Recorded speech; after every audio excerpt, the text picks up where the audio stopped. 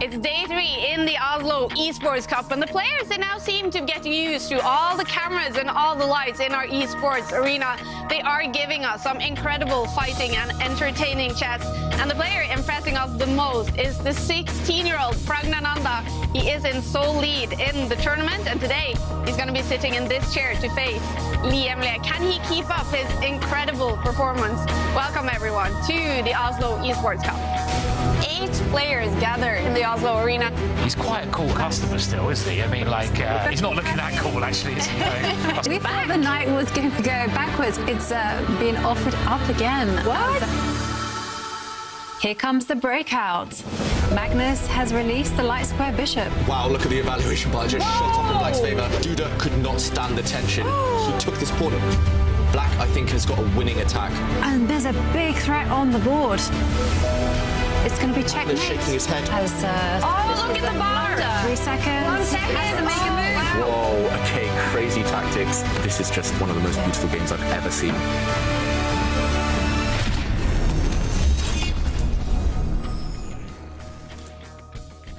We're in for another fun day in the Oslo Esports Cup, and as always, to guide us through it, Grandmaster David Howell. And David, we have been so impressed with the player in sole lead, 16-year-old Pragnananda. Not only has he won both of his game matches, he's won them in only 3 games. I mean, how impressed are you? Yeah, it's been a very impressive performance, Kaja. It's hard to think that he's only 16 years old. It feels like he's been around forever, still improving. He's won a few tournaments lately, and yeah, it's been amazing so far from him. Yeah, and within these 2 days, he's surpassed 2,702 tour rating. That is a big goal for any chess player. And not only that, he has a rating performance, okay? Only 6 games, but a rating performance of above 3,000. That's just insane. Yeah, Kaja, there's only been a handful of performances over 3,000 in chess history. So this is the start of one of the great performances. It's going to be hard to keep it up, of course. He still has to face Magnus Carlsen and some other strong players, but it could go down as one of the most amazing performances if he wins this event. Are we seeing now the start of one of the greatest maybe in chess history? I think maybe. Let's not put too much pressure on him, but it could well be the start for Pragnananda. Wow. Probably, maybe a future world champion we're seeing in this tournament, Pragnananda. But the current world champion, Magnus Carlsen, he was feeling a little bit sick yesterday, and he really struggled in his match against Liemle. Is Magnus Carlsen asleep? I think it's going to take a miracle for Liam to win this game. That being said, he is creating some sneaky threats, using that black knight, going towards the white king, threatening some checks, and the white king running away to safety, preempting any checks. Maybe, I'm not sure about that king running away to safety. No, I was wondering what you do against this move. Whoa. Wow, No, look, I mean, I missed that one as well. I mean, knight A2. Oh, and look at Magnus. He's shaking his head a bit.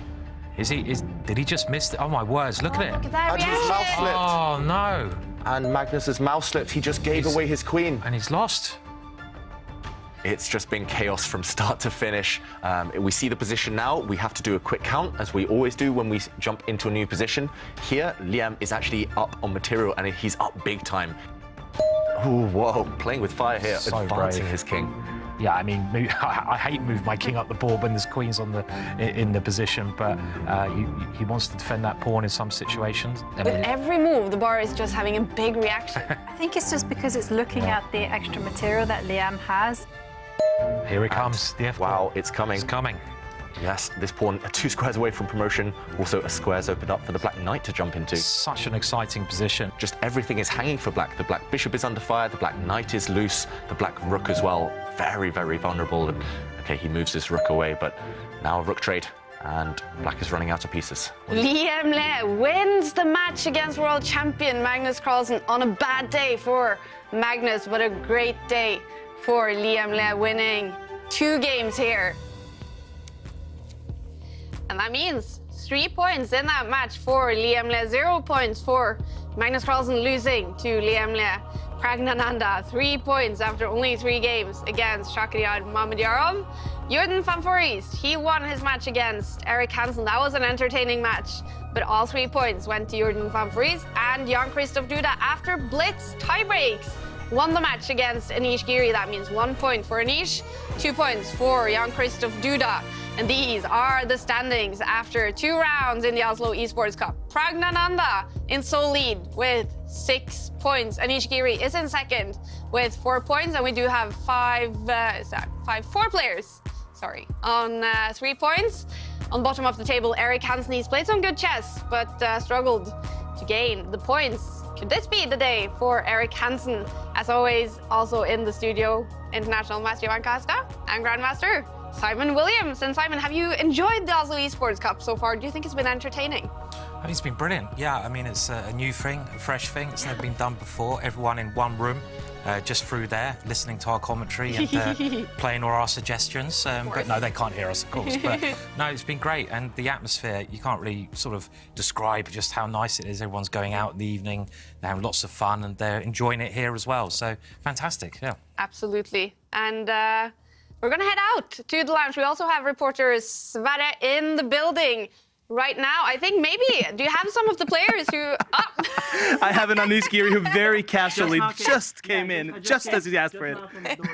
How are you doing? I'm very well, but I'm curious how you're doing, because you have a big match today. Yeah, I'm feeling pumped up. I was terrified, but I saw my score against Magnus. That there was some stat.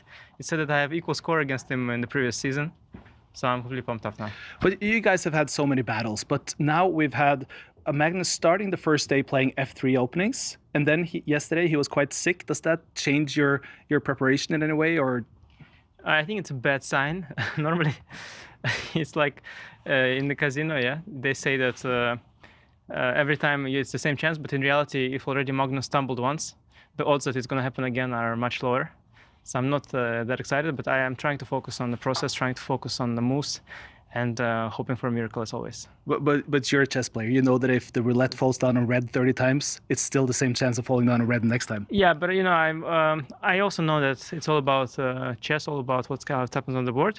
But I never feel confident going into the match with Magnus. Good luck to you, though. Thank you. I need that. I'm also here with another player, one who has done extremely well so far. That is the young Prag, who's really been performing. And how would you characterize your play so far? It's decent, I would say, because in some games I haven't playing so well, and in some I played good chess. So I would say it's a decent play, and today I try to play better. I like the fact that you've now played 6 games. You have a rating on those 6 games of over 3,000, and you consider yourself to only have played kind of decent. I mean, probably not decent, maybe more than decent, but yeah, but not too good, I would say. We also have your coach here, who's present, Ramesh. I'm sorry, I'm going to pull you into the camera because it must be a privilege as such a renowned chess coach as yourself to have such a talent to work with. Yeah, really. I feel very honored to be able to get the opportunity to work with such a talent like Prag. And I just hope this is a beginning and a lot more he can achieve.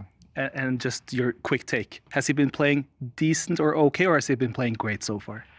No, I have seen him play much better, much consistent, better chess in other tournaments. Here, for example, in 3 games, he was completely in a very tough situation, probably hopelessly lost, but he managed to win all the 3 games. So from that perspective, like to get into trouble in the first hand, probably that's what he means by playing a decent amount of chess. I wish you the best of luck for the day. Yeah, thank you. As we can hear, there's still a notch to go up. I was speaking to Ramesh the other day, and he's pretty convinced that we're talking to the next world champion here. So it remains to be seen. Incredible. Thanks for that report, Sverre. We're going to check in with you throughout the day. And, well, Jovanka, it definitely seems this is a future world champion, the way he's playing now. And definitely his confidence is just so much bigger now. Yeah, you know, and you see that with every move that he makes. I mean, they referenced it there. You know, maybe against Jordan he was slightly lucky, but you know, he still managed to turn those positions around. And yesterday, what can I say about his game against Shakhriyar Mammadov? They were spectacular in moments. So absolutely, this could be the start of something special. And like David mentioned earlier, you don't want to put too much pressure on him. You just got to give him the freedom to play without pressure and also just to enjoy the moves. Definitely. And today, young Pragnananda is up against another great player, Liam Le, coming from a win yesterday in his match against Magnus Carlsen. We will definitely follow those games.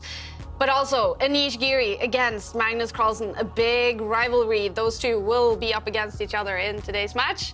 Jordan van Vriest against Jan-Krzysztof Duda. They're about the same age. They met each other several times. And Shakhriyar Mammadov against Erik Hansen, desperately fighting to gain some points.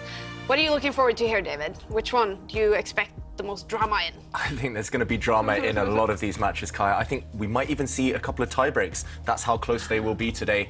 Of course, the headliner is going to be Anish Giri and Magnus Carlsen just because of the history there. And yeah, then again, we will keep an eye on Prag because he's the tournament leader and he's the guy to beat so far.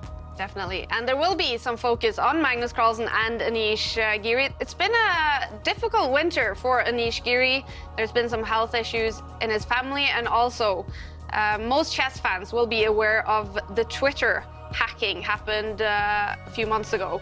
So after the first game today, we're going to hear Anish Giri talk more in depth about what happened with the Twitter hacking. And also coming up today after game 3, we're going to show you the very fun quiz that we recorded before the tournament. Here's a little taste of what you have to come. Which player currently has the 3rd highest rating in the tour ratings? Oh, that's a good one. That's a tough one. 3rd highest rated player. No idea. Okay. What? One of you is right. It wasn't Le Quang, it was Jordan. What? You guessed together. I mean, this is a good guess. No, I just thought this is a nice guess, yeah. No, I was very proud of this.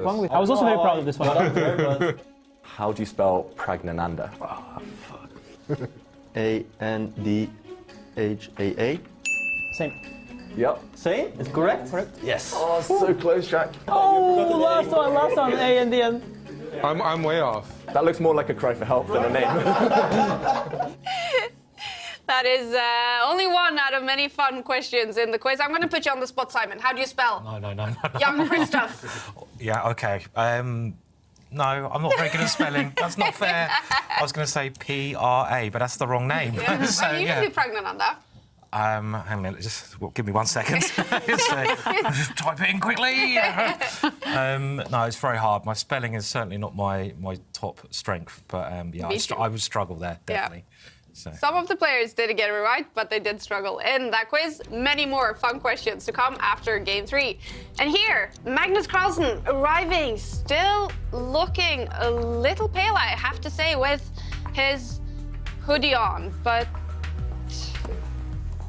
is he feeling better today? That is the big question. Here comes Liam Le, who won his match against the world champion yesterday. Today to face Pragnananda. Erik Hansen looking confident. He needs to start gaining some points.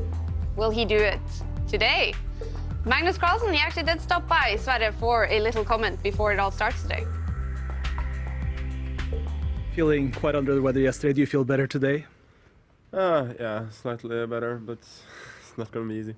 Are you able to play good enough chess, do you think? Yeah, I don't know. I didn't play well yesterday, but I didn't play that badly either, apart from some blunders in the last game and that mouse slip in the first. So yeah, it wasn't disastrous. Well, we'll see. Take it one game at a time. I think, like, at least one game I can always play decently. So just try to do that 4 times. You played a lot against Anish. Do you feel a special rivalry in these matches? No. Thank you. Jordan, you're playing against Jan-Krzysztof Duda today. What are the expectations? It's going to be a tough match for sure. My score against Duda from previous games has not been too good, so I hope to improve on that, but we'll see what happens. What do you focus specifically on then if you haven't had a good score in the past? I just take it game by game. I start with the white piece, so it's very important at least not to lose in that game, and maybe try and pressure him a little bit, but yeah, it's just take it game by game. Good luck. Thank you so much. Anish Giri is up against Magnus Carlsen. Jordan van Forest will face Jan-Krzysztof Duda today, and Anish is ready, waiting for Magnus Carlsen to arrive. This is going to be an intense and spectacular match. And David, what kind of styles, if we take a look at the aim chess stats as well, are up against each other with Anish and Magnus? So we know that Magnus, the world champion, has a pretty much universal style these days. Of course, he's maybe more dominant than most in the endgame phase. So Magnus will be heading towards the endgame if he can, especially when you're feeling unwell. You want to keep things as simple as possible. Anish, however, he's very much an opening specialist.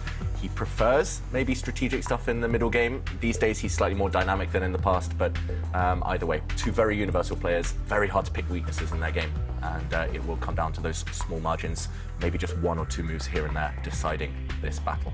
A little yawn from Anish Giri there. Let's hope he's feeling fresh. Now, we did see the interview with Magnus. Not 100% today. No, he didn't look quite well there either. But, you know, he has a point. He did say yesterday he was feeling terribly, but he still managed to play relatively decent chess, just making some small slip-ups here and there. So, I mean, they always say that, you know, the worst thing a chess player can be is tired, as opposed to feeling unwell. Because, really? Yeah, because then chess is a form of distraction.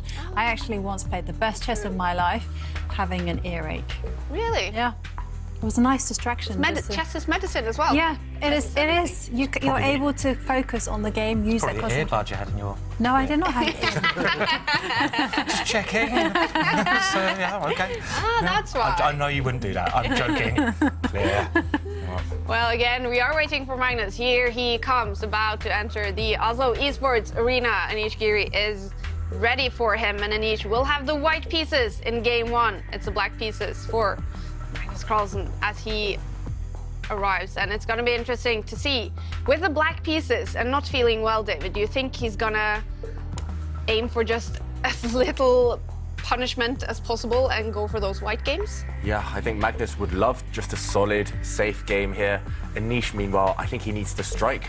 He will be able to see that Magnus isn't feeling great. He knows Magnus had a bit of an off day yesterday, and I think if Anish doesn't kind of come out firing from the start, then the game and the match will go in Magnus Carlsen's favour. So I think Anish needs to strike in this first game. Magnus would love just a solid draw, maybe. And okay, we start. It's a Queen's Pawn opening, d4 on move 1. How is Magnus going to react? He's surprised us in the opening many times already in the first 2 days of the Oslo Esports Cup. And here we go. Queen's Gambit. Is he going to accept the Gambit? No. The Gambit has been declined. And we will see just both sides develop their pieces now. Magnus taking a small break there, sipping some water, and then I'm pretty sure he's going to bring a knight out. Okay, I might. If he's in gambling mode, he's also played c5 here, this is which is a gambit line, and I expect Anish is incredibly well prepared. This one is actually a big surprise. It allows White to play an extremely aggressive setup. This is the triangle variation. Not sure why they call it that. No, it's the triangle. But it's White can now sacrifice a pawn. So this is very interesting already, I feel. Yeah. So pushing the central pawn forward to e4 for White would lead to a pawn sacrifice, potentially called the martial attack, I think. And Jovanka. I was going to say, do you think he's going to do it? He's gone for it. Well, he has gone for it by advancing that pawn in the centre. Well, chaos is about to get unleashed. And well, so is the music. Those viewers with eagle eyes can kind of zoom in and tell us what he's listening to, Magnus Carlsen there. He's getting his priorities right, getting the music first. Yeah, Is this a day to have some upspeed music on, do you think, to get as much energy as he possibly can? He might need it. And here we go. We saw a pawn trade, a check, and black has indeed captured a pawn in the centre of the board. Now we see a trade bishop for knight. Magnus will now take the white knight in the centre of the board. So black is a pawn up, but look at black's development. It's pretty terrible. I've had loads of games in this. Knight e2 is a very rare move in this position. The old theory was that this actually leads to a draw. There's a book written by Peter Wells, Grandmaster from England. A really good book on the semi-Slav, and I think the theory there still stands. But knight e2 might be a very clever choice to try and trick Magnus here, potentially, who might have been expecting the bishop to go in front of the king. But I love this position for white because of that dark square dominance you get. Yeah, I must admit, Simon, just a couple of weeks ago, I was at my flat, just lying in bed, and I turned on Twitch. I went to your stream, and I saw you have, I think, this position, but maybe you blocked with the bishop instead. Right, okay. And then I saw after black's knight came out to the edge of the board, to the a6 square to attack white's bishop. Okay, it didn't happen, but you played a cool move there, putting the white bishop up next to the black king. And I probably lost a couple of moves later, but we won't go there. That's not the point, but I was enjoying learning. It still looked cool. Yeah. Visually, this is a really cool position for white because you control all the dark squares. Look at white's dark square bishop. And in fact, the main kind of move, as my understanding goes, is actually for the white queen to dive into the position and plant herself in the d6 square. And it's all about dark squares. I mean, black is going to be facing a vicious attack. But, you know, if Magnus survives, then he will be a pawn up. Yeah, and it's not necessarily his style to get greedy and grab pawns, so I think it's not purely because of the pawn here, it's more because Magnus thinks he's done his homework well. And I guess Anish maybe not so experienced in this line. Clearly he studied it, but not many people actually allow this nowadays. That's why you were so surprised, Simon. I mean, from the black side, it looks so scary. Yeah. I wouldn't be surprised they're both going to struggle to recall their theory. I know they've got a tremendous memory, but knight e2 is a bit of a surprise. Anish couldn't have expected this opening, and now Anish is playing against this last move of Magnus's, which is also not a normal move. So they're trying to get into, I feel, a unique-ish position, both players. Jovanka's suggestion of moving the queen straight in is very typical for this position, and even trying to castle queenside. But this is, it's a really interesting gambit line. I think you can always, if you're not sure of the name of the gambit line, you can always just guess Marshall, because there's so many Marshall gambits, and he has gone for your move there, Jovanka. There's the Marshall gambit Raul Lopez, the Marshall gambit here, named after the great American attacker. Yeah, Frank Marshall, also a famous chess club in New York, the Marshall Chess Club. Is that the same Marshall? Yeah, yes. I think it's named after him. So, I mean, a lot of players have lots of things named after them. Yeah. It's unfair. They stole all the names before we came along and invented our own stuff. There's nothing left to invent. That's difficult. Or is there? I had a book, actually, recently, the Williams-Harry attack. So is that 3H4. Yeah. Yeah. So, but I don't know if I can really claim it. Basman was the first person to do it, so... We need to start the marketing campaign now, Simon. Yes. Williams. There's also a Howell variation, but it's actually not named after David. Oh, it's another Howell. Actually, there's two grandmasters called Howell. I've never actually met the other one, but it's not named after either of us. It's named after someone else. James Howell. And there's a Williams variation, but it's another Williams as well. So it's like, come on, guys. So maybe we just need to change our names to Marshall. Then we're all okay. Well, that's a good idea, so yeah, I'll go Frank. You can go Bob. Bob Marshall. So. What is like the newest sort of opening in chess? The freshest that is actually something that is used a lot, like the Spanish or. I mean, just while we've got him on camera, Magnus, I'm not sure his eyes are open there, but just while we've got him on camera, there is a Carlsen variation now against the Sicilian, which is relatively new. I think it was only developed a few years ago. It was actually suggested to Magnus and Peter Heine Nielsen, his coach. It was suggested to them by, I think, a FIDE master or an international master. He sent them all the notes, and Carlsen was the first one to play it and first one to kind of bring it to the top level. And now it's super trendy. Everyone's playing this variation. I mean, I think there's something like 1,600 different openings, roughly around there. It used to be like 1,500 and something. So that have got different names, that is, so something it's a big number, but of course it's so hard now to play a different opening because everything's kind of at the stage being experimented with, at least. So yeah, but it's still, I mean, chess is such a fascinating game. I wouldn't be surprised if there's going to be lots of interesting things found in certain positions as computers find. things. Meanwhile, a really interesting move there from Magnus. He's dropped his queen back, offering a trade. It looks very, very close to checkmate already. White's queen looks like it can kind of slide up next to the black king and deliver checkmate, but the two black knights cover any square the white queen wants to use. So no checkmate yet. And big question for Geary, to trade queens or not to trade queens? And conventional wisdom would tell you not to trade queens if you're a pawn down. Geary, remember having sacrificed that pawn.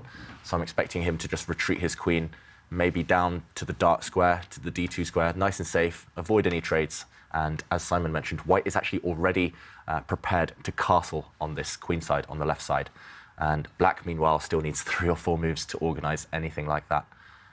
So I think that would be my move, my choice. Yeah, I mean, I'd love to have this position against Magnus. I mean, you know, you play a classical game against him, he's so hard to beat. You get a position like this, it's tactics. You know, Magnus can't castle easily. You've got great tactical compensation, quick development. These are the kind of games where I often see Magnus getting in trouble. I mean, I think that's why in previous tours he's lost to other players, like his second, the Russian player, help me here. Daniil Dubov. Yes, that's right. Yeah. He lost to him once because he played all this very exciting chess against him. So I think this is you know, Anisha's got something to be very happy with here. Yeah. And I like your idea, just coming back with the queen. Looks very sensible. Yeah. Because why not? Why not keep the queens on if you can? As mentioned, you can't come in here yet because it's guarded by a knight. You can't use the other square to deliver checkmate because it's guarded by the other black knight. And if you can't break through yet, why not just prepare and retreat the queen? Some of the ideas are very long-term. For example, black can never really castle on this side yet because the bishop cuts through that. You can't castle through check. And yeah, for example, if black just develops a knight, you could just castle on the queen side. And as Simon mentioned, this is, I mean, this looks fantastic for white. You're lining up the queen and rook already on this open file. You can even drop your bishop back to a different diagonal at some point and start kind of switching your focus. And it looks really, really scary already for Magnus Carlsen. I mean... Yeah, there's a lot of lines where that bishop goes to the diagonal, you pointed out there anyway, because that's where black's king generally has to go, especially now there's too many pieces in the way of the queen side, and you've always got long-term compensation. You've got 2 bishops anyway. You've got this minority attack, your pawns on the king side, so even if there's nothing immediate, it's long-term problems that Magnus has to overcome. So throw all the pawns forward. Yeah, Simon. Yeah. Why not? Because your king's on the other side. Yep. Typical way to, but a very, very exciting position and very brave of Magnus to play this. I mean, I wonder what Anisha's feeling now as well. I mean, surely he's happy. Would you have thought? I think he's happy. I mean, yeah. I'm very surprised by Magnus's choice, primarily because also he doesn't look like he's in the best of health. Yeah. And I traditionally kind of associate when you're not in the best of health, maybe you just kind of steer the game into calmer waters, but no. And we see that Anisha has rejected the queen trade. And, well, they're following the line that you've suggested, and that's going to be a choice whether you castle the king to the left or maybe you dive in with the bishop. He's ready to do that, it looks like. Just looking at Anish Giri's screen now, it looks like he's about to click and castle his king over to that side of the board, as we showed. So I'm just surprised. OK, there we go. Anish does castle his king. But I'm surprised he took 3 minutes or so just on the previous move, keeping the queens on. Surely, if you know that you're playing an opponent who's a bit unwell, especially if you're pawn down, you should keep the queens on. So he could have played that move immediately, put pressure on Magnus on the clock as well. So yeah, we have seen Anish in the past. Just one tiny criticism from maybe a couple of years ago was that he would trade queens in positions where he should just go for the attack. We saw that on the tour last season. But these days he's more aggressive, more dynamic, and he did keep the queens on, but maybe just fighting against his natural instincts there. I mean, still looking great for white. I totally agree. And there's many plans that white can play here. I'm just trying to work out what black's going to do. I mean, black will have to move that king. I'm wondering where white puts the f-pawn, because, you know, when we see this idea of the bishop dropping back, I guess, does white push the f-pawn 2 squares to attack the queen, or does he just push it 1 square to control black's pieces and then go for the g-pawn, support the g-pawn? Both these plans look very scary to me. It's only 1 pawn after all. I mean, it's only 1 little guy. We don't mind too much about them, do we, if we're going to get an attack? So it's, yeah, I mean, I'd always take white here. Would anyone take, I mean, you're a pawn grabber, Jovanka. I am a pawn grabber, but I do like my king to be safe. I mean, it's a bit uncomfortable in this particular position. So here, following kind of my ideas of king safety, I would be tempted actually to pick up the c-pawn, push it one square, and just shut that bishop out, you know. I don't care if my queen gets kicked about, as long as my king gets to the right side of the board, and then I can breathe a huge sigh of relief that I'm not going to lose in 20 moves. Yeah, White's dark square bishop is the MVP, as they say these days, the most valuable piece right now. So it does need to get kicked away. So I advocate for that one as well. What did you call it? MVP. Or MVPs. MVPs, most valuable piece. Okay. Normally, I think it's never heard of that. A sporting term, most valuable player. Yep.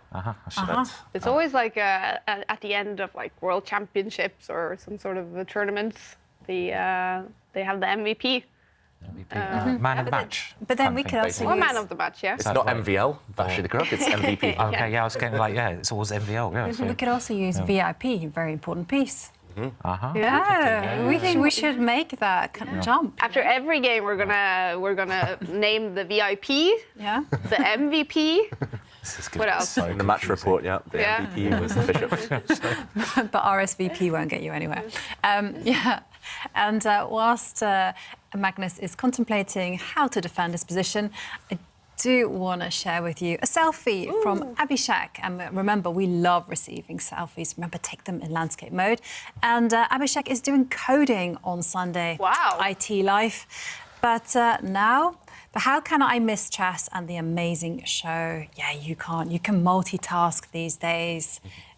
Code, chess. Impressive. Do both. Coding. That sounds like, it's in the same category as chess. Take some brain power to do the coding. Yeah.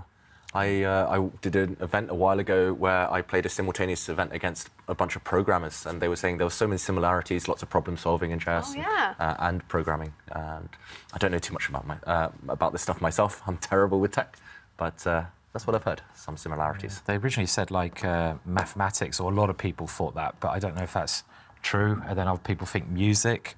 I'm not sure, really. I mean... Oh, there's a cool picture there. You can see Anisha's glasses, exactly what part of the board he's looking at. Yeah, you can basically look at chess through the eyes of Anish Giri right there. Literally. Yeah. I think there's technology being developed that they can, a lot of eye tracking technology, which I think would be amazing for chess to see where the eyes are like zooming in on of the top players. Because I imagine, where players like Anish, Magnus are looking is completely different to lower rated players. So it'd be very interesting, maybe a very good way to sort of show where you should be looking at a position and why. So that could be a new idea for the future. Yeah, that's a cool idea. Some, track those eyes. Yeah, I reckon the top players in the world, they'll be scanning the whole board. They might know where the action is, but often lower rated players who are less experienced, they'll just be focused purely on one part. They'll forget what's happening on the rest of the board. That kind of tunnel vision rather than full board awareness.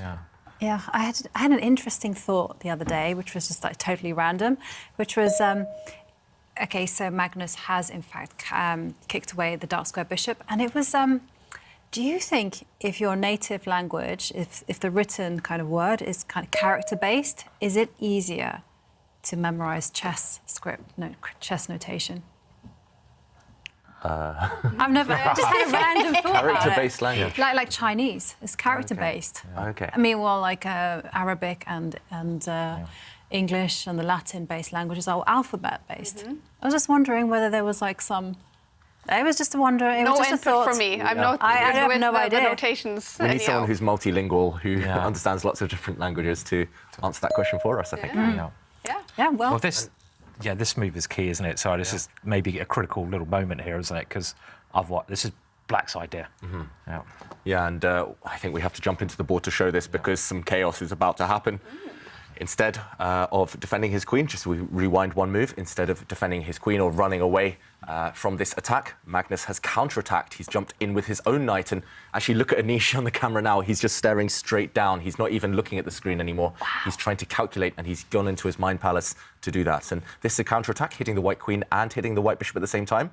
Now, if the black queen is captured, Magnus will simply take the white queen, and yes, black is still a pawn up. There's still some stuff to calculate, but at least the attack against the white bishop means that there's no real time to grab the black knight. The variation continues. For example, Anish could capture this pawn and maybe with a healthy position. The alternative would be to use the white queen and capture the black knight. The white queen was going to fall anyway in that variation, so you might as well give her up for a knight and now win the black queen. And it looks like white is just a piece up. White has an extra bishop, but at the very end, you see knight takes pawn, and Suddenly, there's a fork, a double attack. Both the white rooks are under fire here, and one of them will fall. So here you have to do a count. White is a bishop up, but black has 2 pawns, and black is about to win a knight, a rook for his knight. And yeah, it's just a material equation here. You just count, okay, I'm going to be 2 pawns up. Maybe in a situation like this one, the black knight will be trapped in the corner, just as an example. And you have to work things out there. So there's a lot for Anish to calculate right now. I think this is very interesting because those 2 lines you pointed out, David, the last line is clearly the more ambitious line. So if Anish now plays queen takes knight, I think that shows really good ambition on his part, that he's actually really trying to take this game and win this game. If he plays the other line, it looks like it's a bit of a cop-out to me. I mean, also, if I was white, I would not want to have allowed this move in the first place. I mean, maybe castling queenside was a bit premature. Maybe he should have played pawn to f3. It's still okay, but the queens are coming off the board, and that is something I'm sure Magnus will be very happy with. So this, you know, just to get the danger a little bit less to his position. Yeah, fully agreed. The queens are about to come off. Either black is going to take the queen now, or white can give up the queen before it's captured by taking this knight. But the queens are definitely going to depart, and we'll keep you updated on the material imbalance that will arise once the queens do get traded off. So what do we think that Anish is going to play? Bearing in mind that it's the first game of the day. Tested the waters a little bit. I think he's going to take the queen. I just have a feeling. I have a feeling he's going to take the queen. Okay, I'm going to say he's going to take the knight. Okay. I have to be a bit different, you know. Oh yeah. Oh, come on, Anish. Come on, that was bad. I mean, you mentioned this is maybe a little. I don't know which move was even better, but David, you did say that one of his slight issues was that he tries to get the queens off. He tries to maybe keep stable positions too much when it might be better to go for the more unbalanced position, and that's possibly what's happened here. Yeah, every player has different instincts, right? And that's Anish's instinct. These days, he kind of plays the position more, but sometimes he does go back to kind of back to his character, and just he likes to make those trades, likes to play it safe. I think that's maybe one of the things that stopped him kind of becoming the best in the world, but it's something that he's actively working on, so we can't fault him too much. And like you say, Simon, it wasn't clear. Maybe this is even better than the other move, but it is slightly less ambitious, for white. So right now, it's level material, completely level. The queens have left the board. Black's knight is up for grabs if white wants to take it with his rook or his king, but the white bishop at the top of the board also under fire. So if you move the white bishop, then the black knight has time to save itself, maybe trading off for the other white bishop or capturing a pawn on its way out of the white camp. So, yeah, it's level material. The computer slightly prefers white. I think that's because white's dark square bishop, if he keeps it, is going to be one of the best pieces on the board. I think if you take this black knight off now, though, no real issues for Magnus Carlsen. I think the game would start turning in Magnus's favour, if anything there. So what is Anish going to do? Is he going to move his dark square bishop, which might involve another pawn sacrifice? Or is he going to just play it safe and take that black knight off the board? And so they both have these intruders in their camps, the white bishop and the black knight. Now, if I was playing, my eyes would only be on that piece. I would definitely feel the threat of another piece being in my camp. Are they a big threat, both the bishop and the knight, for these 2 players?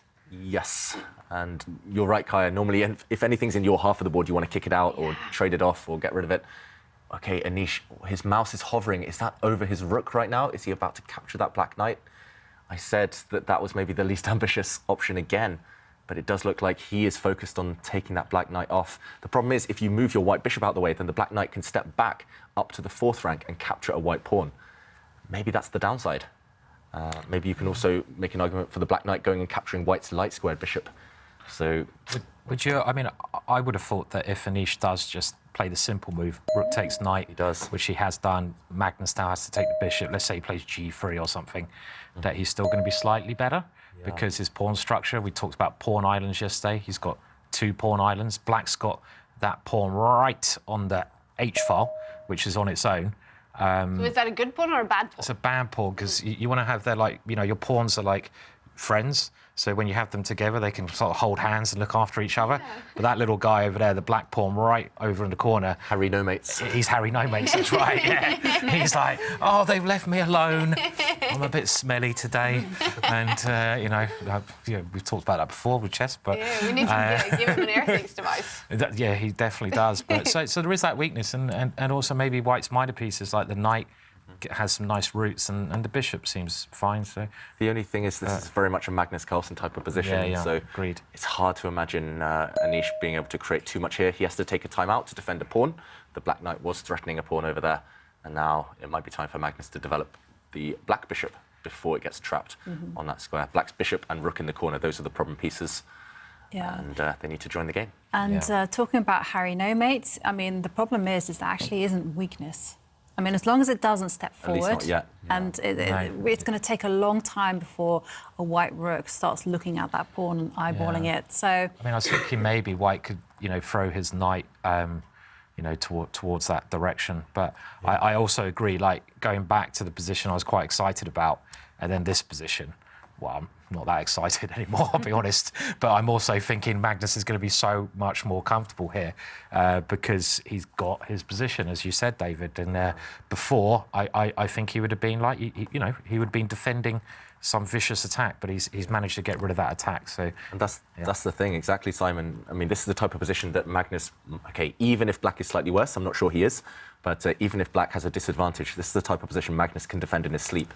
And even if he's feeling unwell, this is not the type of position where we'll see a massive blunder from Magnus, or it's unlikely to be at least. But in a position where he's being attacked, if he's feeling under the weather as well, everything against you, that's when it's hard to play chess, right? When you feel everything's just going against, everything's not in your favour. So, he jumps in with his knight. That's flashy. And what's his idea here? The knight attacks the white rook. Is he going to move the bishop next move? Is that... No, he can't do that, can he? Do you think? Oh, he's going for a draw. Oh, no, please don't. Let's check out what's happening on the players' faces. Because we could be about to see a draw, and there we go, anti-climax. It's a three-fold repetition and a draw. I think there should be some forfeit for that. I mean, maybe they have to do the number of push-ups of moves they've done. So like if you've done like 10-move draw, you have to do 10 push-ups. Don't know. I'm just trying to think. Trying to think of some forfeit. They lose points on the fighting chess index. That's true. Okay. Yeah. Big punishment. That is, and of course, at the end of the season, there will be a prize based on the fighting chess index. Yeah. Well, Magnus, he is feeling sick today. He did have the black pieces in this game, so perhaps understandable that he was okay with the quick draw. We do see Anish over there with Sverre, so we're gonna get the reaction from Anish. And how does that change the outlook for the match now? It doesn't change it. I think it's a good start. Good luck. Thanks.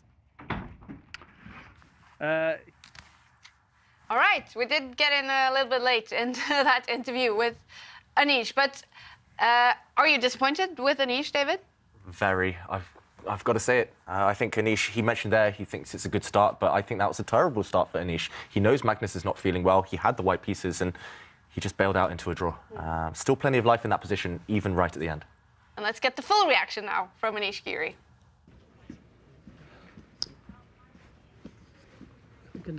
Yeah. Quick one to begin here. How would you summarize it, Anish?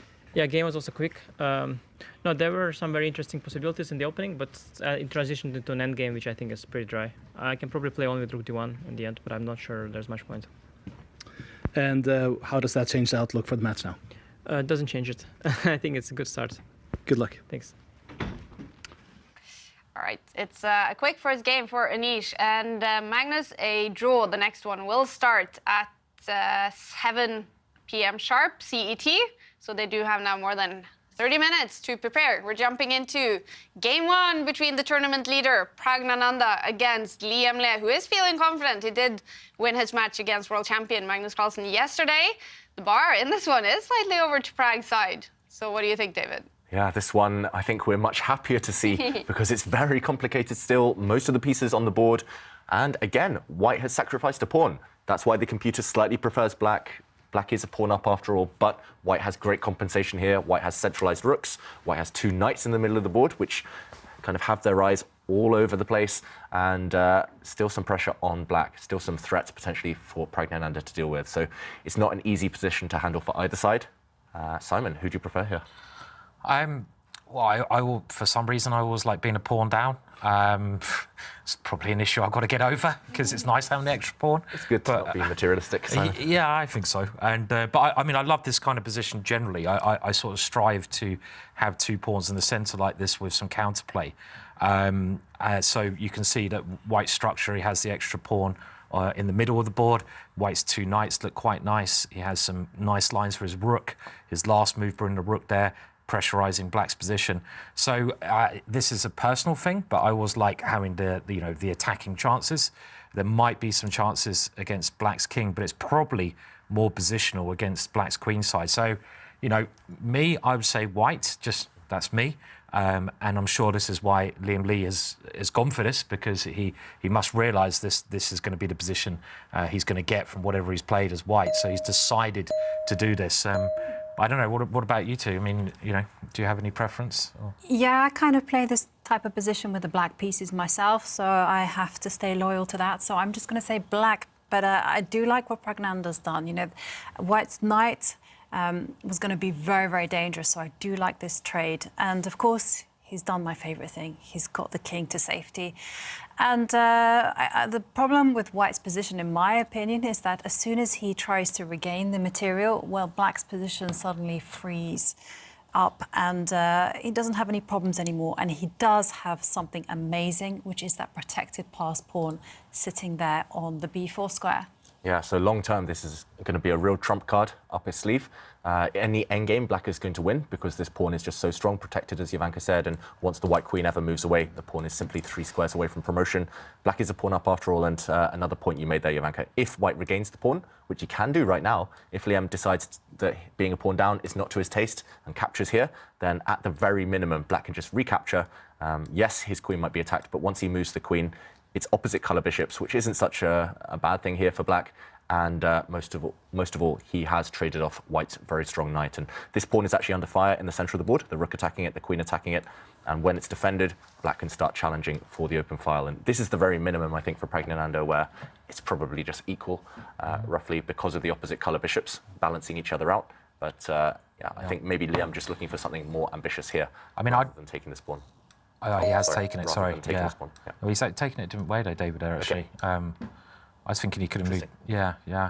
You were thinking another option, Well, Simon? I was just thinking maybe you could go e3 and move the bishop all the way home to b1 and go switch sides.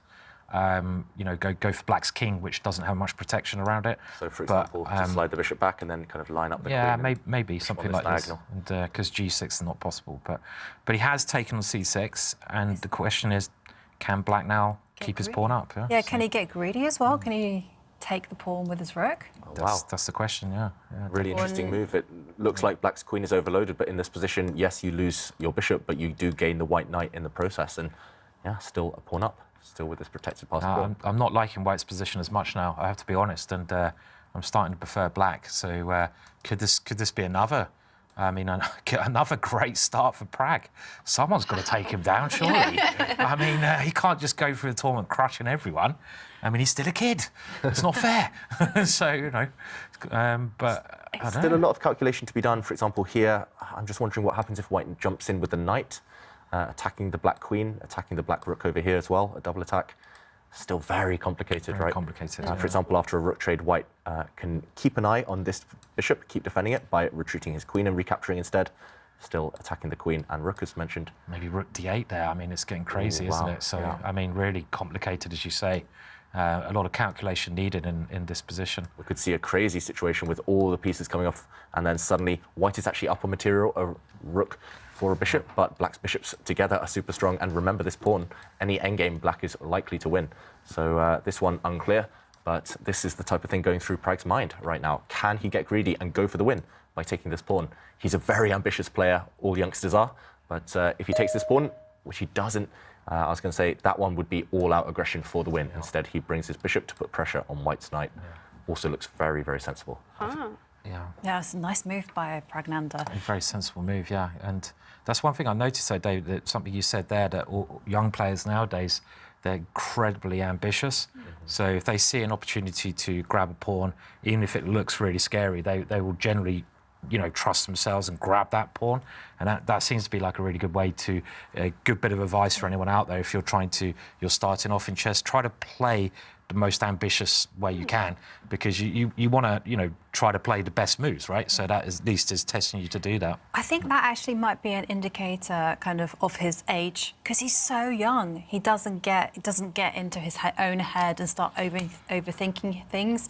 Like, for instance, we've seen him time and time again. He's been prepared to sacrifice material. He's been prepared to walk into opponents' preparation. He's like, okay, I'm just going to calculate it out. I think it's good. And he trusts himself. And also, having chatted with Pragnananda, he works incredibly hard. Yeah. And okay, this is the kind of point that I was making. Pragnananda saw that this was going to come, but he's like, okay, it's fine. I'm just going to capture it. And he's calculated that this position is fine for him. I'm assuming that he's going to grab another pawn. Yeah, so Black's actually given up a rook for a knight, but now he has just taken a pawn, as Jovanka mentioned. So the material is White having a rook, Black having a bishop and pawn in return. So Black's slightly down on material, but it's all about that very strong Black pawn on the B file and Black's combined bishop pair. Look at that Black light squared bishop especially. It's got an open diagonal towards the White king. So White's king is going to be really vulnerable on those light squares later in the game. If Prag can somehow rearrange for his queen to line up with his light squared bishop towards the White king, it's just going to end in checkmate. And that's maybe why the computer loves Black's position so much. Maybe here, can Black flick in and attack against the White queen? There we go. Yeah, nice move. Yeah, those two Black bishops look dominant. Yeah. And yeah, Prag, I mean, we mentioned the age thing, but it's just about lack of fear. And I think when I was that age, I had no fear either. When you get a bit older, you think, oh, I'm material down, it could go a bit wrong. Prag's not worried about that. He's looking for the plus points in his position. And there we go, attacking the White rook as well. Every move coming with a threat now. Momentum maybe on Black's side. You could also just see the B pawn, which you've mentioned multiple times, just becoming the queen. I mean, you're just going to push that. It's the only passed pawn in the position. It's incredibly strong, and Black's two bishops, so they're really working so well here. I mean, I think this is a dream position for Black from an opening, really. If I were White, I would actually be terrified of the light square bishop that Black has. Look how it controls nearly every light square on the board. And if the queen manages to align herself on that diagonal, well, problems. Game over. Yeah. And normally we say that rooks are worth 5, bishops are worth 3, but bishops together like this, they look much, much stronger than the White rooks. If you look at the White rook parked behind the White queen, that rook is kind of just a bit stuck right now. And Black bishops cover any entry squares the rooks want to use. And Liam's already struggling to find safe squares for his rook that's attacked by the Black dark square bishop.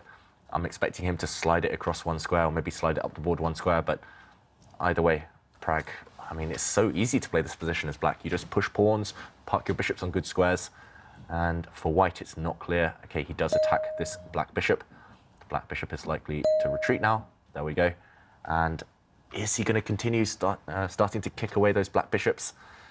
Either way, White's position is full of holes. Yeah, well, and clocks are ticking. Both players are under 2 minutes on the clock. Liemle about to go down to 1 minute, and it seems to be drama in the other two games going on as well. The bar all the way over to Duda's side in the first game against Jordan van Foreest.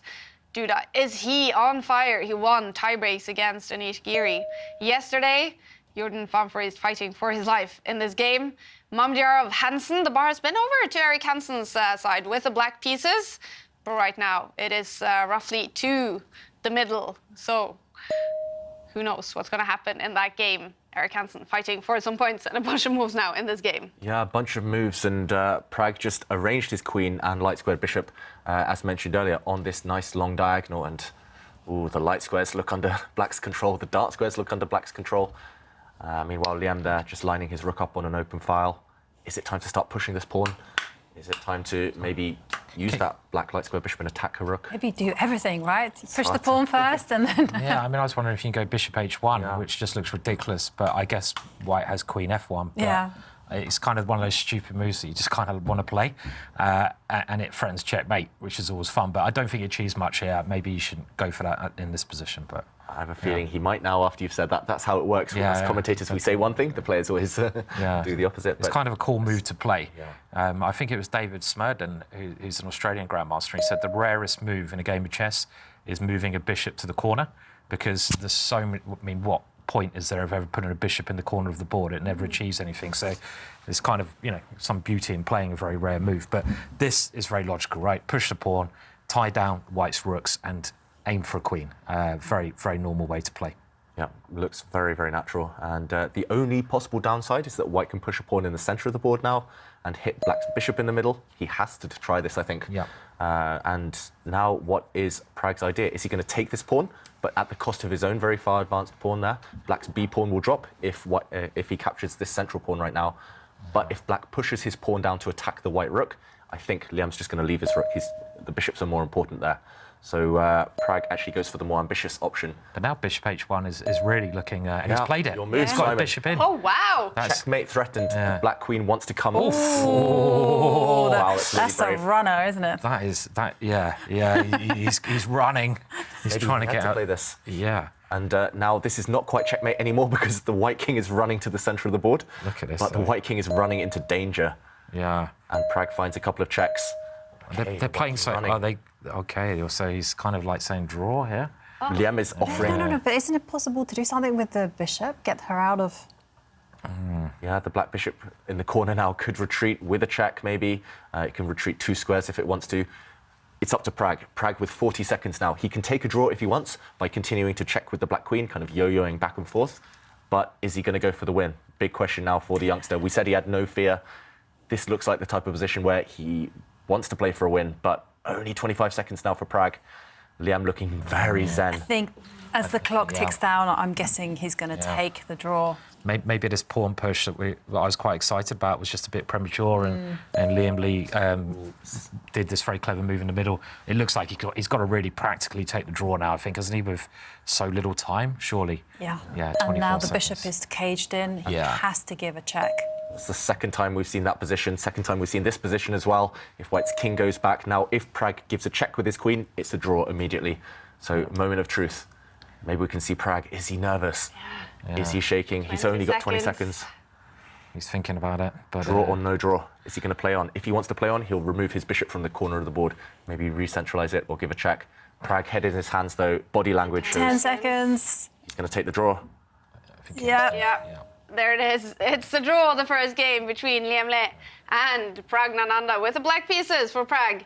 In 20 minutes, he's going to have the white pieces in game 2. We're going to follow these two out to the lounge. Wonder if they will give a reaction. They do have a little bit of time now before game 2, so maybe they will stop by. Sverre, do you think Pragnananda, is he happy with this result with the black pieces? No. I mean, he should be happy with the way he played. He played really well, right? Yeah. But just the result maybe a bit disappointing, and maybe just the clock time determining the fact he had to bail out earlier than he wanted. And I see Sverre is ready. Let's go out. Sverre, will they stop by to give a reaction? Let's see. Is it okay if we have a quick chat with you? Liam, how would you summarize this game?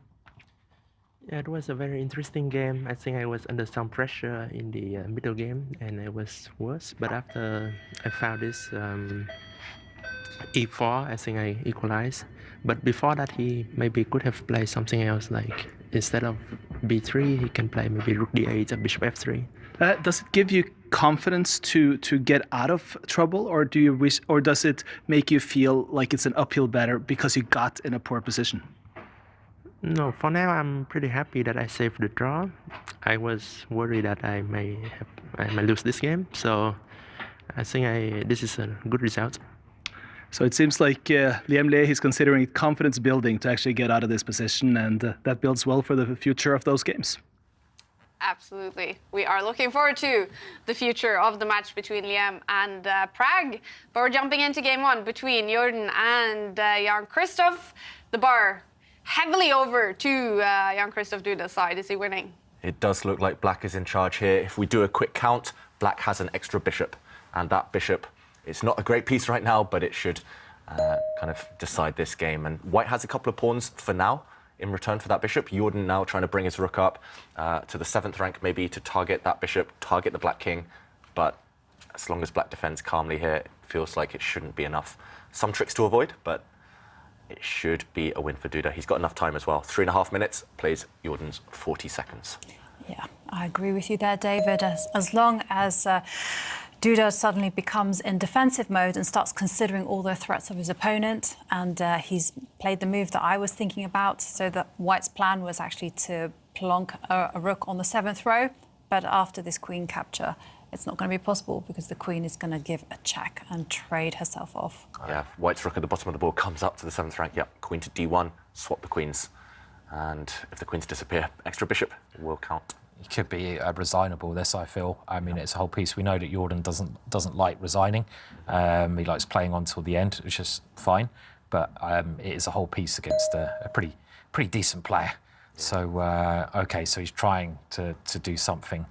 The only slight thing Black has to be careful of is the sort of weakness around his king, you could say. There's a lot of holes around the Black king, but they're quite easy to defend with his pieces. So, you know, as long as you're careful, as you say, it's game over here, really. Duda's used to having a bit of a weak king. Every time I see him play, he seems to take risks, open up his own king and go for some kind of crazy complications. And more often than not, it turns in his favour. So I wonder if any of the players had a big Saturday night, because we were mentioning earlier that, you know, Magnus might be a bit ill, but is it harder to play, as Jan said, if you play ill? It's not necessarily a problem. I remember Mickey Adams said the same. He said whenever he was ill, England's one of England's top players, if not the top player. He said he actually played better sometimes because it made him just sit there and concentrate. Oh, yeah. So maybe that's fine. But if you're tired, maybe that's bad. What about hangover? Has anyone tried that? Hangover? It's not good. No. Isn't it? It's not good. Not good. No. Have you ever done that, David? Played with a hangover? No comment. What about you, Simon? Oh, clearly never in my life. No. Yes. Well, who knows if these players enjoyed a Saturday night. They don't look hangover at all, that's for sure. And they're both these two players looking fresh in Puma gear. I have to say, it's kind of cool to see chess now leaping even more into the sports world. Not all players wearing the suits anymore, but wearing the sports Puma gear. You made me feel left out now, Kaja, in my suit here. But you're looking very nice in the suit. But yeah, the player's very comfortable. And I mean, we mentioned the routine, whether to go out in the evenings. I mean, we do start very late in the day, actually. Yeah. We start at 6 p.m. Here in Oslo. And that means the players, they do have time to recover or prepare or spend their day as they want.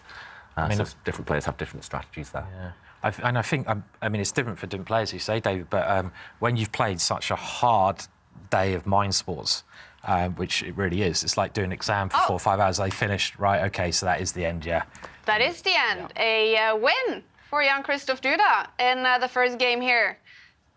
Taking the lead in his match against Jordan van Voorst. And Jordan looking over his shoulder because I think there is a little bit of drama going on in the final first game going on between Mamedyarov and Erik Hansen. Is Erik Hansen about to win? Looks like Erik Hansen is 2 or 3 moves away from sealing the win in that game. Erik with a big material advantage. All right, we're going to jump out to Sverre to see if he gets a reaction from Jan-Krzysztof or Jordan. Let's see. I see Jan-Krzysztof walking in right now, and hopefully he'll stop by quickly. And first of all, Jan-Krzysztof, congratulations on a great result in this first game. Thank you. How would you summarize it? Yeah, I think it was a very nice technical game. Yeah, it was typical anti-barrowing position with this very specific pawn structure. I didn't have that much practice in this kind of structure with black pieces, but I was happy actually to get it.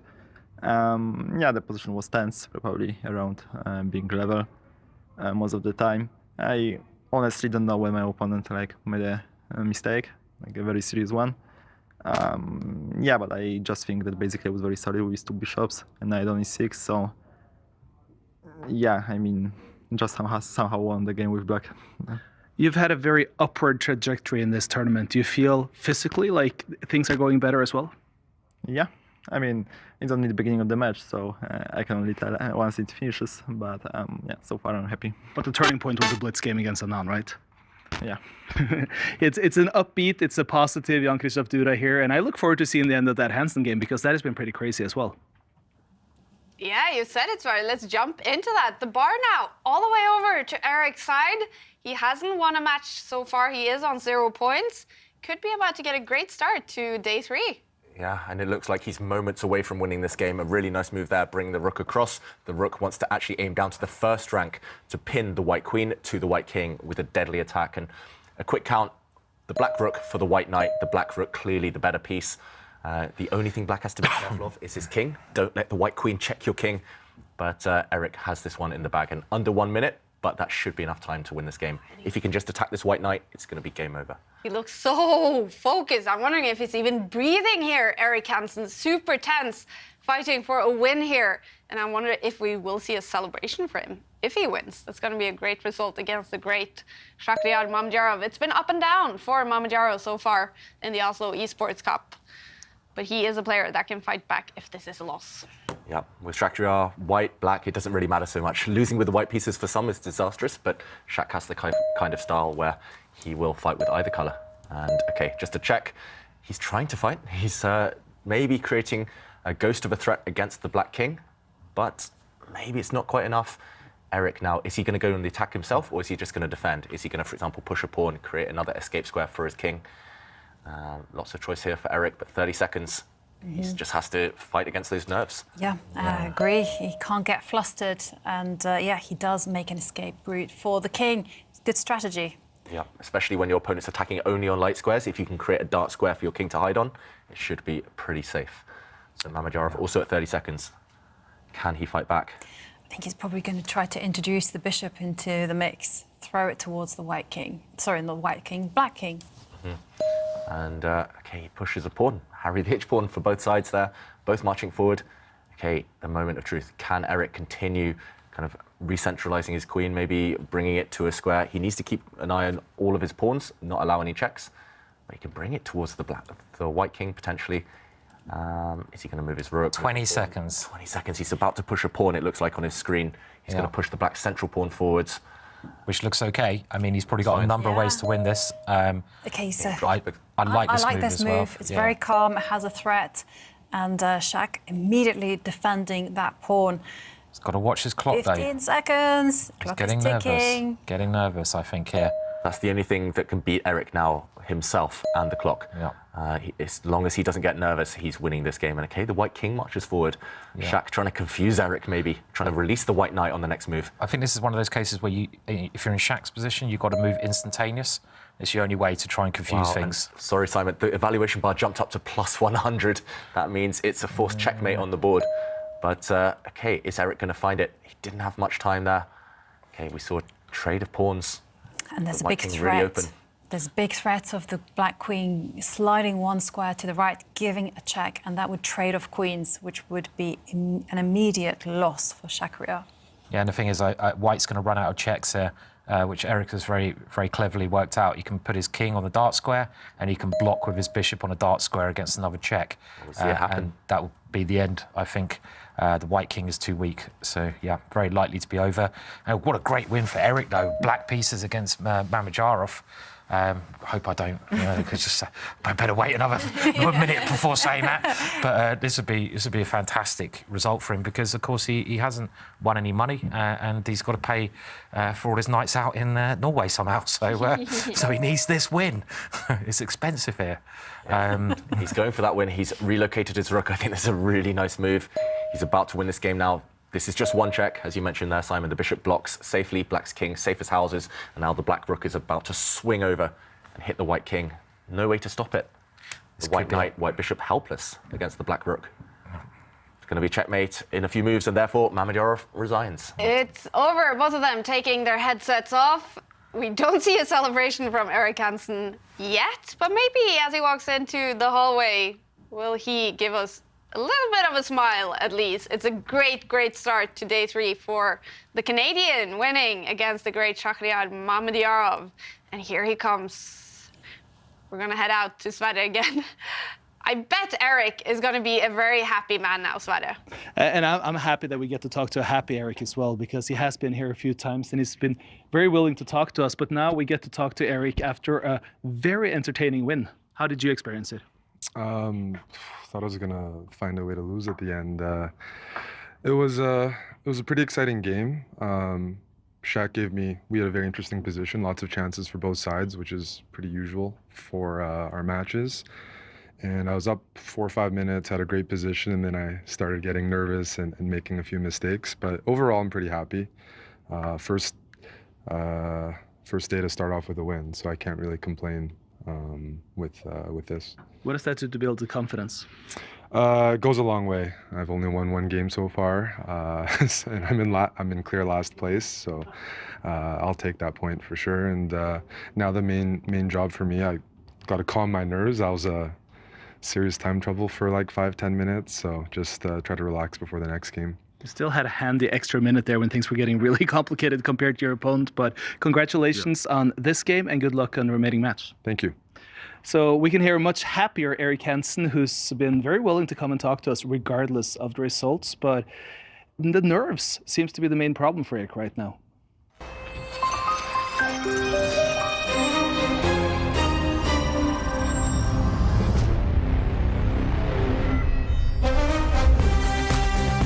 It's nerves the problem for Magnus Carlsen as well. At least his form has been a problem. Game 2 against Anish Giri is coming up in 7 minutes. We're going to follow that. And Magnus, in that game, will have the white pieces. Will he go for the win?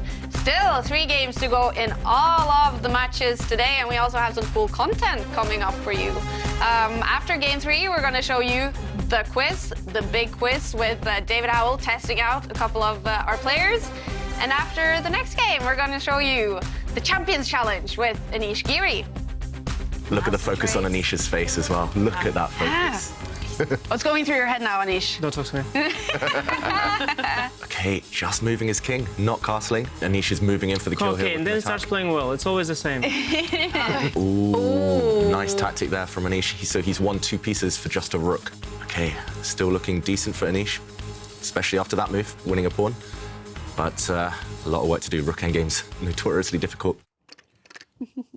It's going to be interesting to see if Anish Giri in the challenge against Magnus at 10 years old, if he can win and if he can win in the Oslo Esports Cup against Magnus today. Their game is coming up in a few minutes. We're going to take a quick commercial break and be back in a few minutes.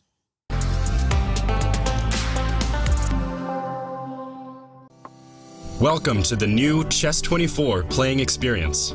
Play in light mode or dark mode.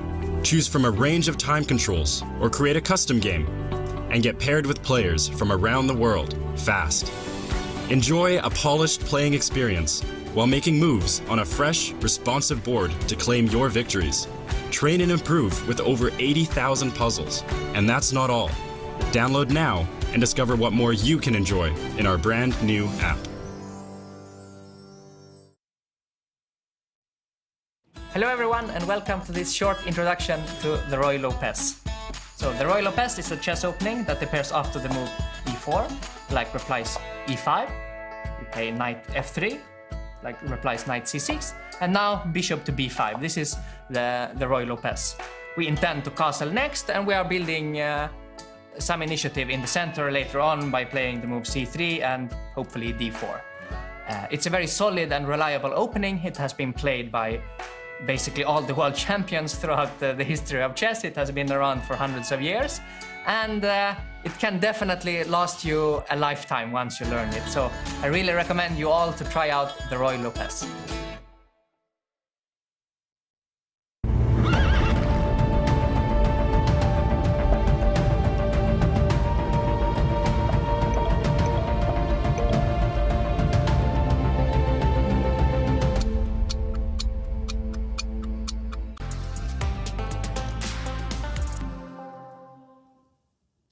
Welcome back to the Oslo Esports Cup. In a few minutes, game 2 between Anish Giri and Magnus Carlsen will start. It's been a hard winter for Anish Giri. He didn't qualify for the candidates, and also most people in the chess world will be aware of the Twitter hacking incident. And in the late night podcast with David and Askild, Anish opened up about the Twitter hacking incident. I had this very intense day when I was hacked. And then, so with that virus of my son, also we had to go to hospital as well. Well, we sort of, to be sure, let's say. And there was like very little sleeping and very intense. And I filed a police report. And yeah, it's also like way. I mean, I of course the thing is that I have a lot of I have a very edgy Twitter personality, where I make a lot of jokes. I banter with some people, yeah. But for me there are clear lines that I don't cross, and I felt the tweets, for example, of the hacker crossed that line. Whether other people see these lines, like whether they see it the way I see it, I don't know.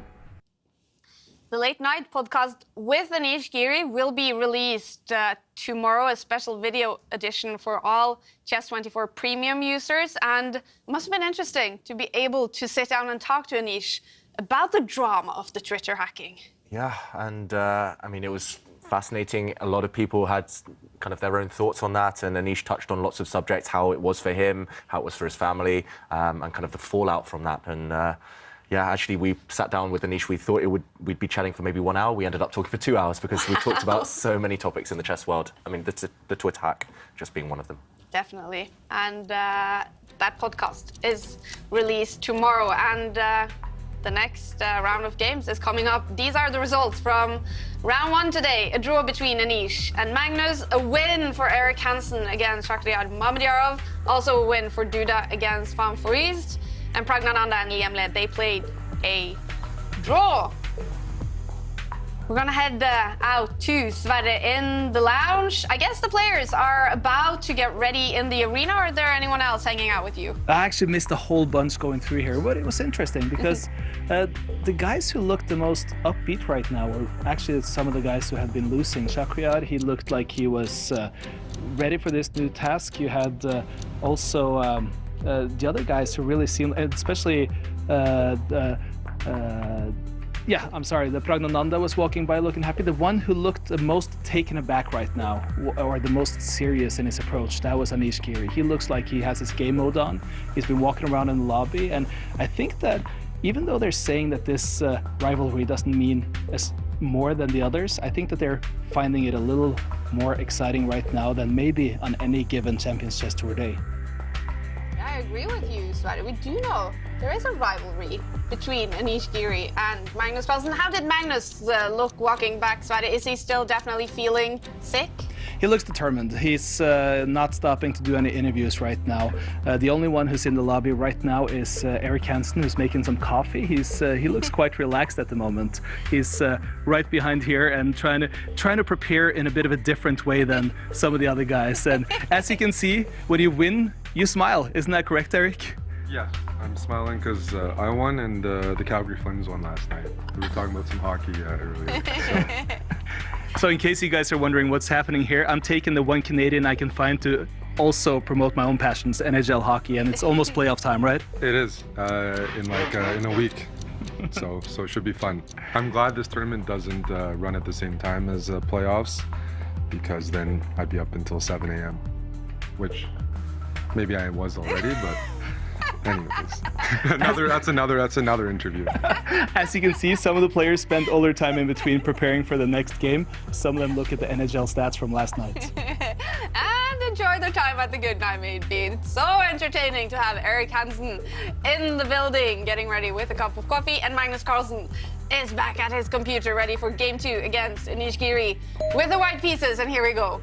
And here we go. It's not St. George's Day anymore, but it's the English opening instead. Yay! And Magnus Carlsen pushing his c-pawn forward. He's been kind of just experimenting with a whole variety of openings so far in the Oslo Esports Cup. And here we go. White bringing a knight out. Actually, they've had this before against each other in the past. Giri usually here pushing a pawn in the center. And which pawn is it going to be? It looks like he's about to head for the symmetrical English. It looks like he was about to push the black c-pawn forward, but changing his mind, Anish Giri. So maybe not having expected this opening from Magnus Carlsen, he actually goes for the move I was expecting. This one, Giri has played many times before. And Magnus now going for the 4 knights variation of the English and a set of trades. It's called the reverse dragon, this system, because it's like a dragon Sicilian, but with reverse colors, white having an extra move. And still very well-known stuff from both players. Anish about to push the black h-pawn forward. And yeah, a theoretical battle between them. Who's done the better homework? That's the big question. Simon, do you have any experience here? You have released a chessball course on the English opening. Yeah, I mean, I played these positions when I was young as well, the English opening for most of my life. This is actually one of the reasons I gave up the English, this variation, from the white side. I didn't like giving away the space advantage when I had the white pieces, and you can sort of see that black already has a pawn further advanced than white, and that just wasn't something I enjoyed doing. So again, even if the opening, which is perfectly playable and maybe even better for white, is computer says it, you've got to go for what you like playing, the kind of positions you enjoy. And I just didn't like playing these positions. Both of them very well prepared. I mean, I think they've drawn this kind of thing lots of times before, so I would be heading that way if I was going to predict a result. Maybe Jovanka, you've got some more I've got some stats. So up until this bishop move that Magnus just played, the two were actually repeating a game that they'd played against each other in 2019 in the Gashimov Memorial. After this bishop move, Magnus has never played this, but Anish has definitely faced it twice. Once against Maxim Vachier-Lagrave last year in Zagreb, and also in 2020 against Wang Hao. And, he has mixed memories because he lost the game to Maxim Vachier-Lagrave, but he did defeat Wang Hao with the black pieces in this particular position. Okay, interesting. So Anish clearly, having studied this position before, Magnus must have done, right? If he's raced into this position, he must have studied Anish's previous games. That's what the top players do. We talk about training camps, opening preparation. Half of it is just looking at your opponent's games, looking for weaknesses, looking for positions you think they weren't comfortable, that they didn't understand well. And, okay, after just a little bit of thought, Anish centralizes his rook. Very sensible stuff so far. Black's queen in the middle of the board. Normally feeling a bit uncomfortable here, especially because white's light squared bishop is on the same diagonal. But anytime white's knight jumps out the way, attacking the black queen, using that white light squared bishop, she'll just retreat and no real harm done. Mm-hmm. And it comes as no surprise that this is the exact same approach that he employed against Wang Hao. When he won. When he won, yeah. You tend to repeat those good memories. Why mess with a winning recipe, right? Mm-hmm. Yeah, it's probably kind of a battle of preparation, isn't it? Because you would have thought that top players will realise this. Magnus, you would have thought, I don't know if it's right or not, would know about this game that Anish has had against Wang Hao, and he would have some improvement somewhere, but that's not always the case. And he is obviously a bit under the weather, so he might not have had a chance to, know about that game. So it's very interesting, these preparational battles, basically, for this kind of encounter. And I was just going to say, chess is different than before, because before the players didn't play that much, and you could kind of memorize the few hundred games that they had played. Now the players are playing thousands of games online, and they are so flexible with their opening repertoires. We saw Magnus open up with this ridiculous 1f3, and Erwin Lamy, who is Anish's second, actually said, oh no, he has to now prepare a little bit against that, just in case. So, I mean, there's so much information out there, so it's impossible just to... We were thinking earlier on, I was about to get myself in a lot of trouble. What were you going to do, Simon? Well, we were sitting on the chairs. I was sitting on Anisha's chair. Jovanka was sitting on Magnus's chair, just for a little photo shoot. And this is probably about, 10 minutes before the game started. Yeah. And we thought, what if we move the pawn to f3 on Anisha's board? And also do the same, likewise, for Magnus's board, just the mirror. And that sounds like... I've had many teachers who have done that same Simon. Yeah, I recognise that hum. Why am I not surprised? I do recognise that hum, definitely, yes. But we chickened out. I kind of would have liked it, though. It would be interesting to see, would they be angry? Would they smile and laugh? And then we thought maybe expand the whole idea and do the whole room. And, just see whether anyone have a noticed. collective laugh and laughing Exactly. reaction. I mean, there's a famous story I think I've mentioned before, but the British Championships, I think it was British, one year there was a disgruntled chess player. He'd lost a couple of games. He had some argument with the arbiter. This is going back a lot of years. And he snuck into the tournament hall in the middle of the night with a pack of super glue, and he super glued all the kings down to their squares. Might be a myth, but this is what I heard. And I'm sure it happened somewhere, probably not the British Championships. And all the players went to castle at a certain point, and they tried to lift their kings up, and all the board came up as well. It's like, someone superglued the king to the thing, and he was looking through the window, got his revenge, and then... funny. So, was it you, Simon, when you say it was someone else? No comments. Naughty Simon. Devilish idea, right? Well, would it be even possible, though, to How would you do it if you made the 1f3 move on the board? It's a pre-move? A pre-move. Oh, okay. For everyone. Have them all. And that'd be brilliant. So they actually sit down, the first move exactly, just first played. move, go. Boop, it comes out for everyone. And it would be like pandemonium. And panicking and like, no. I didn't make that move. Yeah, probably a good thing we didn't do that, actually, in hindsight, I think. And the arbiters would probably look at us and go, you're bad. Yeah. We should mention that our on-site arbiters are very, very nice people, but we wouldn't have been their favourites if we'd done that. No. Definitely. The arbiters keeping an eye on all the action happening inside the Oslo Esports arena, making sure everything is in order, that the players are happy, and that they get to play their music. Anish Giri, I know he's playing some sort of Dutch top something list. Oh. Interesting. Yeah. And, well, it's a lot of fun and excitement in the arena. And everyone at home, we love it when you join in the action. And we also really like it when you send us your selfies. And to start everyone off, we have Heidi M. Jawa, who says that watching chess can be anywhere, even at the beach. This Sunday cannot get better. Oh, lucky you, Heidi. And keep on enjoying the show. And Anish retweeting his queen. Gabriel Coelho says, watching all these chess legends playing and commentating. Thank you very much for the nice compliment with my young total legend. Aww. Very sweet picture. Future chess player or a current chess player, probably. Yeah, definitely. You're current these days, isn't it? Absolutely. Future champion. I mean, chess is starting so young. Yeah.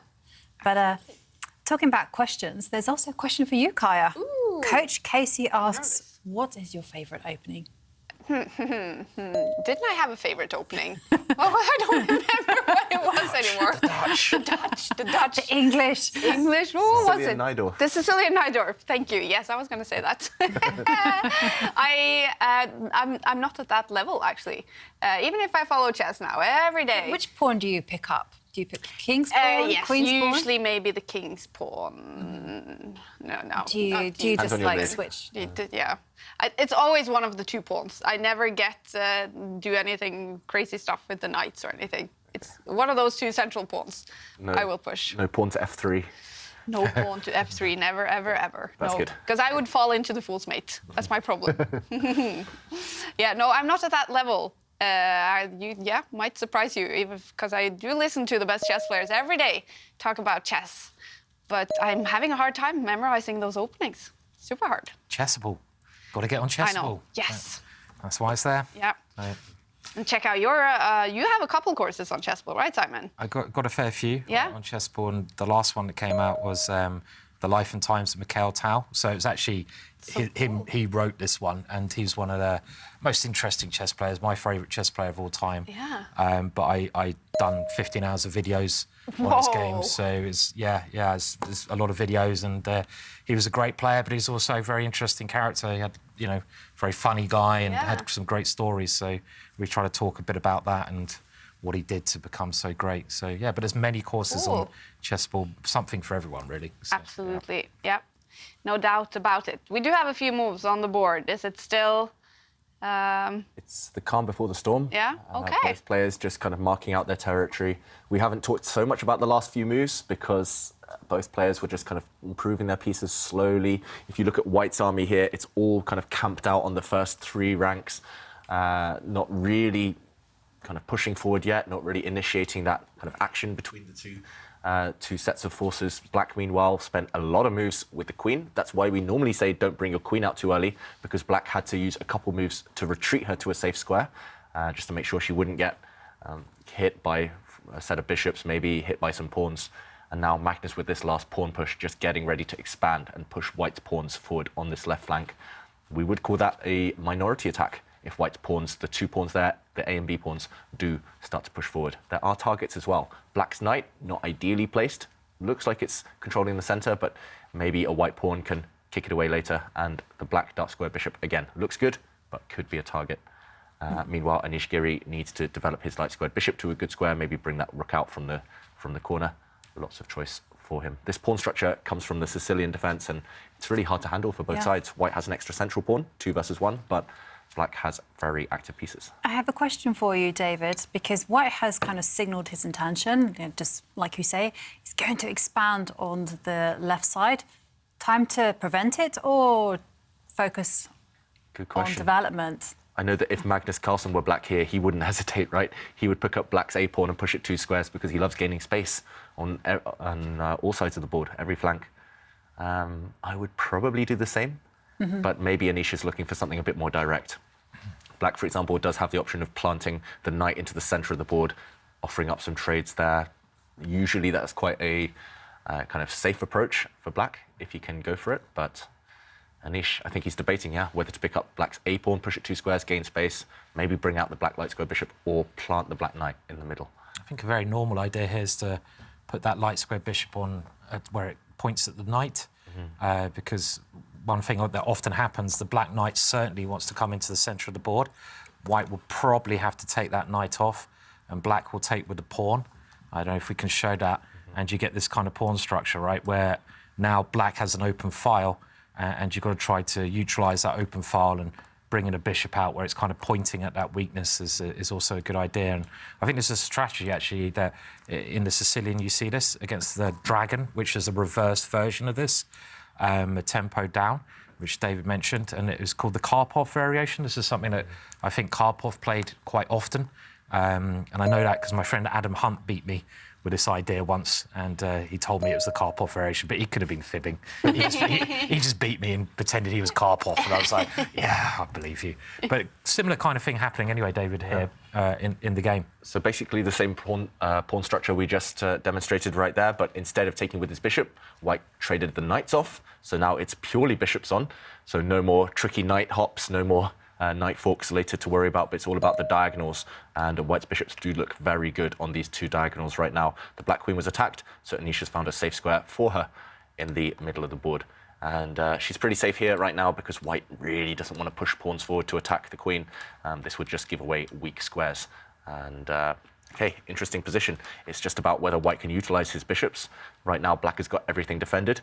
And as Simon mentioned, there is a bit of a backward pawn. This is maybe a long-term target for Black because anytime it pushes forward, it's just going to get captured by the Black pawn. So yeah, it's a bit of a standoff right now. Personally, I think Magnus will be pretty happy. I was about to say that, and then I saw him on the webcam.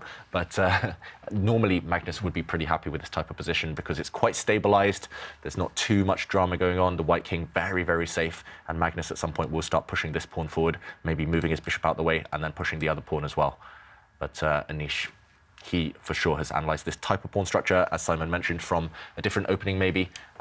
Anish, after all, did do a chessable course on the Sicilian dragon himself. And here he's basically playing that opening just with colours reversed. So very tense position, still a lot of action yet to come. And okay, Magnus starts by choosing to offer a trade of bishops. If he can get rid of this dark square bishop, which was actually blocked in, then maybe the Black pawns will become a bit weak. For example, if we see everything fly off the board, lots of exchanges happen. Now White is the one with the targets. White's rooks get very, very active. Okay, and no trades yet. Anish says, you can do it, but on my terms. He pushes forward, and Magnus doing the same. The minority attack is coming. These 2 are going to undermine Black's 3 pawns over here. So, very tense middle game. It certainly is tense and not easy for Anish. I mean, at first I was quite optimistic about Black's position. I kind of saw, well, the queen is nicely centralised. But in this next, space of few moves, Magnus is suddenly done doing his favourite thing, and when those pawns start rolling, there's going to be problems, especially along that long diagonal for the light-squared bishop. Yeah, it seems fairly typical, this kind of position for the middle game that you get here. I mean, I suppose the only odd thing from my eyes is where White's bishop is, that dark square bishop. But I agree with you, Vanka. I mean, White has this easy plan, the minority attack of opening up the light square bishop, just trying to win a pawn on the queen side. And I think this is why Anish has played the last move. He wants to try and move that bishop he's positioned into the centre to get rid of White's very strong bishop in front of his king. Yeah. Nice move by Magnus, though, because Anish wanted to trade off the light square bishops, and Magnus is saying, oh, very sneaky move. Yeah. Very sneaky because he can go e4, right? Yeah. The bishop. That's a very good move. Otherwise, I think Yeah, we should be happy. Yeah, we have to show this on the board. Magnus looking very happy with himself after this last move because he's set. Magnus has set a strategic trap.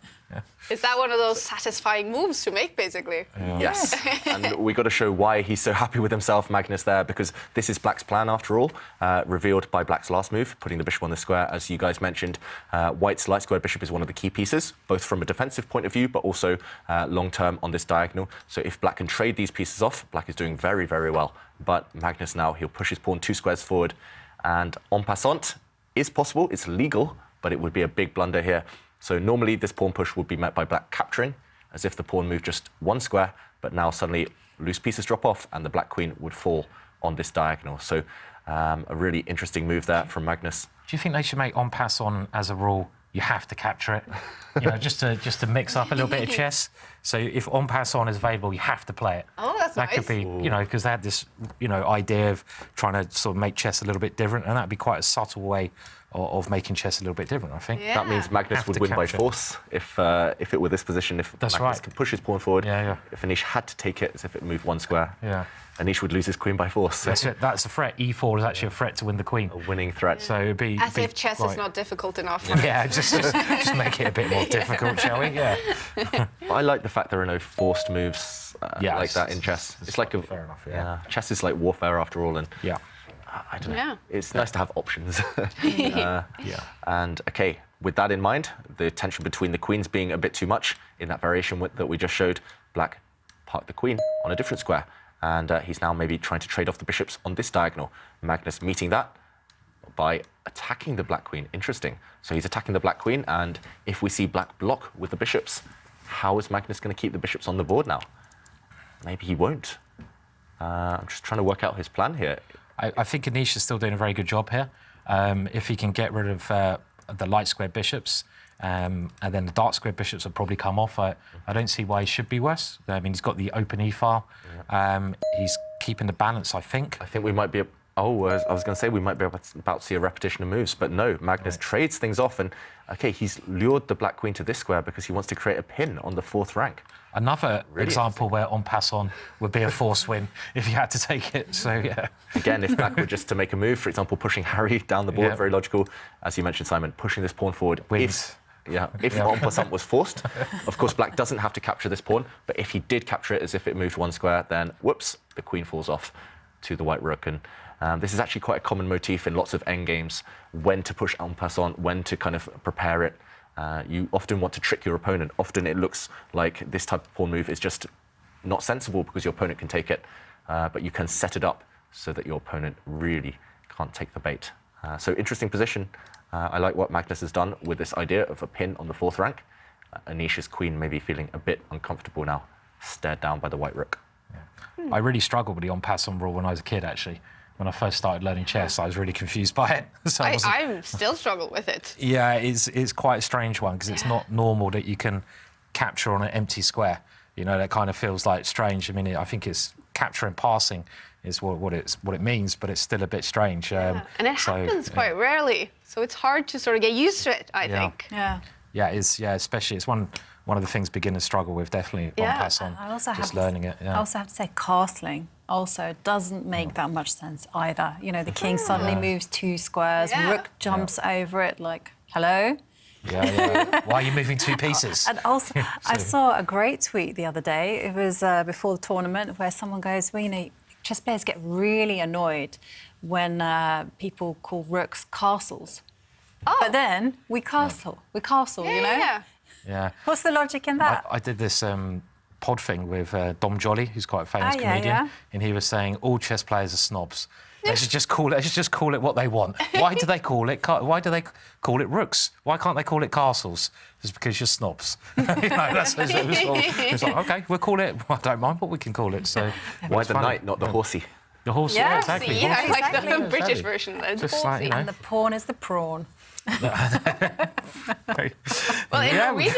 in the Norwegian, it's tower, which is sensible, right? Yeah. But what is a rook?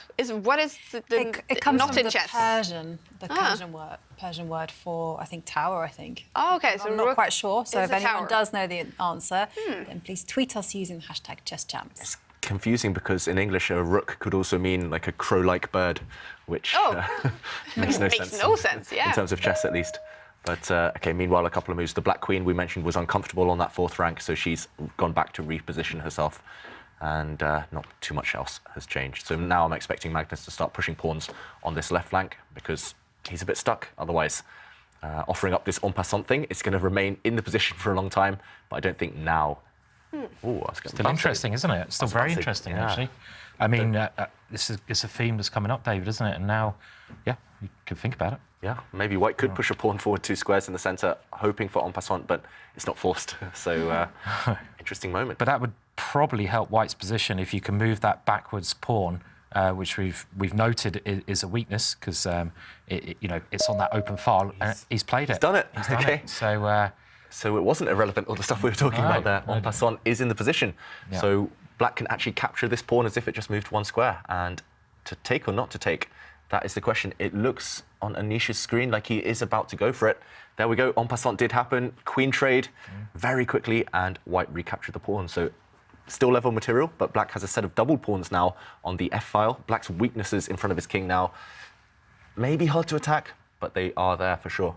And now Anish is about to trade off the bishops. Was he changing his mind again? Does bishop make sense to you then? That the piece is called a bishop. It looks like a bishop. Yeah, the bishop, I think, is the bishop, queen and king. We can I think understand why they're called those. But why a bishop? Why not like a laser beam? or like, arrow. I agree with Arrow would make more sense. A bishop is like clergy.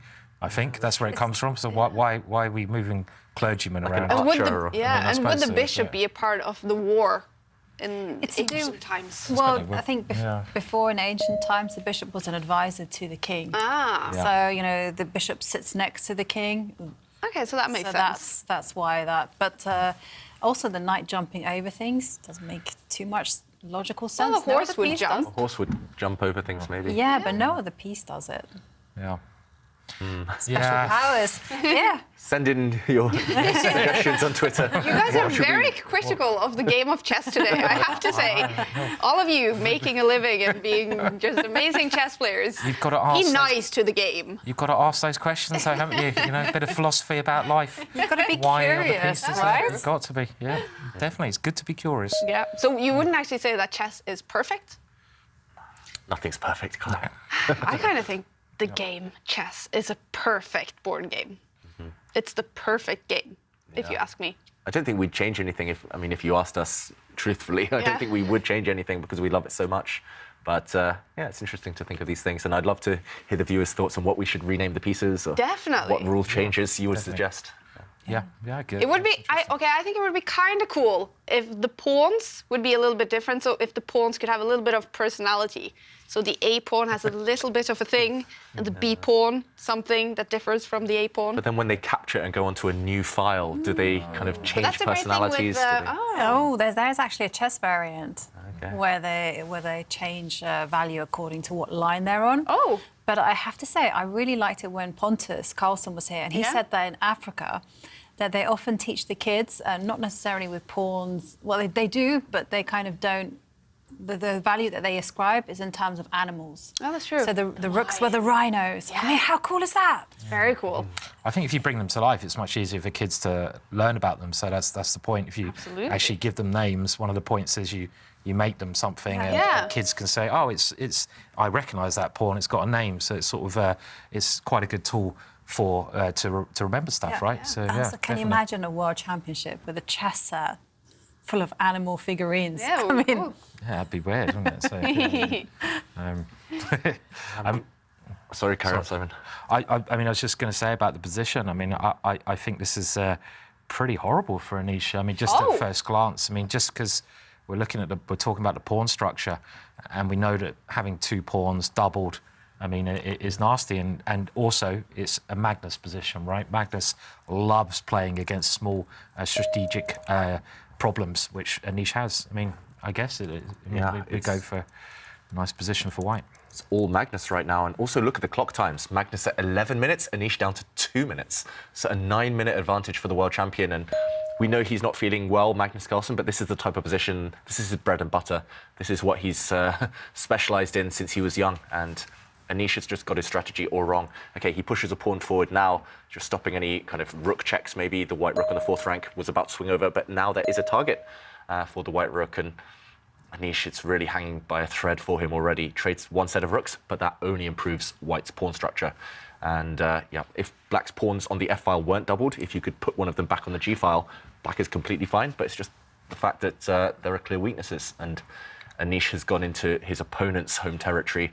Anish clearly uncomfortable. He has to use his rook to defend his pawns now on this 5th rank, but Magnus can step a pawn forward in the centre just to protect his bishop.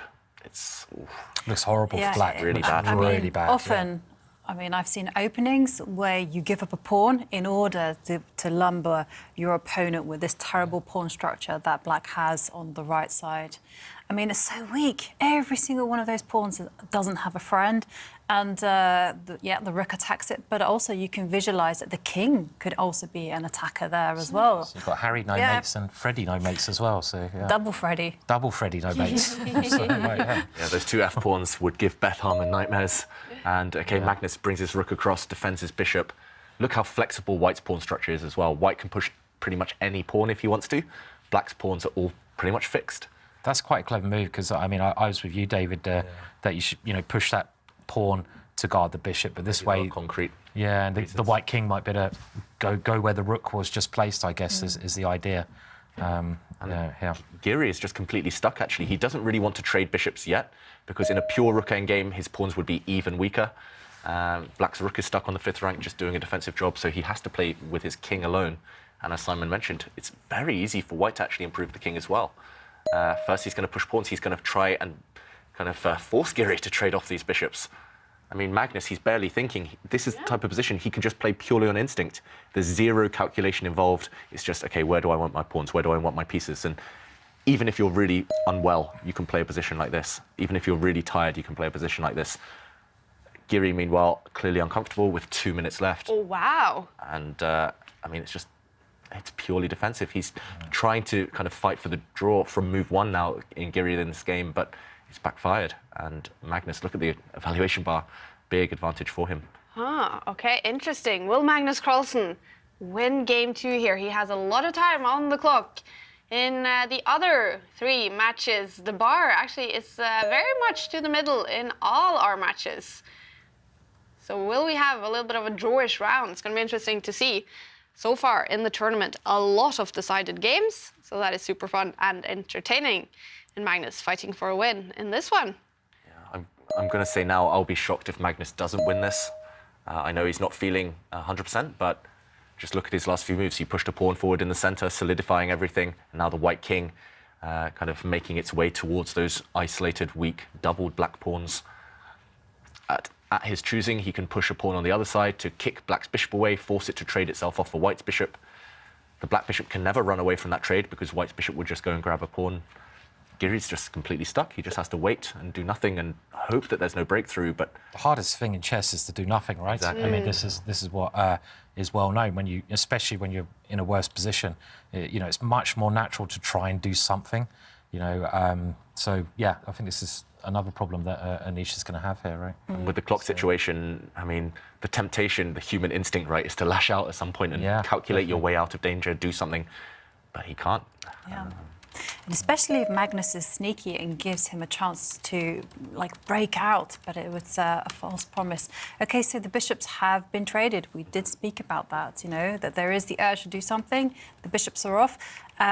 Which pawn should capture the bishop? Both of them kind of look nice. Both look nice. I would capture towards the centre, using the white B pawn to capture inwards. You can maybe think about the rook, king and pawn ending, possibly, I guess, or... The only thing that will make Magnus pause is capturing with the white rook, offering a rook trade, but he's got to be 100% sure there that he's winning. So you don't go into a king and pawn endgame unless you've calculated every single detail, and maybe it wasn't so easy for white to create a passed pawn in that endgame. And suddenly Magnus looking up. Is he just meditating? Maybe he's thinking, how do I break this down? Because there's that famous thing where you've got to have 2 weaknesses, and how does white actually break through this position? I mean, he doesn't have many ways to get into Black's structure. Black has a couple of weaknesses, as you know, the double pawns, the pawn on the half-open file, but how do you actually break through? Yeah, and that's, as we saw Magnus looking up, now he's just recomposed himself, and you mentioned, Simon, 2 weaknesses. This one, it's the backward pawn. White's going to attack it soon, and for example, if Black just makes a move, this will tie down the Black rook. Okay, the Black rook's actually gone back already to defend this pawn, preempting that. The other potential weaknesses are these ones, but the Black king is holding them for now.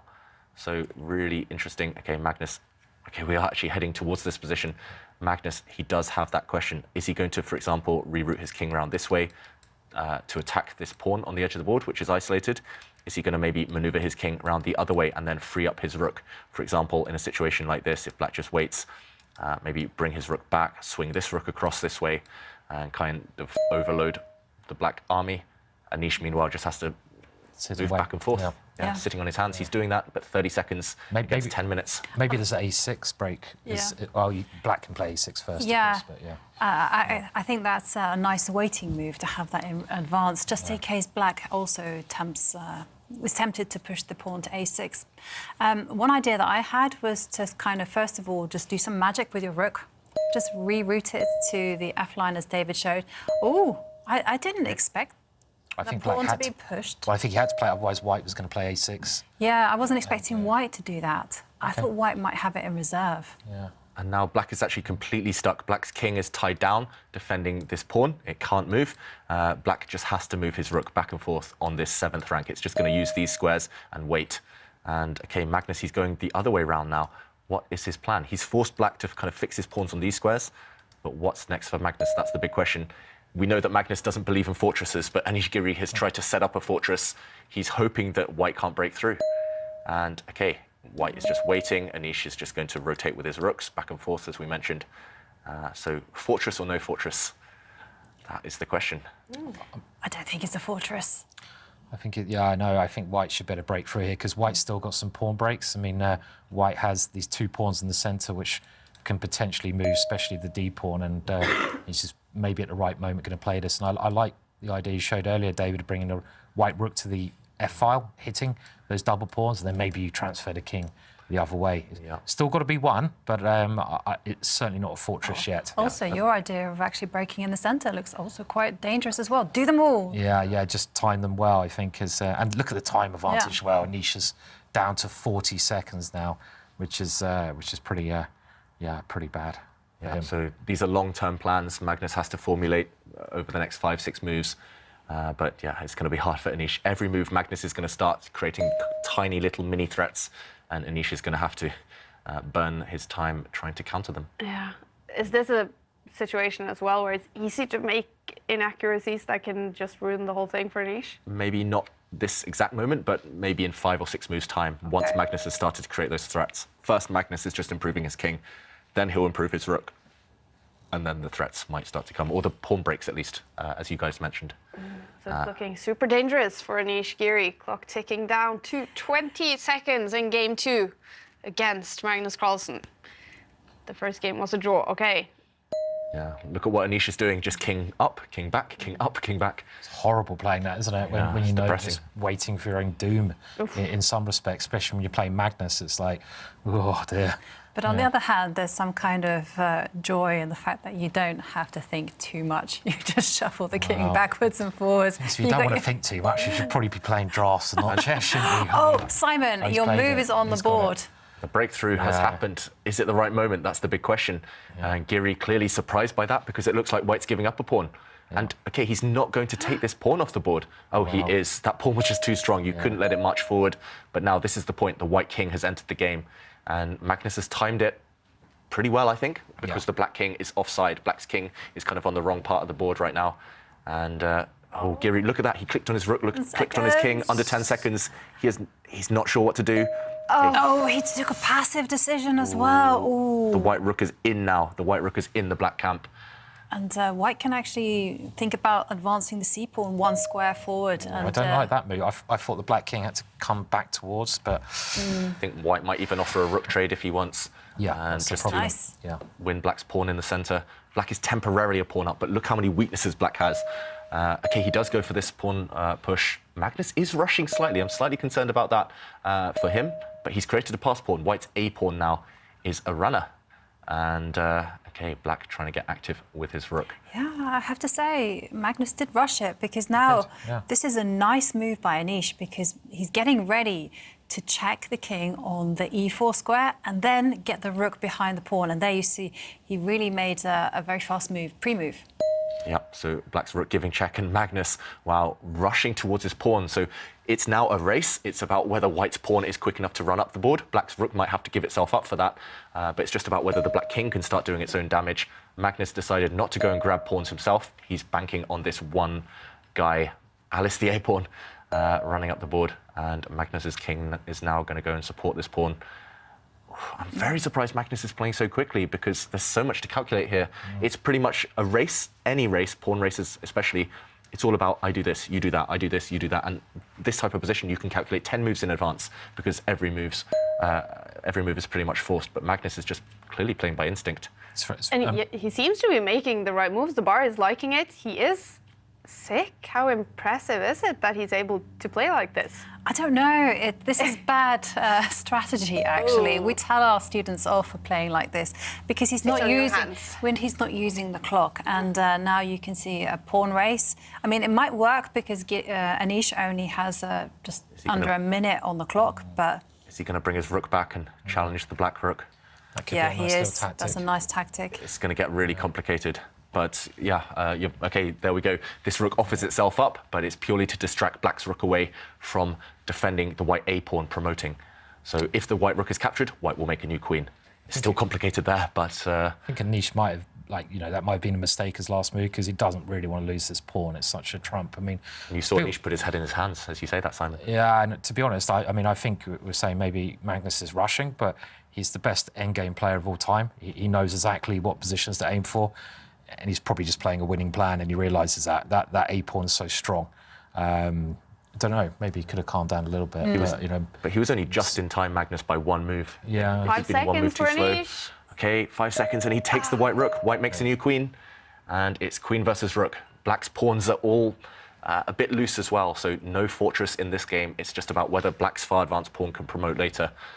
Okay, he's pushing it, but White can stop that pawn with his queen. White can give a check or two first if he wants as well. Or this feels like it's winning now for White. It does, Look doesn't at it? the bar as well, saying 4.8 advantage for Magnus Carlsen in game 2. And the clock is ticking so fast for Anish Giri. Incredible, the time difference here. Yeah, White can just give a check, force the Black king back. So go to the G8 square. Okay, that has happened there. And now just go back and stop this Black pawn in the center. You want to stop it from behind. That's the best way to stop pawns. There we go. And actually a couple of pawns now under fire. Black's pieces aren't coordinated. If the Black king was near the rook and near this very strong pawn, then maybe Black could save the game, but the Black king just too far away. It's hopeless now for Anish. And I think we're going to see a result, actually. Do you think he's going to resign? Yeah, because pawns are going to be dropping off. In case if he gives a spite check, okay, king will move. But still, the problem persists. There's 2 pawns on prise. The pawn on the f6 square and the far advanced pawn. And now, well, all he has to do is just move his king to attack the rook. And he's done that. 12 seconds. No more checks for Black. Black has to put his rook on a passive square. The Black pawn drops. And now it's just a matter of time. The White queen is going to overpower the Black rook. She has easy routes into the Black position. Black's pawns are just too weak. It's hopeless now for Giri. Ooh. Is he about to resign, Anish Giri? I think any moment. The Black rook also has no safe squares to park itself on. Okay, it goes active, and Anish taking his earphones out. He's getting ready to give up. One more move, the queen will attack the Black pawns, and that's game over. Yeah, it's looking like Magnus Carlsen will take the first point in this match against Anish Giri. Game 2 with the white pieces. But Anish Giri, he keeps playing. Okay, a couple of last moves here. I suppose his only hope is to get something like queen versus rook, nothing else on the board, which is still winning for White, but it's a bit tricky to win. Yeah, I think he's just going through the motions. It's Yeah, the most painful thing, Yeah. just to resign. And Magnus has all the time in the world, actually. Magnus can sit here and wait for 5 minutes and let him suffer. Are the players allowed to go and have a walk? Maybe he could go and chill out a little bit, go and get some sushi. Oh, his legs are there. Yeah, he's about to go. That's it. Yeah. That's it. It's over. Magnus Carlsen takes the lead in the match against Anish Giri. Anish Giri, he will have to make a comeback in either Game 3 or Game 4 to take it to tiebreaks or win both of them to win the match. Magnus Carlsen walking towards the lounge. Will he stop for a chat with you, Sverre? I'm hoping so. He's walking into the room right now. Let's see if we can get a quick response. It's interesting to see, Magnus. You have so much time at the end there, and yet you play so fast. Is that because you're in complete control, or to stress your opponent? No, it's because I'm not in a state particularly to calculate, so I just play by intuition. But yeah, it worked. But still, fortresses don't stand. Not in this case, no.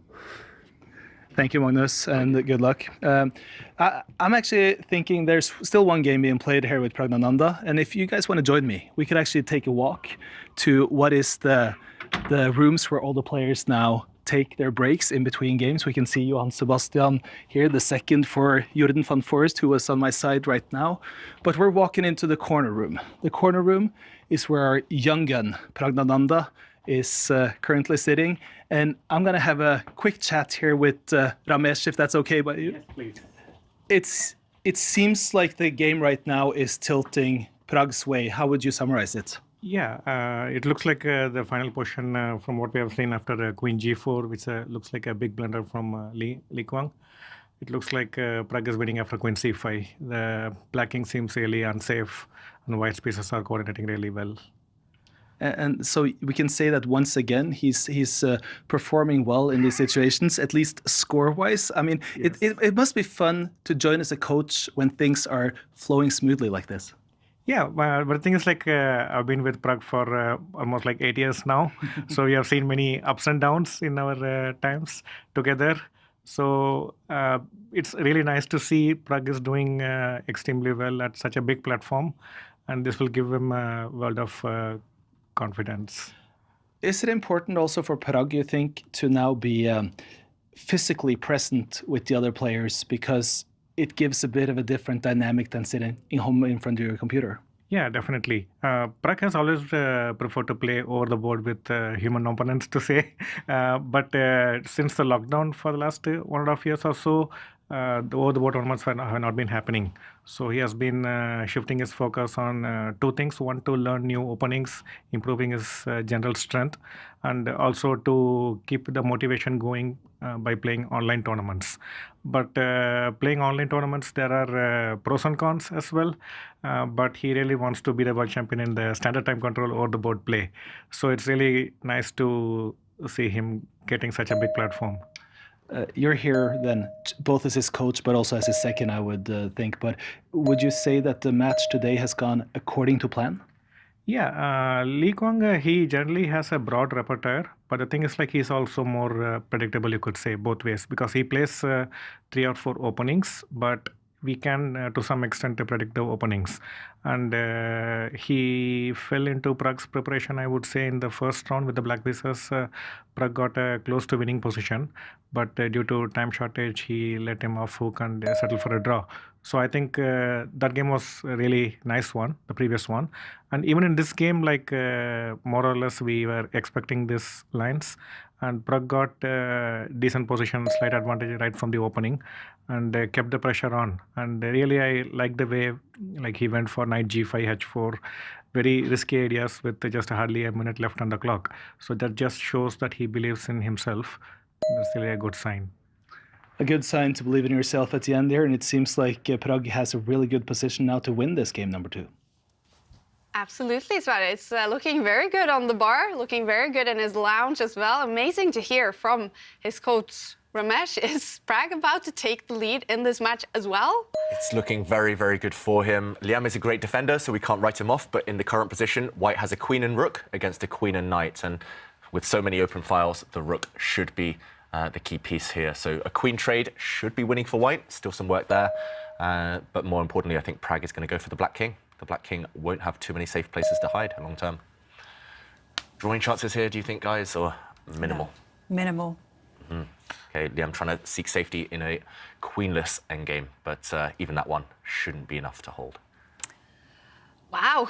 I mean, Pragnananda, the first game ended with a draw. This is the second game. Prague about to take the lead. Both of the first 2 matches he's won in only 3 games, and he could do the same today if he wins this one and the next one. Someone is just on fire. It's incredible.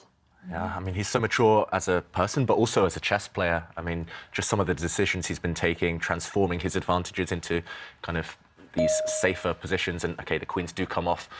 And, yeah, as soon as the white king starts to activate itself, I don't think the black pawns are going to last for too long. If all of the pawns disappear, then it's a draw. Rook against the knight with no pawns. But, yeah, with 2 versus 2 here, it should be difficult for black. And especially because the f-pawn that white has is unchallenged as well. You know, you can create a pass pawn. I think the situation might be a bit harder if the pawns were completely symmetrical.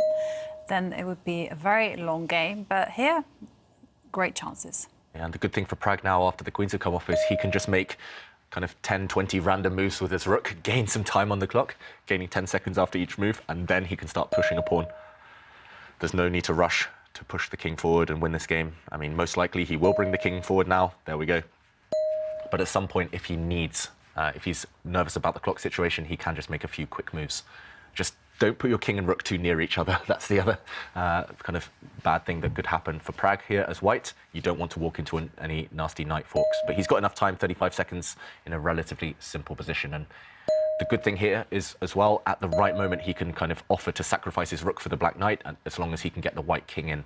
So black has to kind of maintain this blockade on the third, kind of on the 6th rank, and hope that there's no way through. So Prague's going to retreat now with his king and bring it back towards the centre. Liam, fighting hard. Yeah, we have seen that actually. Liam is very resourceful. He's been in lots of shaky positions, but somehow he finds tactical chances to keep him alive. But here, I think it's asking a little bit too much from the position. It's now just a question of how Pragnanda's going to improve his pawns and coordinate his pieces. Yeah, and it's funny there on Liam's screen, he just pre-moved king takes his own knight, just in case white plays rook takes knight. He's ready for that change in the position. I don't think that was the right moment to give the rook for the knight. Yes, white's king could have broken forward, but then the black king could have defended. So Prague just waits. Again, really mature move there from the 16-year-old, just pushing a pawn 1 square forward. The black king has to step back, not much else to do. And now, can he push another pawn? Okay, he reroutes his king. He's taking the slow approach, but still winning. Yeah, slow and steady wins the race. The little tortoise and the hare. It's a king starts manoeuvring around. I think Prague is going to go for one of the ideas that you mentioned, David, quite a few moves ago, just centralise the king. Yeah, and the good thing is you don't really have to worry about black doing too much. If the black pawns push further forward, they just become even more weak. Okay, Liam rerouting the black knight, just making it maybe difficult for the white king to enter the position. Okay, there we go. The knight tries to stop the advance of white's king, keeping an eye on some of white's pawns as well. Is Prague going to advance a pawn now? Is he going to just wait with his rook a few more moves? I think maybe the practical idea here, the best practical chance is just move your rook back and forth 3 or 4 times. Don't repeat the position, but then, yeah, just gain a bit of time on the clock to calculate what to do. This is one of those 100 moves kind of games. Yes, I would love to have this position as white. Less so with black. But... Yeah, I mean, I think white just has to avoid exchanging pawns. That's the only thing. I mean, you're probably going to get there in the end. In this case, the more pawns you exchange, if you get to rook and knight, it's a draw. So you just got to try to get your king in front of the pawns, get your king into the position, and eventually win one of black's pawns rather than exchanging pawns. But I mean, there's some chances here. I mean, he's defending incredibly well, and he's you know, Liam Lee, and he's making it as hard as he can. It looks better for black than it did a few moves ago. It's got to be said. Don't go king e3 here. Okay, he didn't. No, okay. Yeah, so keep the king and rook as far away from each other as possible. Don't walk into any knight forks, knight checks. He can advance the king now, so that was a crafty little check that he flicked in. But then I guess the black knight would come back, maybe give a check. I'm not sure Prague is so happy with what he's done with the pawn structure, because it's now difficult for the white king to advance. Meanwhile, we see Mamedyarov walk off. He is walking off. He's made a comeback against Eric Hansen, winning game 2. They are now tied after 2 games. All right, and a bunch of moves here. We're getting closer to move 100. Will we get there? Personally, I hope so, but I think Prague wants to win it before that. Yeah. What is it with you and your long games, David? I don't know. Why do you like them so much? It's just wrong. There's just something really wrong about it. You know, the torture aspect of it. Sadistic. You know? So, you just like getting your opponent and I'm going to make you sweat forever. If they want their half point, if they want a draw or a win, then they have to work for it. You know?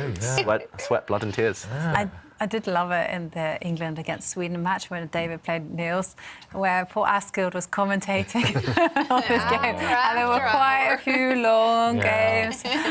You should have negotiated to be paid by the move. Yes. That's actually, if you're commentating any David's games, paid by the move. That's the way to go, yeah, definitely. Or by the hour. Yeah. I mean, to be fair, White hasn't made any progress here over the last 20 moves or so, has he? So I mean, starting to doubt my evaluation of it still being winning. But I'm not so sure. Because if you have to play G4, I mean that's great drawing chances there. Surely, might still be a win, but you know. You need to have your. I'm not sure. But yeah, at least Black. The more pawns that disappear, you're right, the happier you get. I just don't understand why he put his pawn on F3, because the pawn on F2 and G3, they protected each other. Then you easily bring your king into the game. So yeah, actually, when he first pushed the white pawn forward to the F3 square, I still said it was winning. But then Liam's idea of putting his knight on this square now, making it difficult for white to improve, it's very, very clever. And the problem is the G pawn is so weak, right? Because you need to move the king away from that G pawn. But how do you actually achieve that? So I don't know how he's going to do this actually at the moment. He needs to get his king to a better square or play this pawn exchange. Yeah, so okay, just waiting with his rook, forcing the king or knight to show their hand, to show their intentions. Liam, I'm expecting him to move the knight here maybe. Okay, he goes to the middle of the board, attacking one of white's pawns, and Prague still needs to decide, does he push one of those pawns forward or does he just go back and defend it? But yeah, he hasn't done anything really. For the last 15, 20 moves now, Prague. He hasn't improved his position at all. So have we written him off too soon, Liam? I think so. I mean, he's doing a very good defensive job, right? So. He is doing a great defensive job. And then on the other hand, I mean, can he just push a pawn forward? I'm just thinking of the F pawn, give a check. And then I'm a bit of an impatient person. Get things going. I'm not sure how that helps, though, if you push the F-pawn forwards. I mean, you give away another square. I mean, maybe Black can make some pawn exchanges against that at some point. I mean, he needs to get his king right to E4, diagonally 2 squares. If he can do that, I think he's... But I don't know how he does that. Yeah, he doesn't. That's the problem. Liam has defended so well that he's kind of found this amazing square for the knight, so it's very possible. Clever. What do you think's going through his head right now? We can see him. He still looks very calm, very focused. He's shaking his head. Slight shake of the head, yeah. He's also going to be careful not to walk into a 3-fold repetition. Remember, it doesn't have to be in a row, but if the position repeats itself 3 times, even if one of them's on move 50, one's on move 60, one's on move 70, it's a draw. So you've got to be careful where you put the rook now, because white's king's been on the same square for a long time. This is a pin, so black's knight could not jump forward with a check. Now the big threat was to jump forward with a knight fork, but Prague jumping out of any potential checks. This is a nice pattern as well. A king diagonally opposite a knight, but with a square in between, means the opponent's knight cannot check you for a long time. It takes your opponent 3 moves to arrange a check with this pattern with a king that far away from a knight. Okay, the knight drops back. And yeah, it's very... So how do you win this? I mean, this is the thing. Maybe you have to play G4, because also the 50 move rule, maybe you just have to go for this with the idea of swapping some pawns off. So pushing the pawn, white's pawn, on the right-hand side, swapping some pawns off, but taking away that really important square from the black knight, that square that the black knight's just come from, and then trying to move your king forwards, then trying to advance and using your rook. Maybe this is what you have to try now. But the big issue is, what pawn structure should you have when those pawns get traded? Should the pawns be opposite each other, or should they be on different lines? I mean, I was thinking opposite, just to take away the square from the knight, because that square the knight keeps coming into is really well stabilised. And if you put your pawn on G4, the one in front of the king now, then the black knight can never find a stable square that's defended by the pawn. So that's my sort of logic, that I take away that square. But more pawns exchanged, you know, it's then you still have to break through and win that G pawn. So but you think that might be winning, David? I mean, again, my knowledge of endings, is not that great, but these ones especially. I'm on the same side as you. Oh, okay, he does push his f-pawn forward. Is this just a concrete thing? I was going to say I'm on the same side as you, Simon. Push the g-pawn, not the f-pawn, but it all depends on the timing and whether White's king can get active. And maybe he thinks he can get his king active now. Maybe the White king is going to step forward on the next couple of moves. First, he gets his rook out of the way of any potential knight checks. This is clever because the Black Knight can't get back to that square it's on easily. So he looks like he's definitely made progress here. I think if Black could switch his king and knight around the placements, then it would have been a dead draw, or maybe not a dead draw, but holdable position. But suddenly it's not easy at all for Liam, because the Black king kind of gets in the way of its own knight. The Black Knight wants to use the square the Black king sits on. So, okay, Pragg hitting the Black Knight first. And tempting Liam to give the White king a check, which would be a mistake because the knight would get cut off.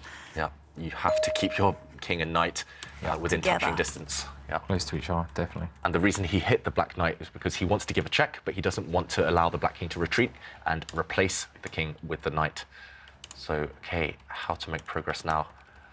Maybe you bring your rook up to the top of the board, check from behind. If you check from the side, I don't know if you can still kind of kick your opponent's king away sufficiently.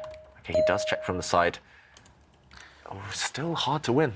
Yeah, I mean, very hard to win. The White king just needs to step one square diagonally, and that's probably enough to win, especially if Black can't check the king then.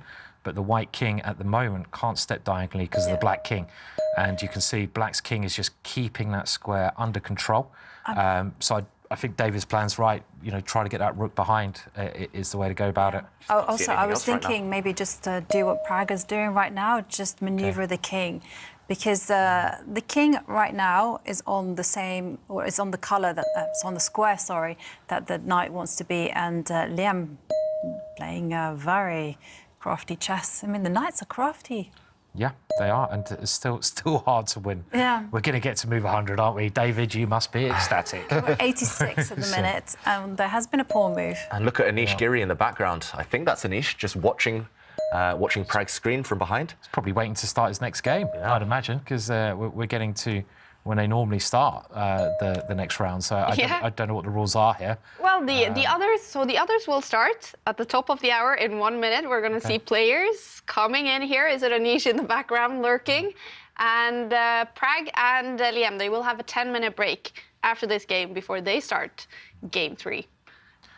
Yeah, maybe you can win this one by putting your king in f3 and going f5 as well at the right moment, and then trying to bring your king in. Okay, now the king is in, right?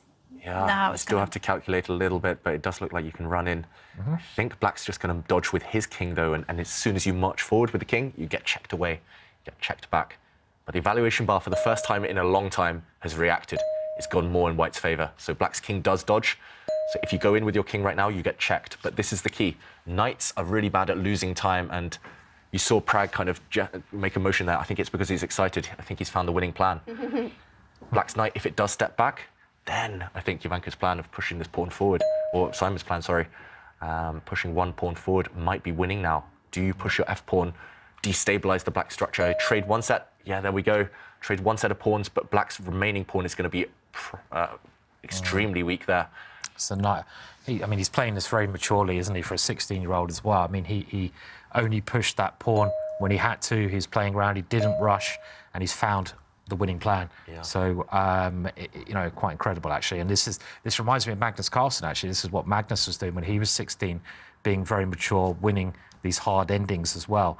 And now that he's got a simple plan, he's going to get the rook behind the Black pawn at the right time, win that pawn, and it's pretty easy, I think. Yeah, I mean, I don't know, I can't see a single move that Black can play without losing, and... Yeah, I think Pragg, you can tell on his body language, he wants Liam to resign now. He knows he's winning. Yeah. The Black king and knight just can't stand their ground. No matter which piece moves, the White king or rook will come towards that Black pawn and win it. And we do see the other players coming back to the Oslo Esports arena. Magnus Carlsen and Anish Giri just started game 3. We're going to jump into that when this one finishes, probably with a win for the amazing Praggnanandhaa. It's getting close, even if the clocks are ticking.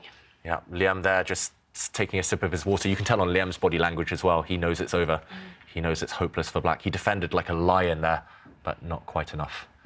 And maybe he'll let his clock run out. Maybe he'll just take this extra 45 seconds to kind of breathe, get over this defeat. But yeah, it's actually it's going to pretty depressing, isn't it? Because he was clearly losing, and then he was just losing, and then he was kind of like, okay, you know, and he got his spirits up, but okay, it's over now, yeah. And then he lost. And then he lost, yeah.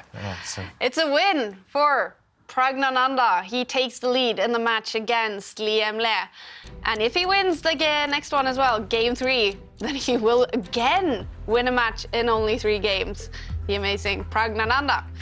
Game 3 has, round 3 has started. And we're going to follow game 3 between Anish Giri and Magnus Carlsen.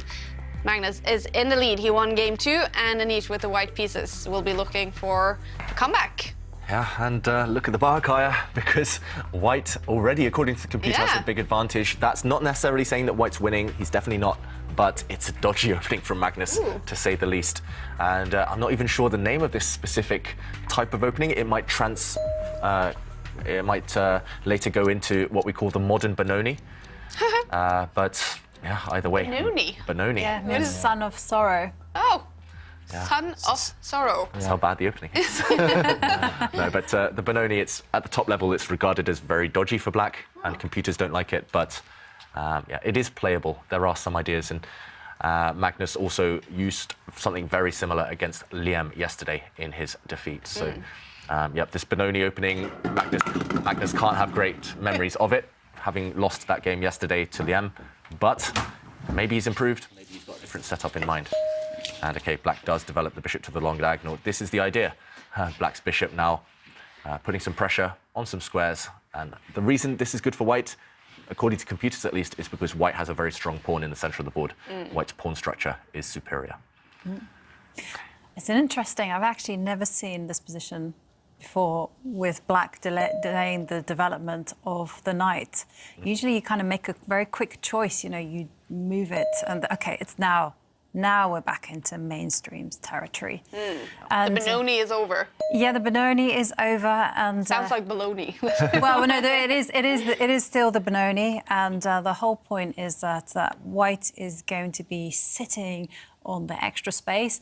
And if you take a look at Black's light squared bishop there, that piece is, if you play it right, it's going to be the bane of Black's existence. It's not going to get out. It's not going to have a future. It's not going to do a single thing. And White is going to sit there with a big smile on their face. So this means that every pawn break that Black threatens to do, a pawn expansion, White goes, no, I'm not going to go for that. I'm not going to allow it.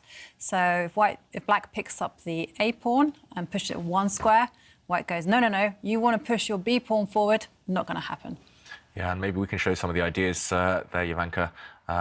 There are a few ideas here for Black. As you mentioned, this is one of them, pushing a pawn forward, trying to expand with your pawns. But White locks the door and says, no, I'm going to push my pawn forward. I control this square. I also open up my rook potentially, and nothing to be done. Black can never really get this pawn break in. You also mentioned this problem child. This piece has no safe squares. And, okay, therefore, Magnus brings his knight to the edge of the board. It's a positional mistake here, I think, to go and capture this knight, because now, despite these doubled pawns, Black does gain open lines in return. And there we go. Anish didn't capture. He opens up. This would only open up the Black rook. Instead, Anish castles his king. And in this position, after the rook move, we do see some pressure on White's center. Anish, though, the other key idea for White in these Benoni setups is to establish a knight on this square. The c4 square is a key one. At the moment, it's not possible because Black's knight would take a pawn. But if the knight gets to this square, the reason it's the son of sorrow, at least as far as I understand, is because this pawn, this weak Black pawn on the d6 square, is just eternally a target. It's eternally weak. The knight targets it. The bishop's soon going to come and target it. It's a backward pawn, and it's just an eternal weakness. I hate these positions for Black because it's so hard to keep this pawn intact. You have to really fight dynamically. Often, giving up pieces. That's what Magnus did yesterday against Liam. He gave up a rook for a knight. He gave up several pawns just to get activity. So this must be just great news for Anish then, fighting for a comeback. Yeah, I mean, this is what not to do in the opening if you only need a draw for Magnus. But we see that Magnus likes to take these kind of creative approaches, and Anish still has a problem. He needs to defend this pawn before he gets this knight to the dream square. All right, so we did promise you the Champions Challenge with Anish Giri after game 2, but because game 2 between Pragnananda and Liam Le lasted for such a long time, we jumped straight into game 3, and we're going to show you that Champions Challenge with Anish later on. Game 3 with Jordan van Forest and Jan-Krzysztof Duda has also started. The situation in that matchup is that Duda is in the lead. He won game 1. The second game was a draw.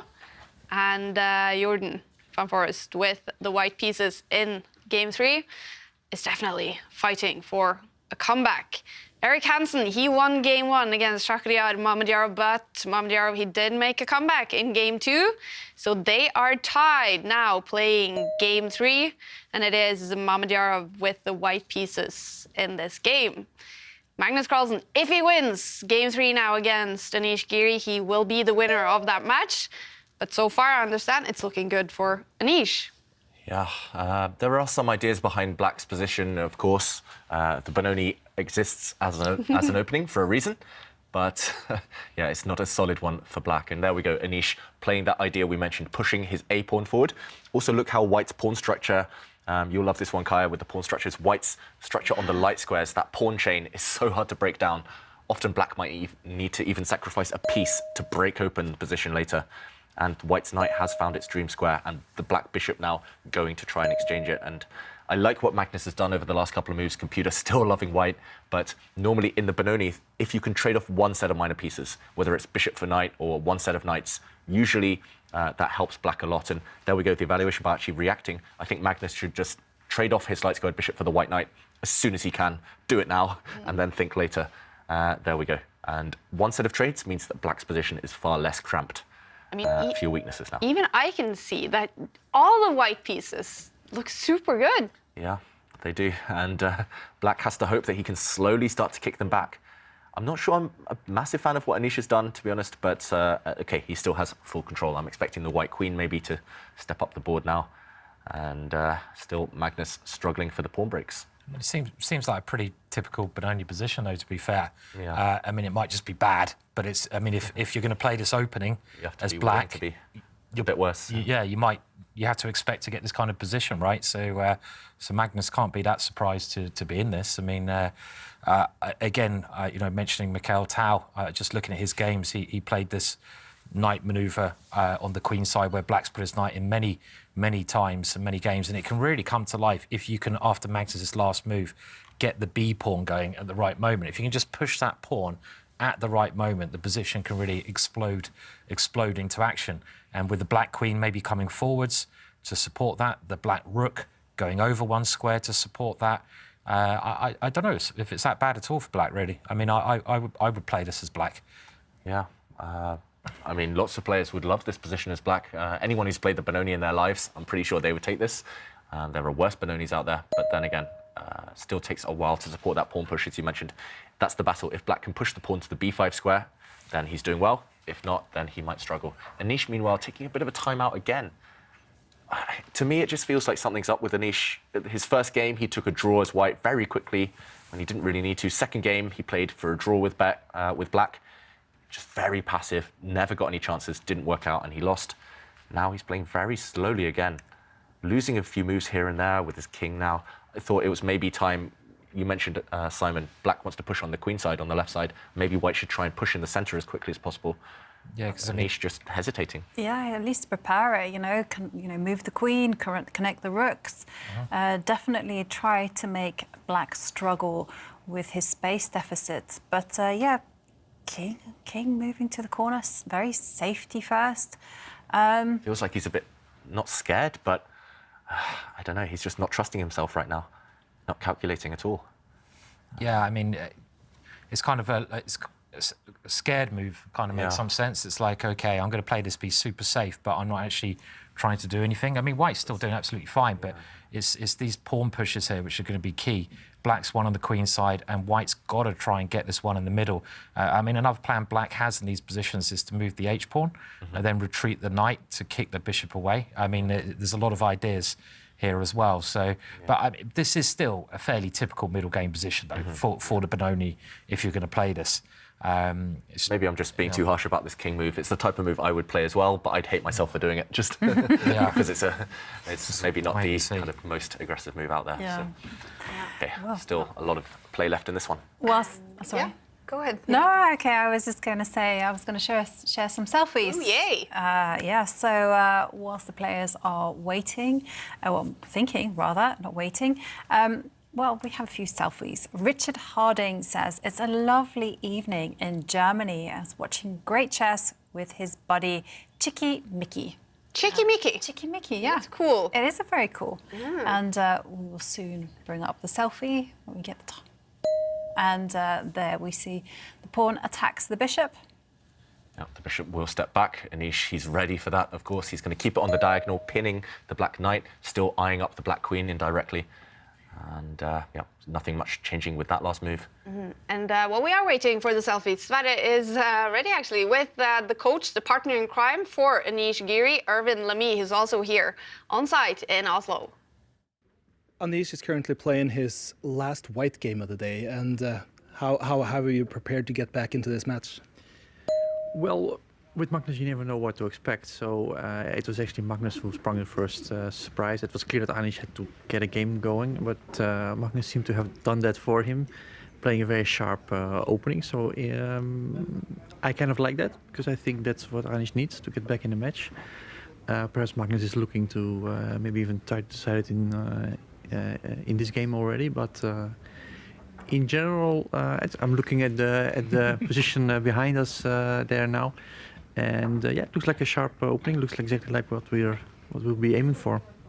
Magnus also said that he's not quite as able to think far ahead because of his sickness right now as he would like to. So he plays an intuition. Is this something that Anish can exploit? Yeah, it's very hard to say. I still think that despite him being a little bit under the weather, he's still able to play pretty decently, as we've seen. So now Anish will just have to throw everything at him to get back in this match.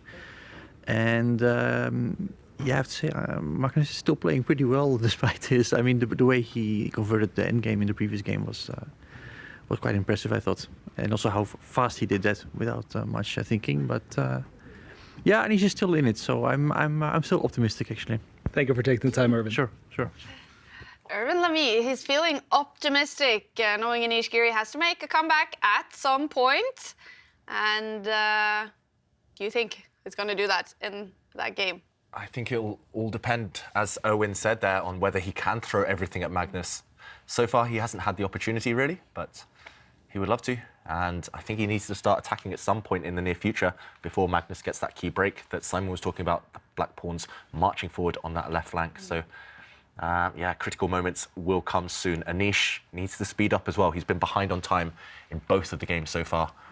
And super critical moment right now in Game 3 between Jordan van Foreest and Jan-Krzysztof Duda. Duda is in the lead in the match, and the bar is so far over to his side. And if he wins this game, the match will be over. That's going to be a loss for Jordan and 0 points. 3 points for Duda if he's able to win this game. Wow, and I'd love to keep an eye on Jordan just for a second, because a massive opening blunder from him. What? He just walked into what is quite an elementary trap, and he's already under heavy fire. I think he's going to lose very quickly in that game. Just a disaster in the opening from Van Foreest. A devastating start for Jordan van Foreest in the game. He could be about to lose the match. Game 3 with, oh, look at him. He's suffering. That's not nice to see. But great news for Jan-Krzysztof Duda. Yeah, Duda looking good ever since his first day defeat to Magnus. I mean, yesterday he, of course, won that tiebreak against Anish, and he's doing the double Dutch, beating the 2 Dutch players maybe in a row. The double Dutch, I like that. Now, game 3 with Liemle and Pragnananda has now started. It started 10 minutes late because they finished late in game 3. And if Prag wins this game, he will be the winner of that match. So far, he's decided both his matches in the Oslo Esports Cup in 3 games. He could do the same in this one, but Liam with the white pieces, that's not easy. What do you, if you take a peek at that position, is it? Still very early days. Yeah. Still well within opening theory there. So we'll keep you guys updated on Prag's progress. Absolutely.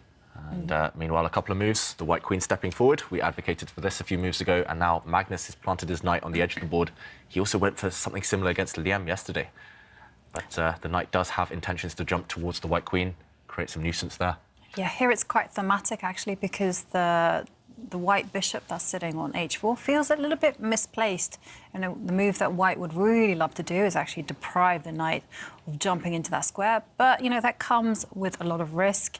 And black's queen gets very, very active. Yeah, and yeah, white would love to kind of control all the dark squares if possible, but that's the point of the Benoni. Black has a lot of dark square control. White's central pawns, you can push them forward, but as Ivanka said, that comes with downsides. Is Anish going to throw everything at him now, though? Is he going to push some pawns? I feel like Anish is probably a bit uncomfortable in this position. I mean, an Anish type of position, right? He prefers it much more safe. And controlled, you know, making sure his opponent's pieces can't jump in, he can't get attacked, especially when he's playing with the white pieces. So this is kind of like, I really feel he's going to be like, you know, but especially as he's showing signs of being nervous anyway. You know, this could be it, this game as well. If Magnus wins, he wins the match. So it's a big game. That is big. You know, you kind of forget that they are playing a match situation. And, well, the word in my ear is that the tweets are ready to read. And let's go back to Richard Harding's selfie, who was enjoying a lovely evening in Germany, watching our show and enjoying the chess with his buddy Chicky Mickey. There we go. Chicky Mickey, I like that name. Yes, not as good, of course, as Charlie the Chess Cat. Nowhere near, but it's still good. It's still good. We'll go with it. So, yeah. And also Graham Trevor, who is saying when your university assignment is due, but the Oslo Esports Chess Cup is on. Yes, we like distracting people, don't we? Yeah, absolutely.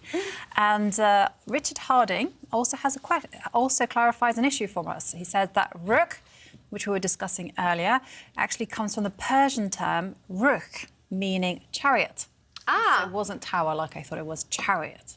Chariot? Well, it would be so cool, though, if the pieces were chariots. You know, like zoom, like make special. Because then there would be a song as well. Chariots of Fire. Actually, that's sometimes my workout music. How does it go? We need more singing today. That's it. Come on, you both. Hang me. Actually, no. You both don't sing. This is really unfair. I've sung. We need to hear more singing. Okay, so hang it. 1, 2, 3. No, I'm too shy. Does anyone out there want to hear Ivanka sing? No. People have heard me sing on Twitter. There's been a few videos out there. Okay. Disappointing. Yeah. Everyone's going to be trawling through your Twitter account now, looking for those videos. David himself has some videos of me singing as well. I've heard David sing. You have a pretty good voice. He has a very good voice. Yeah. He's only after a few. What do you have in your cup? Orange juice, unfortunately. Players, I do know a few of them who do like karaoke as well. A few of the players in this tournament. I'll let the viewers guess which players those are. Seems to be a chess thing, actually. I've heard several chess players really enjoying karaoke. And Askill, that you all know, he is the karaoke expert. He knows.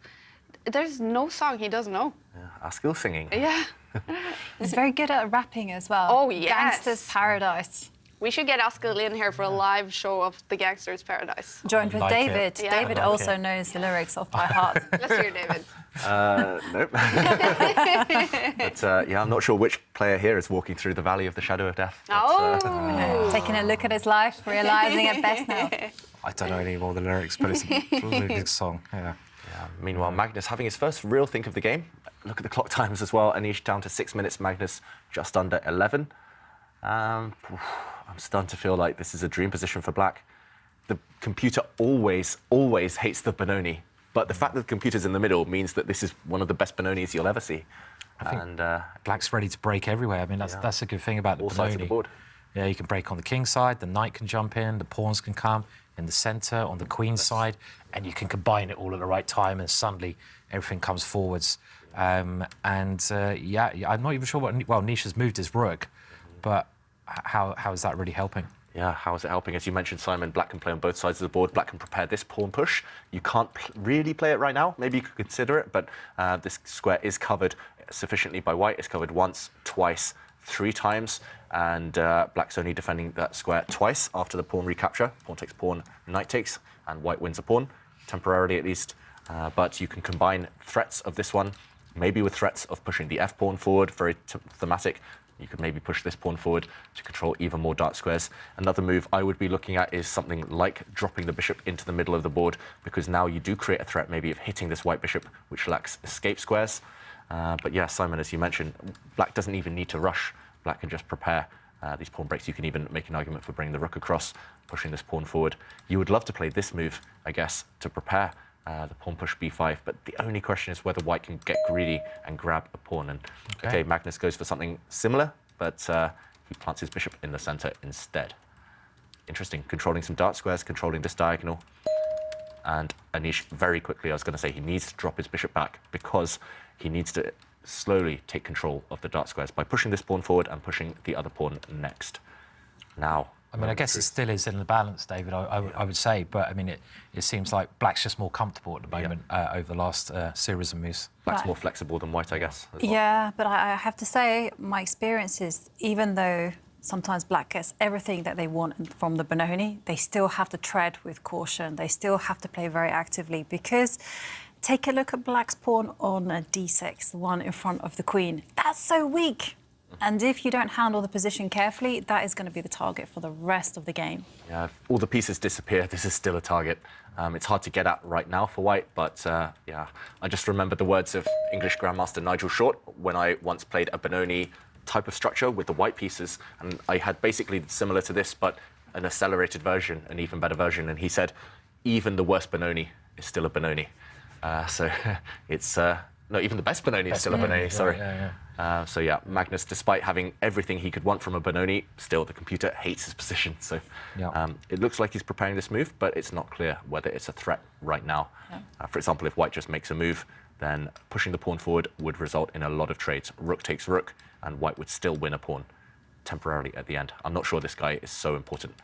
But okay, Magnus threatening, at least hinting at this pawn push. And Giri needs to spend time thinking about it. Yeah, it kind of reminds me of that story, actually. I remember in the Olympiad 2018, I did everything wrong with the white pieces against the Benoni, and I showed my game, but somehow I played some resourceful moves, and I showed my game to David, and I remember David's words. Yeah, what do they say? That even the best Benoni is still really bad. And somehow, white is still alive, you know. White always has chances because the pawn structure is so dynamic. Yeah, unless you give black literally everything he wants, unless you let black play on both sides of the board, then normally you can control things sufficiently. Yeah. Okay, Anish, look at his clock time, though. I'm really worried for Giri fans because under 5 minutes now, and still the real action hasn't happened yet. Still very much tiptoeing around each other. Kind of a mind battle right now. And to have 4.5 minutes against Carlsen's nearly 9 minutes, it shows he's not confident. Yeah, I think he's just struggling to find a plan, isn't he? I mean, like, you want to sort of do something because you can see Magnus is improving bit by bit. And again, another move here, which is probably like a sensible-ish move, but it's not really doing anything, this move. I mean, he's trying to bring it over to a decent square, but again, what's he doing with this move? And Magnus's move, controlling dark squares, trying to push a pawn, they're all doing something.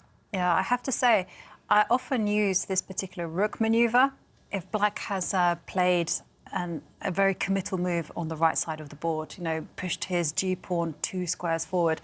And I like this type of move because the rook, funnily enough, is actually getting ready at the right moment to swing across and join the fun on the right side. But here, I have to say, I'm not that impressed because black's pawn structure on the right side is stable. I mean, I guess the golden question is here is, can black push the pawn he's been gearing up to push.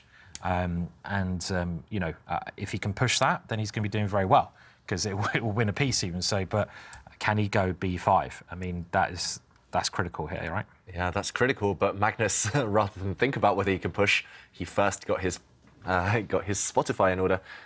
He got his Get Psyched mix on, and maybe he's getting ready to. Maybe he's listening to Chariots of Fire, pushing that pawn forward. What workout music do you listen to, David? I don't work out and I don't listen to music. Oh, that's not true. I've seen pictures of you down the gym. Once a year, maybe. No. David's very fit, actually. Very, yeah. Under all the... I tried to hide it, but... Don't try to hide it, David. OK, maybe we can jump in, Simon. You mentioned this one move for the viewers, and there we saw the screen. Magnus yet to click on any piece, and he's thinking about this one. And Simon, what would happen here? I guess a pawn trade? I guess White wins a pawn. OK, he hasn't played it. He started with this, but it's still relevant, the knight jumping in. Yeah, I mean, my idea was, OK, White's going to win a pawn, but you go rook b8 at the end. A very sensible move, trying to get the rook down. That'd be... So, for example, trading off all the pieces, and at the end, here, bringing the rook across. Something like rook b8, I thought, because I don't see how b2 is going to be defended. And then Black's pieces... The one thing with Benoni is that if you can get your pieces into the position, suddenly you get great tactical play. Yeah. And it's normally Black's pieces which make the Benoni such a fun opening to play. I mean, it is one of the most fun openings to play. It's a pity that it is probably dubious, but you always get chances to attack with your pieces. So that's the point of it. Yeah, even at the cost of a pawn, if you can open up lines for your pieces, you could also make an argument for maybe trading a set here and then trying to find a safe square for the queen. The rook's definitely going to come down to the second rank at some point and start hitting things. OK, wow, Giri didn't put his queen on the diagonal. I was going to say he had to, because keeping the queen on this diagonal makes it more difficult for Black to break out. And what on earth that's about? Has he just blundered a piece or not? He's just... No, I don't think he's blundered a piece, but he's allowed Black the perfect structure on the left side. Yeah. I avoid doing this type of stuff. I never let Black do that. Wow, OK. Incredible. But even a good Benoni is a bad Benoni. Still a Benoni. Yeah, but it always feels a lot more dangerous when you've allowed that potential pawn structure, because somehow the long-term advantage has now suddenly gone all the way over to Black. Yeah, long-term Black's doing great now. I mean, these two are going to beat this one in any endgame. Yeah. Look how strong Black's bishop is. Yeah. Yeah, it looks great for Black. The only thing you have to watch out for Magnus Carlsen is White starting to expand on this side, pushing the knight back. Next move, once it retreats, pushing the bishop back. So White is getting ready to push forward pawns, but it looks like Carlsen is seized the moment. A standard idea here for Black would be to push the knight away and then bring his knight in to the centre. But you do give away squares. That's the problem. Yeah. I mean, this is... So you get squares, but you also give away squares, maybe to the white knight. So really complicated strategic battle right now. But Magnus ahead on the clock and with the momentum on his side. I wouldn't be surprised even if he pushes a pawn forward on this side, just to make it more difficult for White to expand, for example, to drop back. Suddenly it's hard for White to push pawns in. OK, he's done it. He's done it. And remember, everyone, the Late Night Show podcast with Anish Giri comes out tomorrow. It's published on wherever you watch or listen, to your podcasts. But if you are a Chess24 Premium member, you can exclusively see a video version of it on Chess24. If you go into chess24.com and click on Collection, you'll find both the Late Night Show podcast video edition and the Chess Talks with Jovanka, the one with Liam Le, has been published today. So check that out. After today's games, it's half an hour, a very deep and nice talk with Liam Le. And we have some moves. We have some moves, and just as expected, it's a fight now for this f4 move. So Anish Giri, if he gets another opportunity, if he gets one more turn, he's going to pick up the white f-pawn, push it forward one square, kicking Black's bishop away from the centre. And if he can do that, then the kickback begins. Maybe he has some chances. It's not clear whose king is going to be weaker if the position opens up. Magnus, meanwhile, very sneaky move. His intention, if White pushes a pawn forward now to kick the Black bishop, is maybe for the Black bishop to even capture the White knight. And suddenly White's pawns in the centre of the board would all start falling like dominoes. So Magnus trying to spot Giri's plans and prevent them. There is a pawn up for grabs, though, and it's your idea, Simon. If the White knight goes and grabs Black's b-pawn, then we would see a trade of pieces, and Black's rook, as we showed in that previous variation, would just slide slide across to the b file and start infiltrating into white's camp. Really tense still in the balance, but the clock times might decide this one. Hard for white to keep control. Yeah, and the queen is sort of heading around as well to go behind the bishop and improve that diagonal, hit some other things. So looks like a good idea. White's position is full of weaknesses, actually. Yeah. So many holes. And I'm just thinking back to that king move all the way back. You know, it's totally unnecessary. I mean, white could really have done with making an extra move here. But of course, like you say, now black is active, the position is full of holes, there's no plan of advance. Magnus's last move, so good. Yeah. If you see an opponent's plan, try and stop it if you can. And what is Anish going to do? And the clock is reflecting that. Just under 2.5 minutes, it's getting really dire for Anish. I mean, I think one of the things that beginners make the biggest mistake doing is they only look at their own plans. And I've always said, like, chess is about, as we see in that last move, you have to do your own plans, but you have to stop your opponent's plans. And you know, lots of people, they just don't stop their own, you know, their opponent's plans. They're only thinking one-way traffic, and this is the first thing to improve. Look what your opponent's doing and try to stop their plans, and then you push your own plans at the same time. OK, well, Anish now trying to get in those light squares, David, with the bishop. OK, but I don't really see what that does, to be honest. So, I mean, the bishop looks nice and pretty, but it's just hitting thin air, right? And bishops, even if it gets to a nice outpost, bishops on outposts aren't as strong as knights on outposts, and black is the one with knights. With a relatively blocked centre in the middle for now, the black knights could start creeping in at some point. So I like those ideas that you both mentioned. The black queen kind of sneaking in to the f6 square, attacking some loose pawns maybe. Black's pawns can start advancing already. That's where black has the majority, and you should push on the side you're stronger. Kick away the white knight with one of your pawns maybe. And I was just going to say that bishop moving to the diagonal actually has some consequences, because once you've kicked away the white knight, suddenly the knight sitting on the c7 square, well, can actually jump back into the game. And it's actually a much better time to do that, because white's manoeuvre previously was to bring the white knight around where the bishop is. So I think that's just a very simple way to play, And look at Anish, he's expecting Magnus to push a pawn and hit his knight because he's highlighted his own knight. He's ready to retreat it. So that's the move he's expecting. That's the move Anish is assuming Magnus is going to play, the pawn to attack the white knight. So why is he not pre-moving it? Because he can't pre-move it just in case black doesn't do that. Black goes for something else. Then moving the knight might not be such a good idea. For example, if black's queen... OK, it does happen, actually, and he moves it very quickly. But if black's queen had attacked a loose pawn, then you need to take a time out to defend it. You couldn't have moved your knight. He doesn't look happy as well. I mean, you can sort of see... It's always interesting when you're playing chess, the body language, and you can even do that here in the esports arena, that I know myself. I've been told that when I've got a good position, I'm like, I sort of lift up. But when I've got a bad position, I sort of just like, you know, like, and I just sort of fold away into the chair. And I think you can see his face is down, his hand is there, and he's sort of, you know, he is slumbered a bit. And he highlighted the queen, and now he highlighted the bishop. So he's thinking about the potential and talking about this, another trait that you have, Simon. But maybe it's more when you were younger. Do I want to hear this? Yeah, it was when Simon was calculating. He always did. Oh! That's because I got excited, you know. I had too much adrenaline, and I was like, oh, you know, just, oh, you know. That must be really off-putting. I was like, what's that dog, the Churchill dog? You know, those car dogs in the window at the back of the car. You just do that. I couldn't be that bad. Really? No, it's very sweet. I have one. When I'm in time trouble, I kind of arch my back, and I kind of sit there like this, get ready to pounce. But one thing about Anish is when he doesn't like his position, he does cover his face quite a lot. He's normally just kind of more stoic if he's enjoying the position. OK, he changed his mind 3 or 4 times there. We were watching the screen. He clicked on his bishop, he clicked on his pawn, he clicked on his queen earlier, but then he went back to it eventually. And he's stopping the black knight jumping into this left side of the board. White's queen on a nice diagonal, but... He really doesn't like his position, does he? Just this indecision, the kind of structure. And we have to remember, if Magnus wins this one, he wins. He does it, so it's over.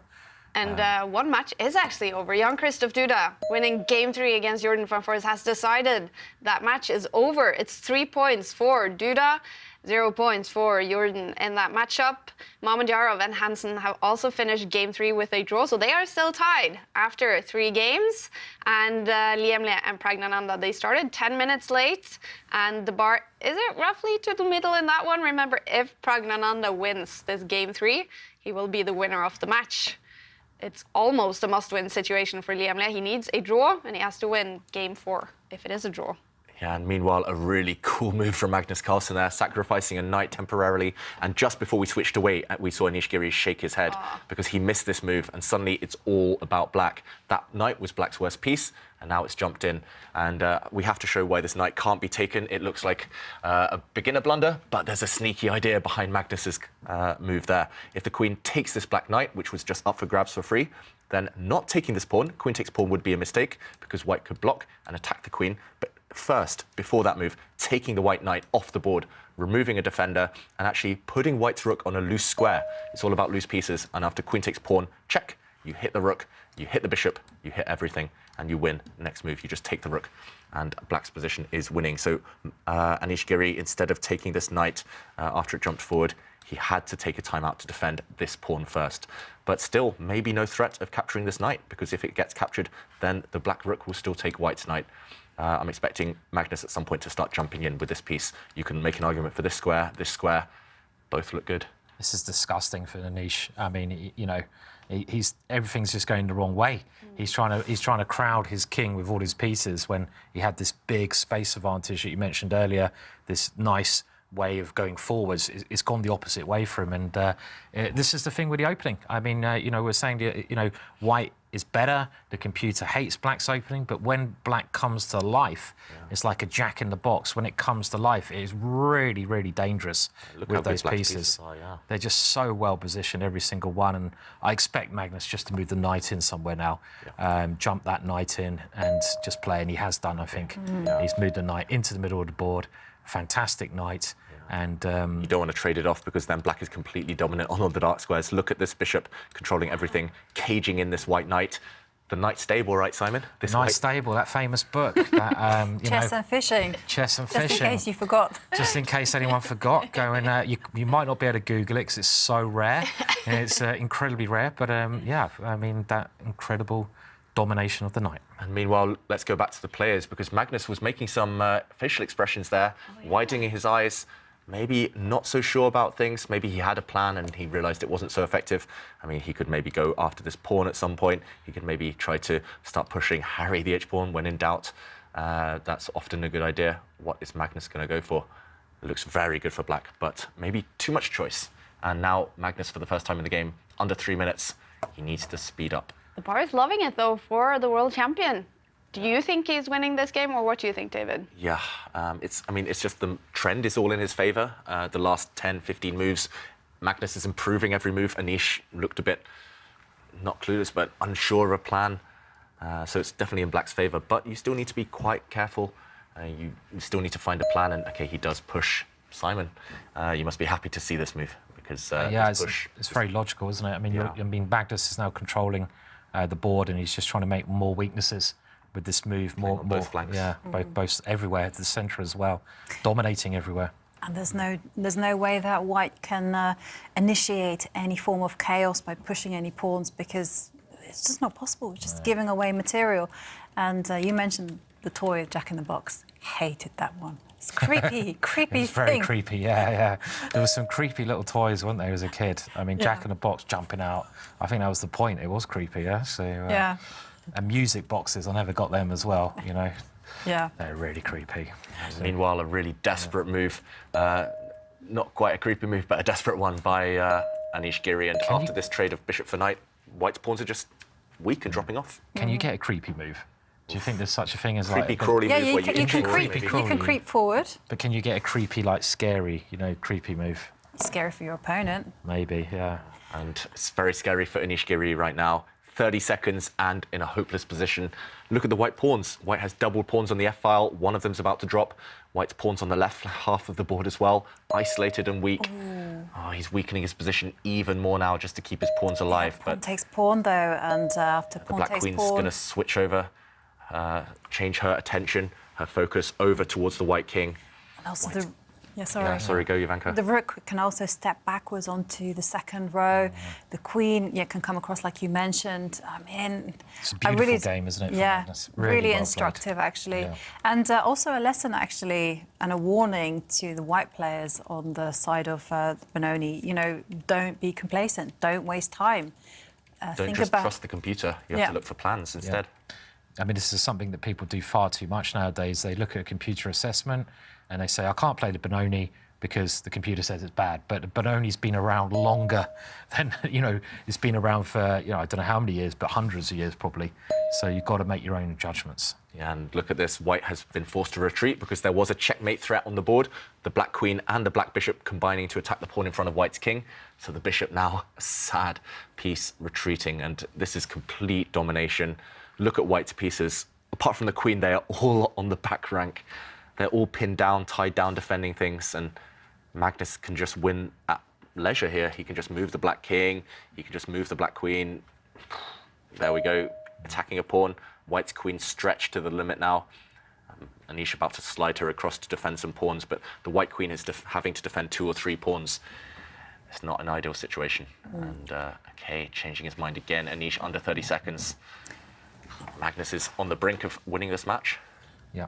And he's looked back to his best, Magnus, today. 19 seconds for Anish. He has to make a move if he wants to stay in the match, but it's such an uphill task to defend this. And so he just, now it's desperation, but perhaps a little bit too late. Pushing a pawn forward, queen jumps in, but, there's no danger. He's only attacking with his queen. Every other piece is on the back rank, and if you just compare the pieces here, I mean, all the black's pieces have got a great role in the position. They can even improve, so it should be game over now. Yeah. I think really nice game, though. I think, and against Liam Lee yesterday, that was incredibly exciting. The Benoni as well. I mean, yeah. Maybe Magnus should do a chessable course on the Benoni. He's making it interesting. It's a really fighting opening. It is a fighting opening, not for those who don't like risk. And Would you ever play the Benoni? No, never. Oh, do you want to think about that a little bit? Or No, I mean, I love playing against it so much. Right, I don't think I could ever enjoy suffering with it on the I might give the Benoni a whirl against you next time. Go for it. I invite you. Challenge accepted. Okay. I think Ivanka will play slightly differently to how Anish has played this game, though. Yeah. I've only played it myself a handful of times, I think, in my career as black. Maybe 5, 6 times. Okay, meanwhile, black did retreat the knight. I'm not sure about that one. It feels like a bit of a slow move by Magnus. He's getting greedy. He wants to maneuver his knight. Okay, I mean, the other thing is when your opponent's in time trouble, sometimes it's best to play a move that is just a nothing move because your opponent is normally in a position to react against something, but when he doesn't have to react, he has to think. And he moves his king, allowing a rook check now. Yep. Maybe there's some other options as well, Hal. Yeah, the black rook could check on the second rank, and white would be forced to block that. I guess we do have the saying as well. Look at the black knight, the knight on f8, there is no mate. So Magnus just wanted to play a bit of a defensive role with that knight, but I think it's time to go after some of the white pawns. There is a little tactical point to white's position, and there is... Nope, I was going to say bishop takes pawn, but that would not be possible because there's an attack on the h2's pawn. So, nope, not even that. White's bishop purely a defensive piece. I mean, I think here black can switch to the other side of the board, and this is a very typical idea to get a passed pawn. He could have gone c4. I'm okay. Swapping queens, that's quite... sadistic's the right word. But he's given a pawn a check. Yeah, so... Why has he done that? I mean, that seems very peculiar to me. So white could have taken the pawn next to the queen with a check. I mean... And he's also getting short time, Magnus, as well. And why didn't he go c4? That's what I was thinking. c4 must have just won outright. I mean, and then you queen the b pawn. Simple. He wants to win an endgame, Magnus, but it's not so easy. At least the white knight is activated. Maybe we've written off Giri too soon, but Giri, 5 seconds there. Oh, he did make a move, and the queens have departed. I mean, you don't always have to win in the ending, right? You can win before the ending. When your name is Mr. Carlsen, you like to win in the ending, I think. Mate, he knows you're commentating. He wants to get to 100 moves. But okay, Mate, you're your happy. move is on the board, Simon. Okay, now he's played it. So this is... This is convincing Timed it because well. Yeah. the pawn will just simply run through to its destination. It's unstoppable. If this black pawn is captured, then it just gets replaced by another pawn. Black's B pawn is the one that wants to promote. And okay, a check from Giri. He's trying to fight, but it's just too slow. If the white knight jumps back now and captures the black bishop, black will ignore it. He'll just push his pawn forward, and that pawn is destined to become a queen. Magnus is going to get a new queen for the second time in this match, and he's going to win again for the second time in this match. That's it, isn't it? I think. Game over. Yeah, and match over. Yeah, evaluation bar says +7 for black now. That's because black is about to get a new queen. White can pick up a few pawns, pieces on the way maybe, but the queen will decide the game. And, okay, the knight is jumping back to try and stop this from happening, but the knight won't be able to stop the black pawn from promoting. Black's bishop as well can block off the knight's retreat. What's gone so horribly wrong for Anish today? He just didn't look confident. He was slow. He wasn't playing aggressively. Against Magnus, especially when Magnus isn't 100% healthy, you have to be aggressive. Because he had that way that you can beat him. Because he had that perfect opportunity in game one, didn't he? When he got the perfect opening to be aggressive, and instead he swapped everything off and offered a draw. And I think that was, as you mentioned at the time, David. He said he was very happy, but that was a terrible mistake. I mean, that was the golden opportunity in game one to go for a win and go for checkmate. Literally, just go for the kill. Very strange. Yeah. A turning point already in game one, but that's when the momentum switched purely to Magnus. That's when Magnus realised Giri was afraid of him. So a few checks there from White. The Black King, though, finding a safe square, and a queen coming on the board. Next move. Nothing else to be done. Giri is about to throw in the towel and resign. Oh, it's over. Magnus Carlsen wins the match against Anish Giri in 3 games, gaining all 3 points. That's 0 points for Anish. A devastating day for the Dutch.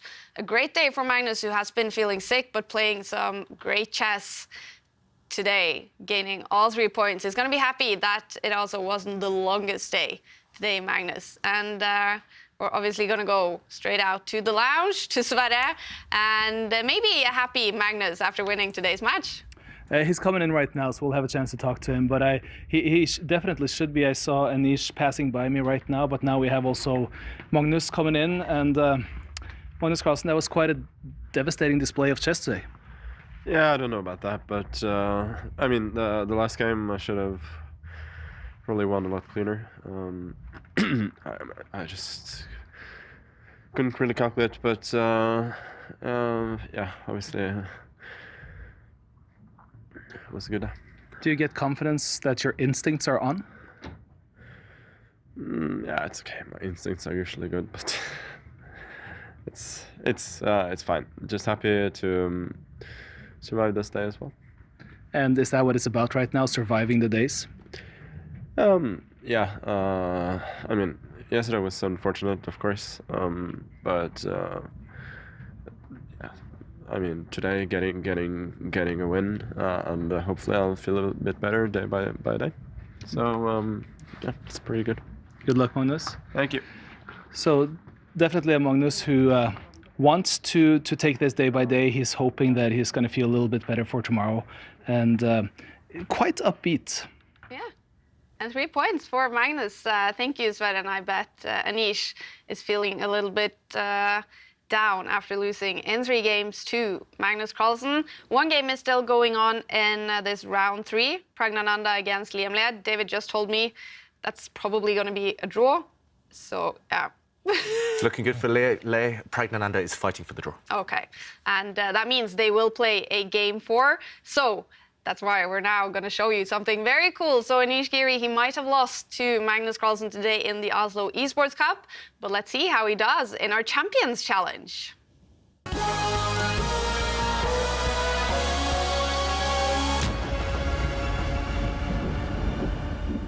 Anish Giri will now play Magnus Carlsen at 10 years old in our Champions Challenge. And you just told me, Anish, you're a little nervous. A little. I'm about to die here from the pressure and anticipation of shame. The worst feeling is not shame. The worst feeling is the anticipation of shame. And would it be devastating to you if you lost to Magnus 10? We know he's super tricky. No, it wouldn't be devastating. But as I told you, right now I feel the worst because I feel it coming, and it's not yet there. And I know it's coming for me. I just watched Jordan play, looking very bad for the mankind. Looking very bad for the mankind. So what do you know about Magnus at 10 years old? How good was he as far as you know? Yeah, he was good, I guess. I think he was one of the prodigies. He wasn't like exceptional compared to other prodigies, like Nepomniachtchi, Karyakin. You had many, Giuseppe, for example, and so on. But Tim Bakro, you have a few of these prodigies, and he was really good at 10. But I think a real Magnus at 10 is someone who could still be handled by a good modern grandmaster. Yeah.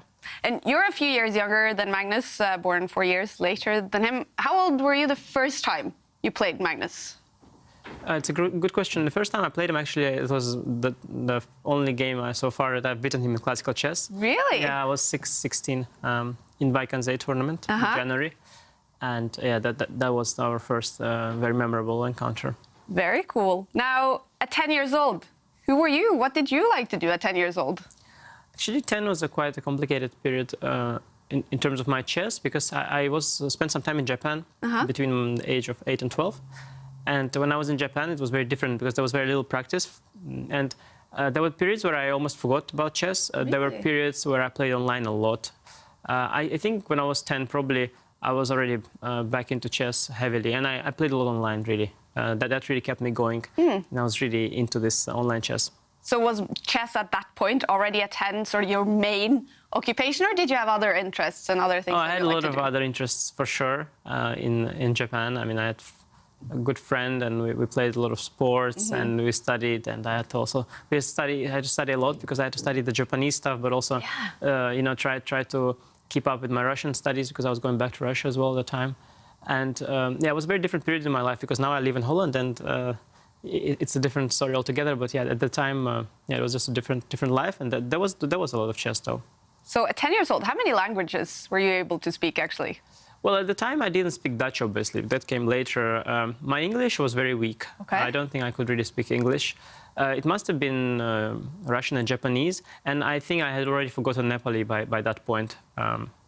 So probably I spoke Russian and Japanese. It's a weird combo. Well, but impressive. And now you're about to play Magnus at 10 years old. So what's going to be your goal here? We know with only 2 minutes, it's hard to even win. Yeah, I think the time pressure is the issue. If we played like you play on the, when I used to play on the app, it was without time back in the day. And my favorite thing to do when it comes to playing this Magnus app back in the day, I did it on the plane a lot because you don't have internet. And then there's not much to do but to use these apps that don't need internet.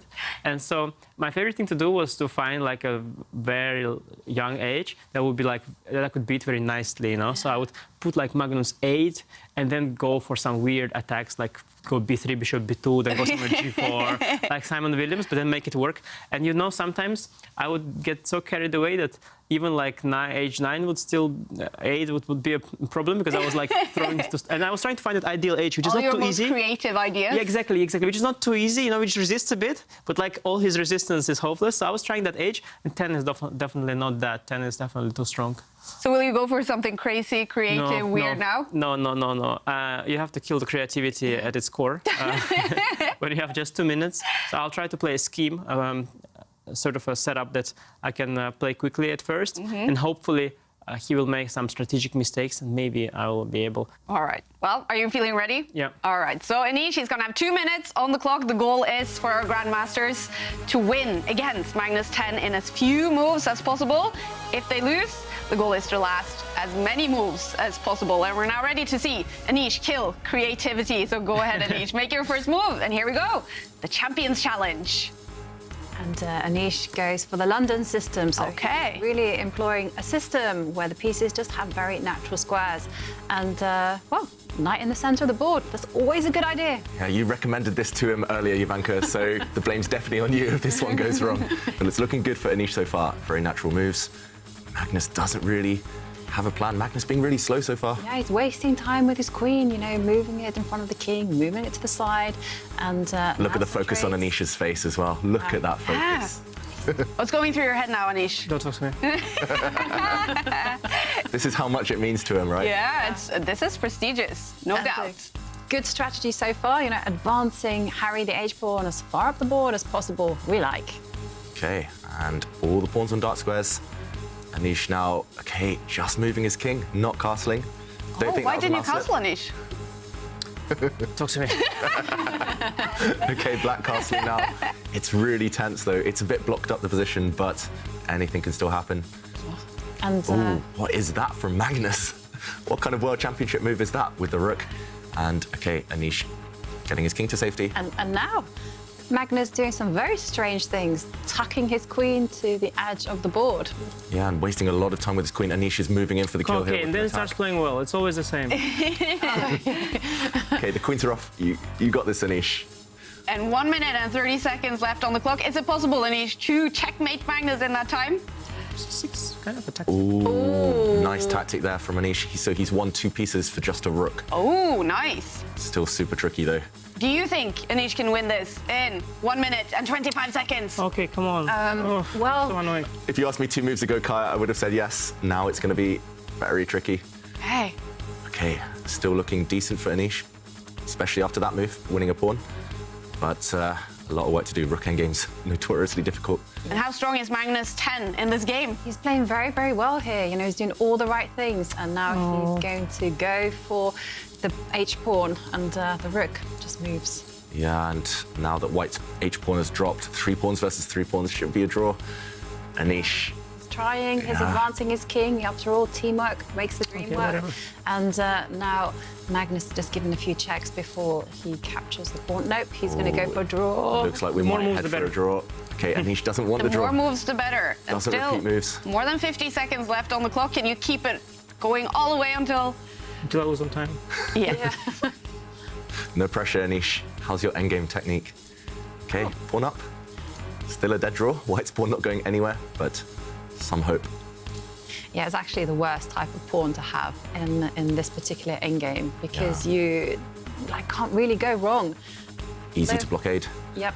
Anish trying his best though. This is a lot of moves. This is going to be so many moves. The point is to have as many moves as possible, regardless of the result, right? Exactly. Unless you win, then it's as few as possible. So I'm not sure you should worry about as few as possible here. This is, I reckon we're closing in on 100 at some point. Wow. And new record. Well, Anish just simply moving his king around. Yep, 30 seconds. Oh, what is Magnus doing? Is Magnus blundering? I think he might. Oh, this one's still okay. Still okay, but playing with fire, Magnus there. Ooh, and what a move. Oh, nice, nice. Stalemate or no stalemate, Anish? Up to you. Stalemate, If you take the rook, it's a draw. You've got to allow the creativity. What a finish. And there is a draw. I relaxed there after he missed the tactic. I had rook h4 maybe was the most precise. So knight d4. I sort of thought I'll take knight d4, but yeah, I saw rook c5, but somehow I somehow didn't expect him to play all the best moves. And the rook endgame actually, it's objectively should be a draw, I guess. But I was hoping he would make a mistake somewhere. It wasn't easy. It is a shocking result. We have a draw in the Champions Challenge, and if you press continue, Anish, let's see how many moves that was. 93 moves. Oh, wow, a draw in 93 moves. How would you describe that, David? Are you impressed? Impressed by Magnus? Anish, you tried your best. Yeah. I was, but that was decent, yeah. I mean, I think instead of knight takes d4, I think rook h4 looks very good. But yeah, got a bit relaxed there, I think. Okay. I thought I have him already. Was the clock an issue there? Trying to play super fast? Clock is always an issue, of course. Clock, especially when you play these bullet type controls. Clock is always an issue. You could see with some of his moves how terrible he is. But for example, a move f6 he made, you know, all the moves so far, they were really bad. And then he plays this move f6, which is very important. Yeah. And he made it. And then, you know, we got into an endgame, and then again it becomes a little bit less easy. So he's like, I think the level is like, sometimes there's a sequence of bad moves and a sequence of good moves.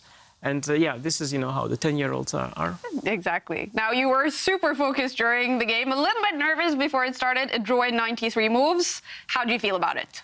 I think I'll be basically higher ranked. I'll be like the first guy under those who won. Yeah. So all the people who won will be ahead of me, and I'll be like the one under them. Exactly.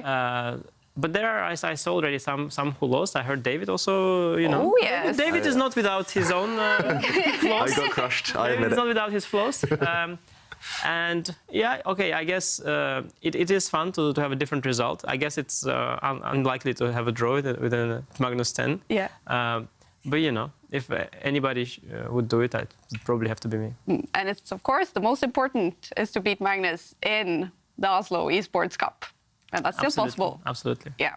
Thank you, Anish, and good job in our Champions Challenge.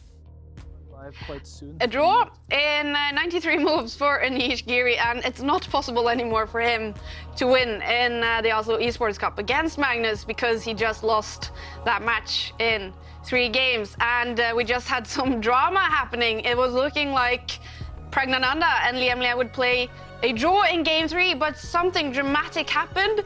Pragnananda won the game to again win a match in 3 games. Incredible, Sverre. This is actually the 3rd match where Prag wins in only 3 games, and he may be telling us that he's playing pretty decent, okay, but the way he's scoring, that's pretty amazing, because once again, Prag, you do it in only 3 games.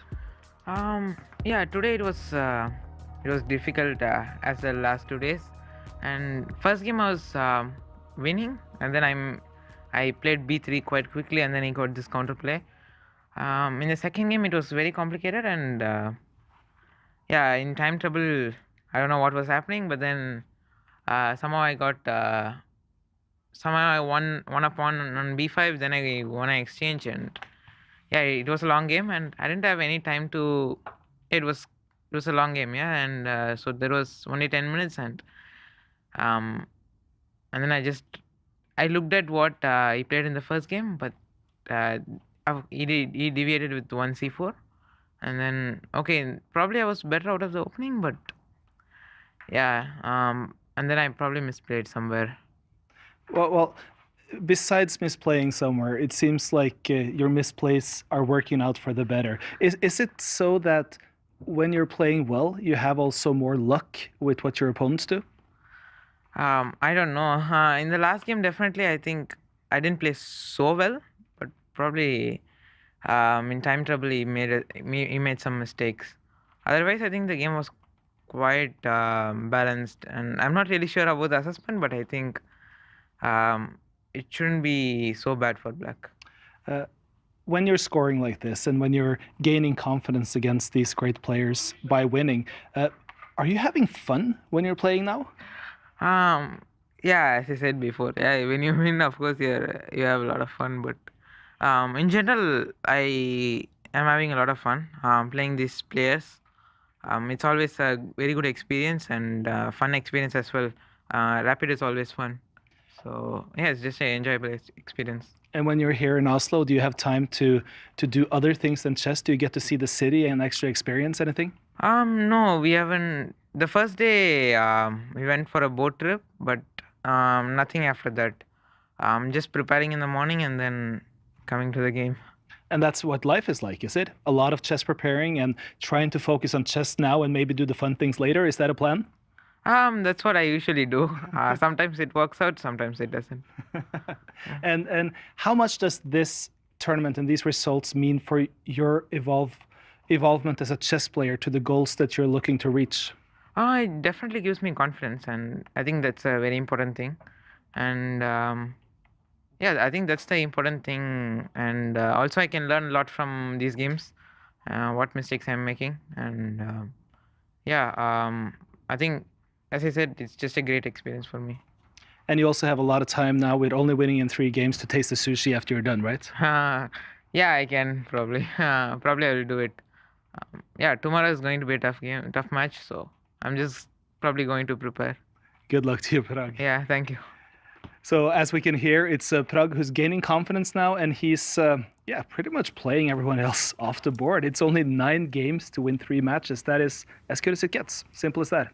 It's incredible, Sverre, to watch this young chess player at 16 crush all the opposition here in the Oslo Esports Cup. 3 wins in the matches, and he only needed 3 games in all those matches. Jovanka, how impressed are you with Pragnananda? I'm incredibly impressed. Yeah. You know, I have to say, it's like the stars are aligning for him. Yeah. You know, he's resourceful in tricky positions. He's turned around lost positions.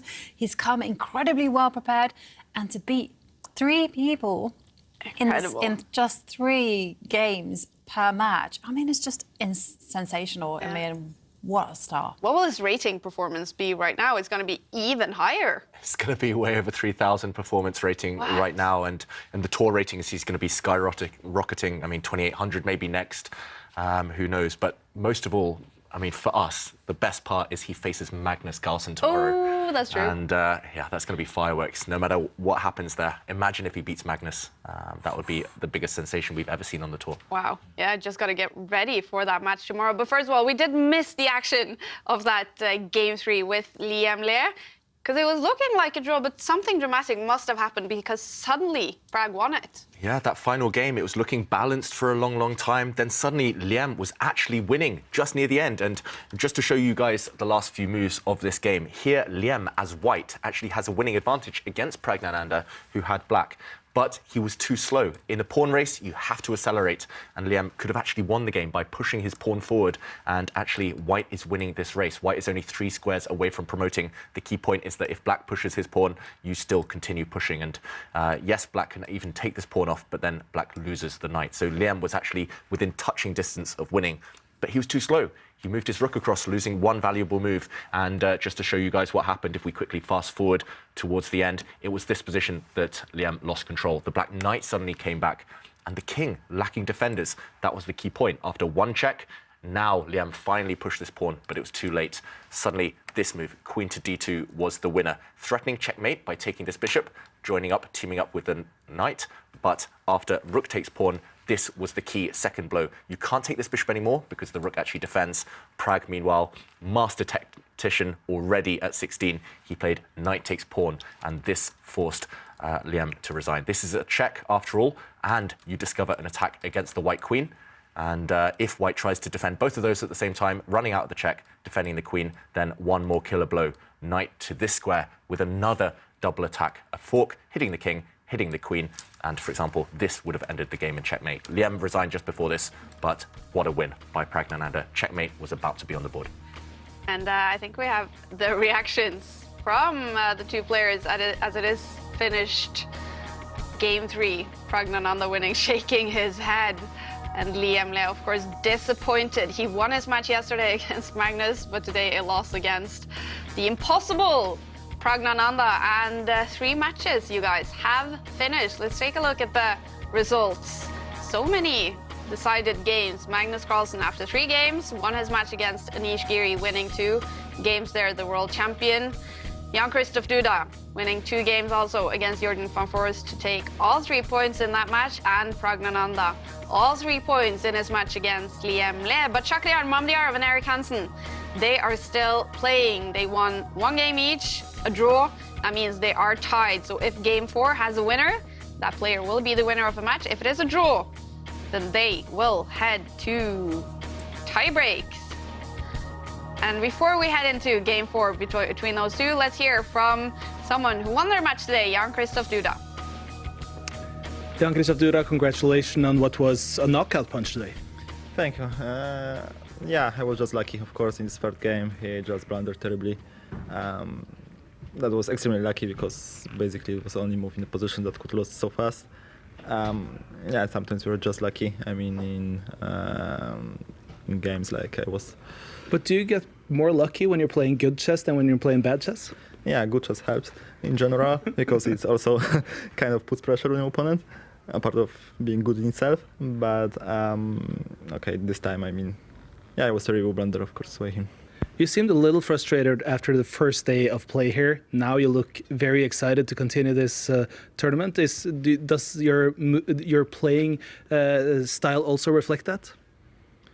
Yeah, I don't know, but you're never too happy when you lose the match. So, and yeah, I lost in the first day, of course, and now I'm winning. So, yeah, I guess it's just very natural to be in better mood. We wish you all the best for the next days as well. Thank you. Anish, it ended up being a quick day today, but it was unfortunately for your sake, it was Magnus who pulled away. How would you summarize the match? Yeah, I didn't get going today. The games were very poor on my side. I think I had a fine position in the second game and then started going downhill at some point. I made a few inaccuracies and then got under pressure. And then I had chances in the end, but there was little time and it was not possible, unfortunately. And the last game, I had some sort of... he tricked me a little bit in the early middle game at some point. I should try to stop him from advancing on the queen side and get my queen to d3 earlier, I think, because the way it happened, he got a very good version of the things, and then he got the dream Benoni, and then it was, things were not going my way anymore. So I just didn't get going at all today. You mentioned the second game here. You were eventually very short on time. It looked like you were trying to put up a fortress there at the end. Do you think you could have succeeded with that with more time on the clock? Yeah, well, at the end I had some forced defense as well, so for sure. But it's okay. There was a reason why I didn't have time on the clock, and I imagine if I had more time on the clock, he would also not push and clarify the position so quickly. So it got unpleasant at some point. I should have been a bit more precise in the very early middle game. I think in both games I just gave him a very pleasant position towards the end of the game. Thank you so much for taking the time, and I hope you enjoyed the sushi here now for at least. No, always. Sushi is great. Take care, Anish. Anish Giri, he is going to face his fellow Dutchman, Jordan van Forest, tomorrow. So a good night's sleep for Anish, and he should be ready to fight again tomorrow. One match is still going on. It's Shahryar Mamliarov against Erik Hansen. This is game 4. They are tied. If we have a winner in this game, then that player will win the match. If it is a draw, then tie breaks. And what does it look like right now, David? It's still very early days. We are just towards the end of the Petrov defense, which is one of the most solid openings out there in chess. Mamliarov just trying to maybe lock this game down as black. That being said, Erik didn't go for any drawish lines. He's instead gone for a position that we see in front of us, where every piece is still on the board, a couple of open files in the middle, but roughly balanced right now. Any preference you guys have? I mean, you think is better right now? I mean, I was just thinking from Erik's situation. He's lost his first 2 matches, and you only get any money from this if you win or if you draw out the 4 games. So if I was in his position, that'd be on the back of my brain, because I'd be like, right, okay, if I draw this game as white, I'm guaranteed some cash. Take it into the playoffs. He's got the white pieces, and I think it is equal. I just hope he doesn't play it's not like Erik to play negatively, but he's just got to play normal moves. But I mean, even having those little thoughts in these last games can affect your play quite a lot, I feel. Yeah, and I mean, it will be tough for Erik to go against his natural instincts and just play for the draw, but I completely understand there, Simon. I'd probably do the same, just safety first. Yeah. Don't take too much risk in this game, and tie breaks aren't the worst thing in the world.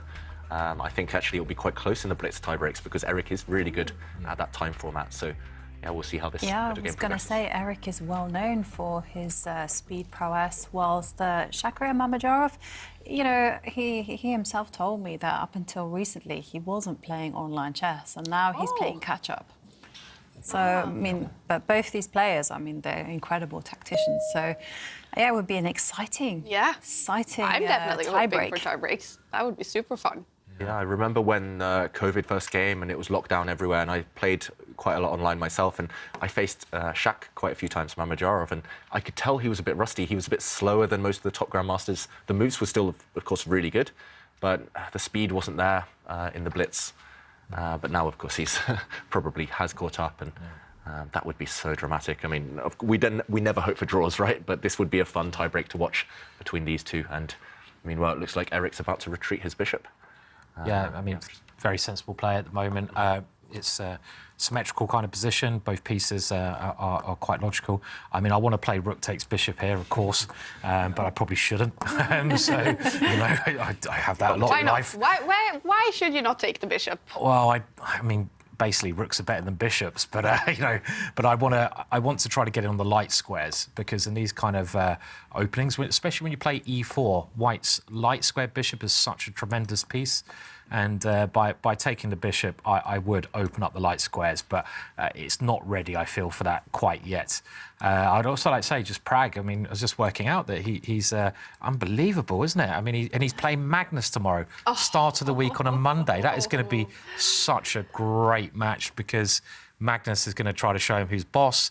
Prag's going to be like, right, OK, I'm playing so well, I can't wait. And he's won $22,500 dollars already. Yeah, so which is pretty impressive, right? So it's, not bad for 3 days' work. So, yeah. I mean, Just got to set that alarm for tomorrow at 6 o'clock CET when those two face this off in a big clash. What do you think is going to be for Magnus? Will he sort of feel the pressure in that one?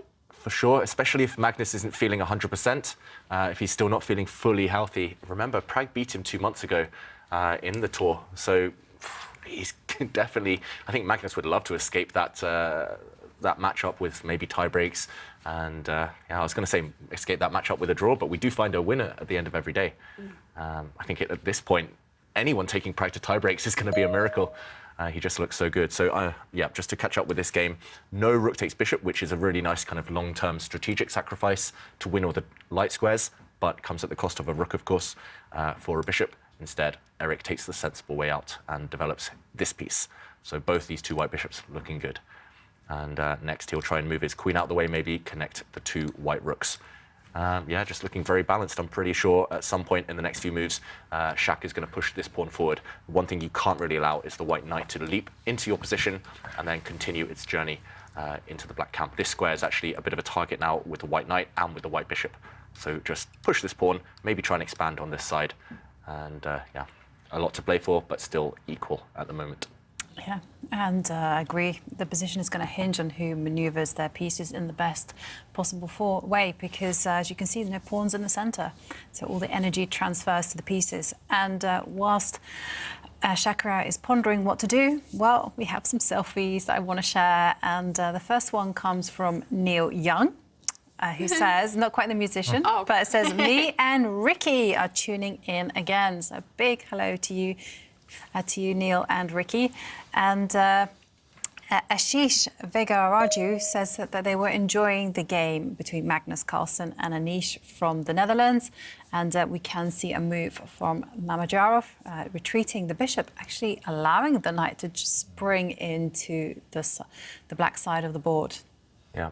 I think it's OK for now. That can just be kind of refuted by black's knight coming to the centre of the board, hitting white's dark square bishop, and the game would go on. So no real big threats here, but slightly surprising move from Mamedyarov. I think we need more pet selfies. I think so too. This is like one thing we're lacking here.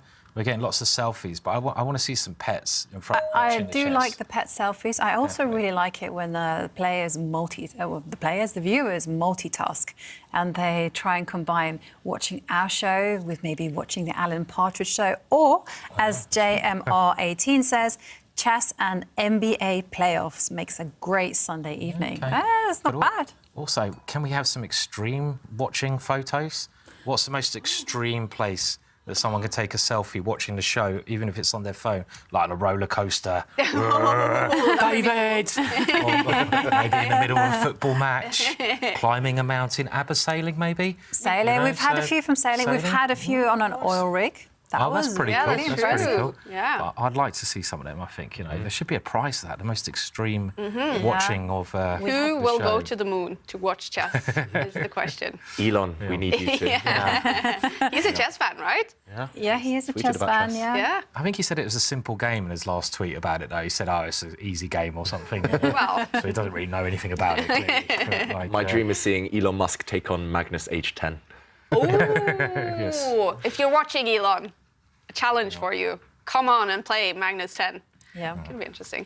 And meanwhile, the knight has moved to the centre of the board and is now attacking white's dark squared bishop. And whilst we're waiting for Erik to respond to this, I also have a question from Duncan Bailey, who asks, do all of the players in the Oslo Esports Cup have seconds with them, or are some attempting this without support? Yeah, well, Erik, actually, he's alone in Oslo. It's very surprising, that, isn't it? Because he's got all his crew as well.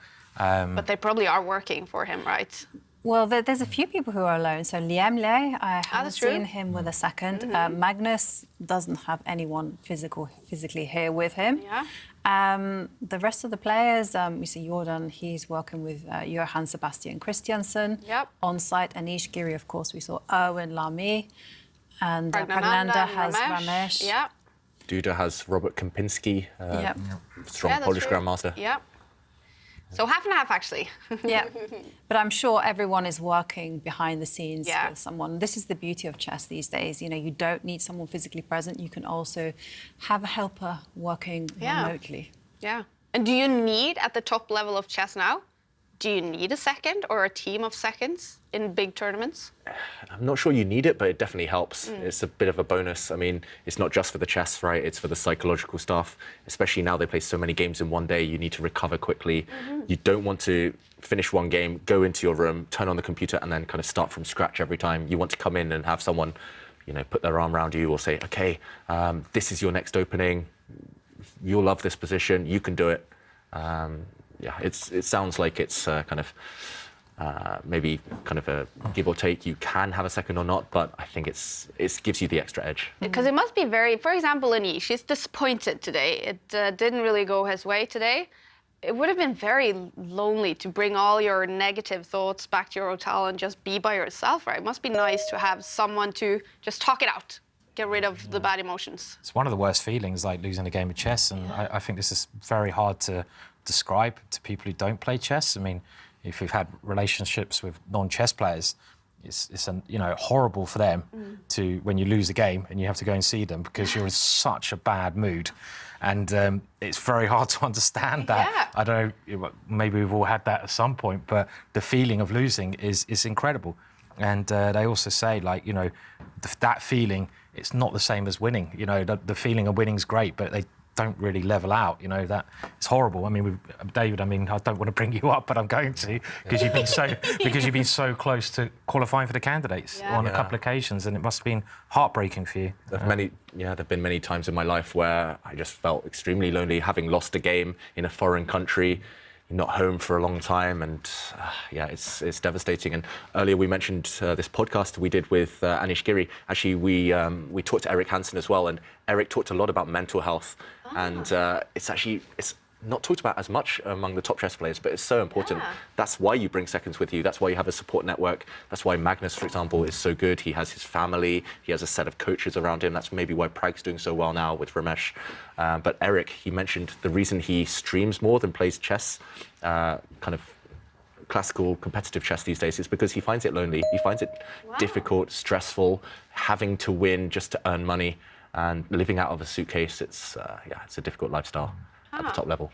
So at those occasions where you were very close to qualifying for the candidates, this fall was actually one of those occasions. Were you alone at that time, or did you have a second with you? Yeah, I've never really brought a second with me. I think only maybe twice to any tournaments. But yeah, I've pretty much worked alone most of the time since I was 12 years old, just kind of self-taught. And my parents came with me, of course, when I was young, but yeah, it was tough. I mean, the second time I nearly qualified for the candidates, I was more kind of objective about it. I thought, okay, I wasn't ready. And Firouzja, Caruana, the only two players I lost to, I mean, it's because they're stronger than me. But the first time I didn't qualify, I was on my own, and I locked myself in my room. I don't want to tell you what I was thinking there, but it was difficult. Do we simply not talk about it enough? I mean, it's become a big theme in other sports. We've seen it in tennis, in gymnastics, in the Olympics. More athletes talking about mental health. Are we not talking about it enough in chess, where it maybe is even a bigger issue? Because it is a mind sport. I think it's definitely a conversation that, you know, doesn't come up enough. And it's a conversation to have. I mean, FIDE could talk about it, maybe put on some support for players. I know lots of former players, when they kind of stop and retire, or when their careers maybe don't go as far as they can, it's difficult for them. FIDE recently, they've been supporting, I think, chess players who are struggling financially, who things like that. But the mental side, that's a big part of it. Yeah, it's definitely an important subject that I personally think that federations should be dealing with, especially when they're sending their elite players to events, and they know full well that often these elite players are dependent on that money, and they're dependent on winning, and everything is hanging on the edge. So I agree with David. It should be a conversation that we have. Measures should be taken. There should, it should be budgeted for. And also, chess players as well should also be not too proud and say, there is a problem. And we should admit to that. And like David says, often we're alone in the rooms and it can get a bit dark. But yeah, I mean, hopefully things are changing. I mean, it really helps to have top players like Erik Hansen openly discussing this. And I mean, the same goes with women in chess as well. Top women are beginning to discuss some of the issues, and a lot of us are kind of saying, yeah, occasionally we are struggling with this. Help us, and it's great to have that conversation. Yeah. No, I totally agree. I mean, I think mental health in general is something that's been not chatted about in life as much as it should be. The old way of looking at it was it's a weakness, which is clearly not the issue now. And chess is a mental game, so it needs to be. It's all in the mind. And I think even your performance, if you're mentally okay, you'll play a lot better. And I've seen lots of chess players suffer from having been very affected from losses and just the lifestyle, which is exciting, but it's also if you're playing to win your rent and it doesn't go right, and I've seen players sleeping in the public toilets at chess tournaments, at big chess tournaments because they can't afford it. Not a very healthy lifestyle, but there's the other side. There is a glamorous side to it as well. But I think 100% it needs to be talked about more in general as well as in chess. And there are even stories of former world champions who they turned to drink, they turned to other vices just because they couldn't cope with the pressures, and it's something to talk about. Yeah, I mean, like Bobby Fischer is one of them. Absolutely. He went a little bit, totally mad at the end, and it feels like it's almost been joked about that the best chess players, it's going to affect their sanity because they're so in their head, but it's actually a very serious subject to not joke about. No, definitely also not. with Bobby Fischer. I mean, especially when you kind of think about the nature of competition, there is that shadow side, which, it divides people into winners and losers. I mean, you have to address the mental side. Absolutely. Such an important subject. And the podcast, The Late Night Show with Erik Hansen, talking about this together with David and Askild, will be released later this upcoming week. So that's going to be interesting to listen to, and we're going to talk some more about it when that is released. Erik looking very focused right now. This is game 4 between himself and Shakhriyar Mamedyarov. They are tied in their match. We could be heading to tie breaks. What do you think right now, David?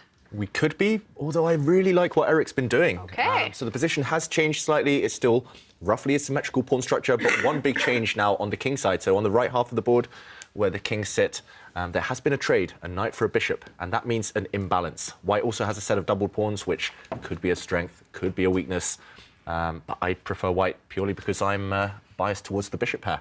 And white's bishop, especially the light squared bishop, which has no rival right now, it's got a lot of potential.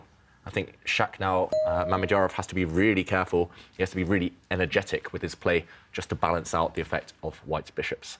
Okay, he just pushes a pawn there to cover some light squares around his king, but Erik now, he can bring a rook into the game, his rook asleep in the corner. Maybe you could make an argument for using white's dark squared bishop, attacking the black queen. Oof, lots of options for Erik. Yeah, I mean, I think one thing actually earlier on we were saying it's very equal, but one of the issues that black's had from, I don't know, move 6 or 7 is this pawn on c5. Maybe you can just highlight that. And often having a pawn here is a weakness because this pawn here, you can't move pawns backwards, so you leave a lot of holes, and you leave the central square next to that open. I totally agree with David. Erik's got very good chances here. He couldn't really have asked for anything better. It's a safe way to play. That bishop that David has highlighted now can't be blocked by that pawn, and it's a fantastic bishop, and black doesn't have a bishop to try and act against it. So a perfect position, right, for Erik Jovanka, because he's got the bishops, he shouldn't lose this, and he can just play normal moves and try to nurture that advantage here.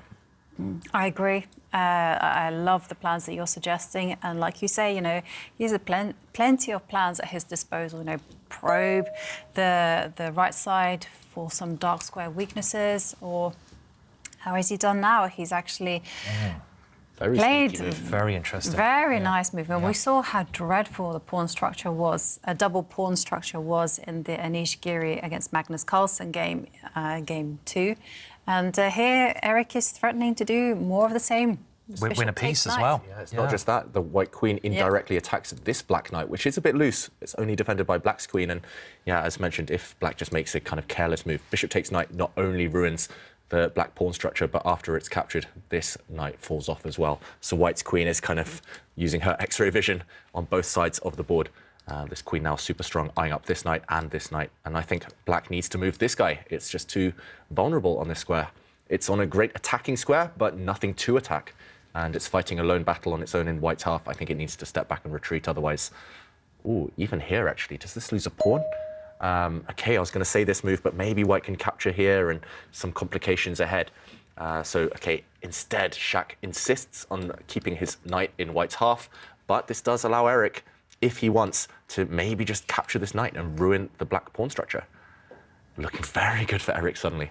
Wow. Definitely. I mean, he can capture the other knight first. He wants to keep it very simple, I think, and true. And just start grabbing some pawns. For example, here, I mean, I'm not sure which way black takes. Does he take with the bishop, maybe? And then after this move, black can't even take with the queen because black has to keep guarding his bishop. And suddenly, pawn takes. Ooh, look at these guys over here. They're just going to drop one by one. You can even take one of them right now. It seems like white's knight is incredibly strong at stopping any threats. OK, he's done the other way in the game.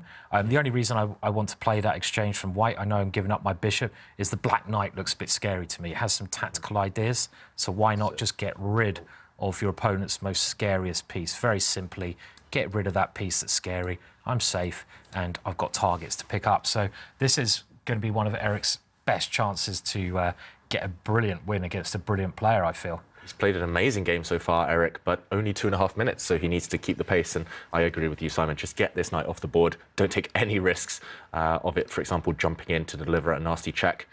Just get rid of your opponent's best attacking piece, and he does it. Yeah. Very logical. And once Shaq retakes with the queen or with the bishop, Erik can start maybe feasting on some of those weak pawns. He's going to take with the queen, and yep, on the board.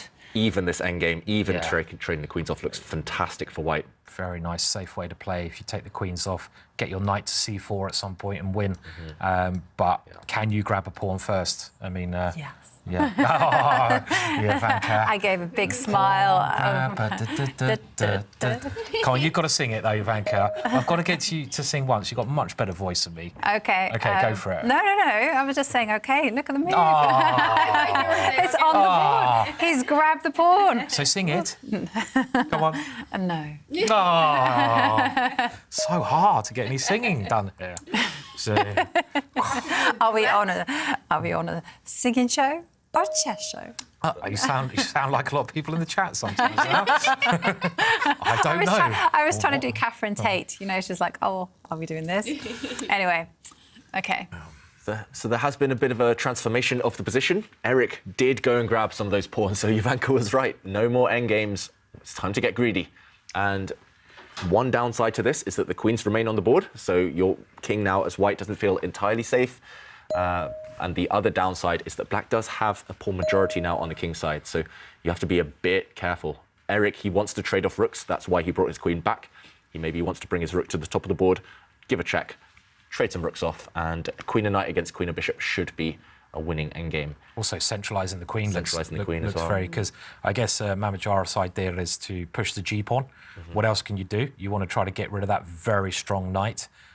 So then maybe Erik just brings his queen back. You can see on his face, look at Erik's face, he's really determined. He realises this is a chance to win $7,500, which is incredible, an incredible amount. So I think he's in the zone now. beating one of the world's best players, a several-time candidate, Mamadjarov.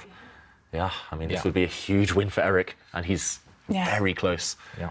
He doesn't want those tie breaks. He looks so focused. You know, it's almost like chess is like some kind of meditation for him right now. He's just concentrating on the next move, and not that much that Shakira can do. And so he steps his king forward. Do you think Eric will go for his plan, trade queens? Or... Looks like he's about to play it, Jovanka. You can see his screen right now. Okay. He's clicked the queen, and he brought her back to offer that trade.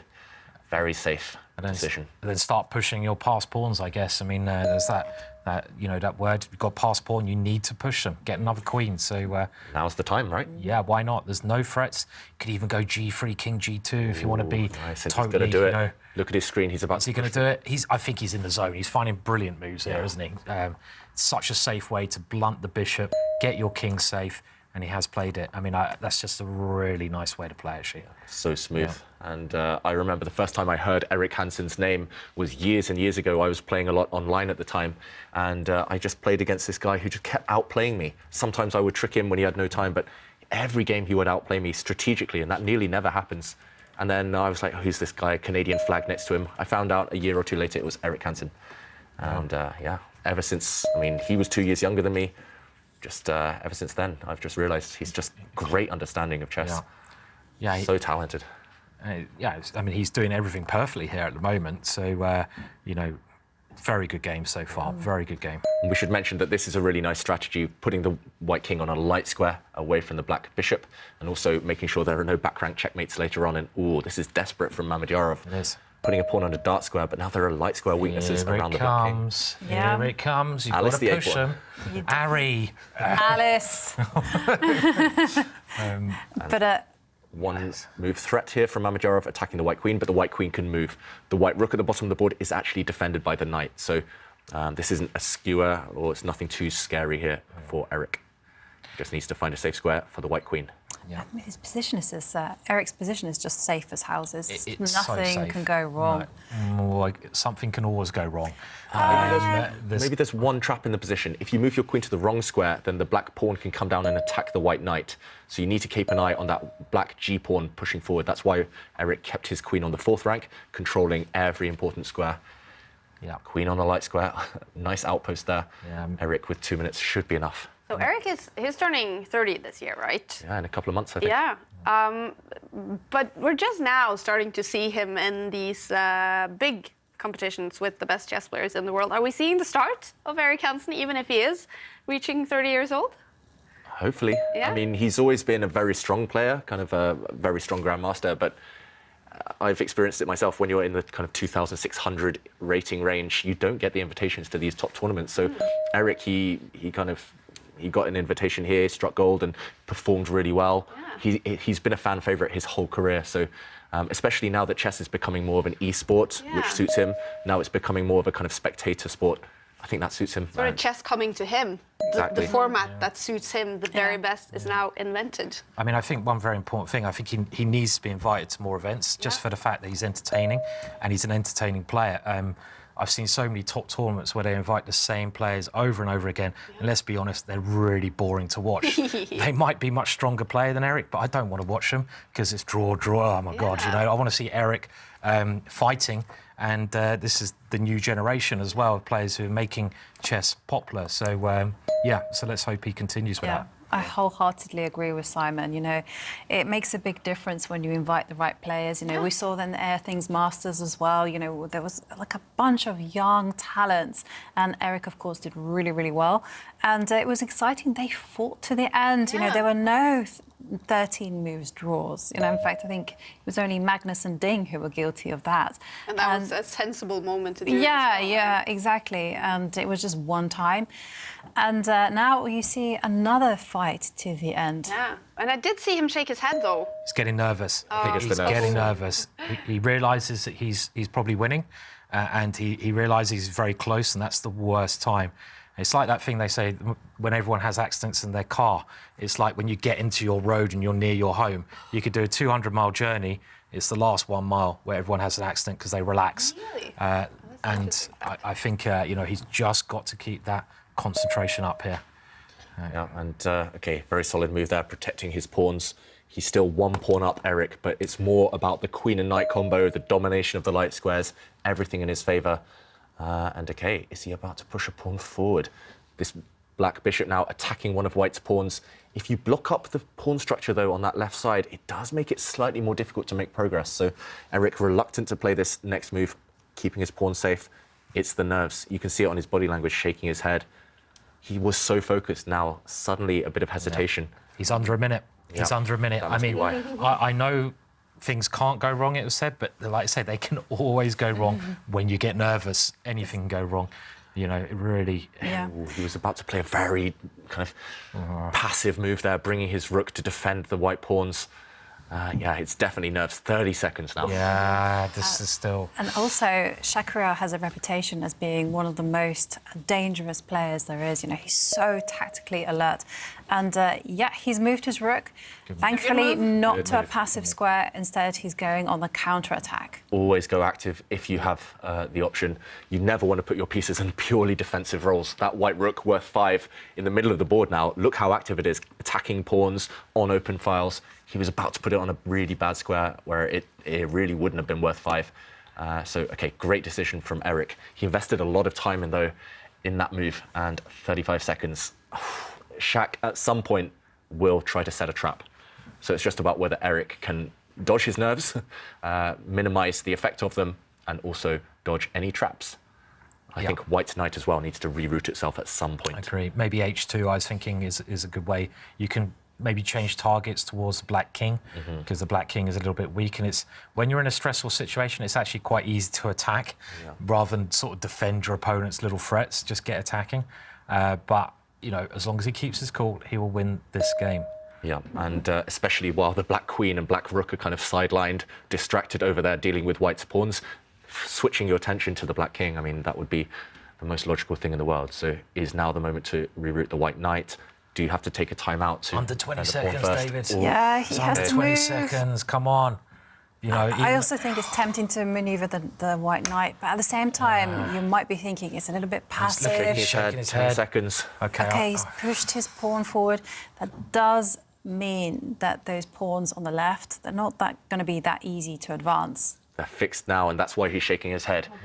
But he still has so many other advantages. It's not just about the number of pawns, it's about the domination of the light squares. So if he can reroute his knight, if he can pick up the white knight and plonk it on the f5 square, knight and f5 will thrive. That's just going to be game over. He should be loving this position, but it's just the nerves. Yeah, I mean, it's horrible, yeah. Well, it's actually really exciting as well at the same time.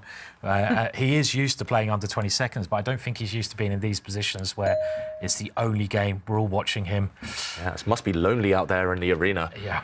It's just the two of them with all the bright lights, all the cameras. 10 seconds, all the pressure. okay. 10 seconds, whoa, come on. And Shaq responding really quickly, activating his rook.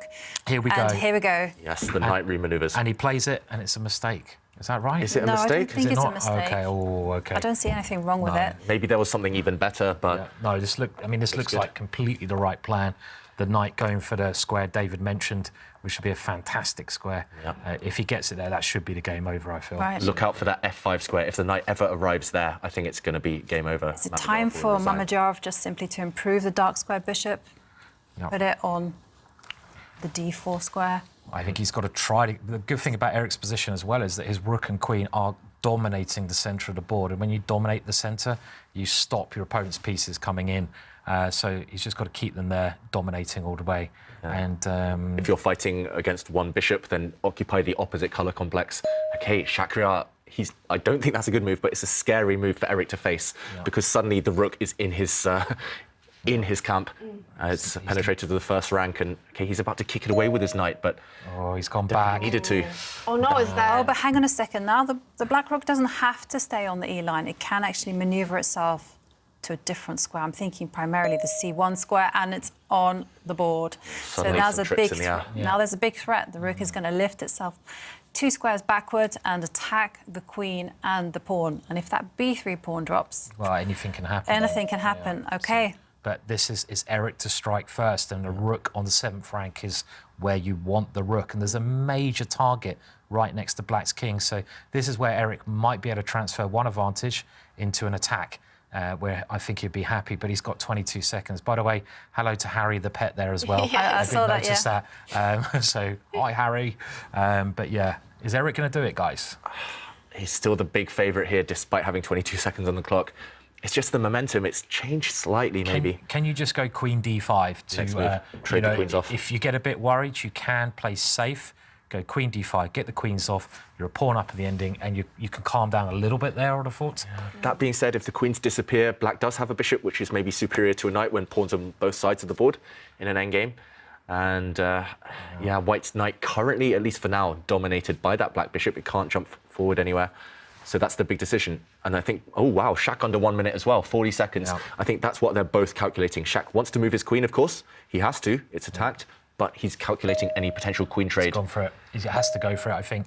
And, well, Eric did not change the queens. I prefer this. Yeah, this is a much more ultimate kind of solution, but it's much more complicated. And, yeah, 30 seconds each. Definitely, the stakes are getting higher, and I really like this move that Shakira has just played. You know, retreating the queen, that's true, but there are some potential ideas of the queen diving in along the E2 square. I mean, Eric's got to surely come in with his queen now, hasn't he? He has to do that. 12 seconds, 11 seconds. Bishop. Yeah, start creating threats, bring the queen in.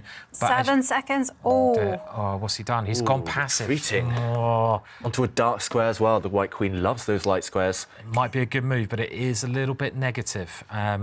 You know, if black does get the queen over into the position as well, then Eric's going to come under some attack. I'm a little bit afraid of moves like the rook sliding to the B1 square, attacking a pawn, and then, you know, a move that David highlighted, just attacking the knight away. He's gone for it. He's gone for it, trying to get the rook onto the 7th rank.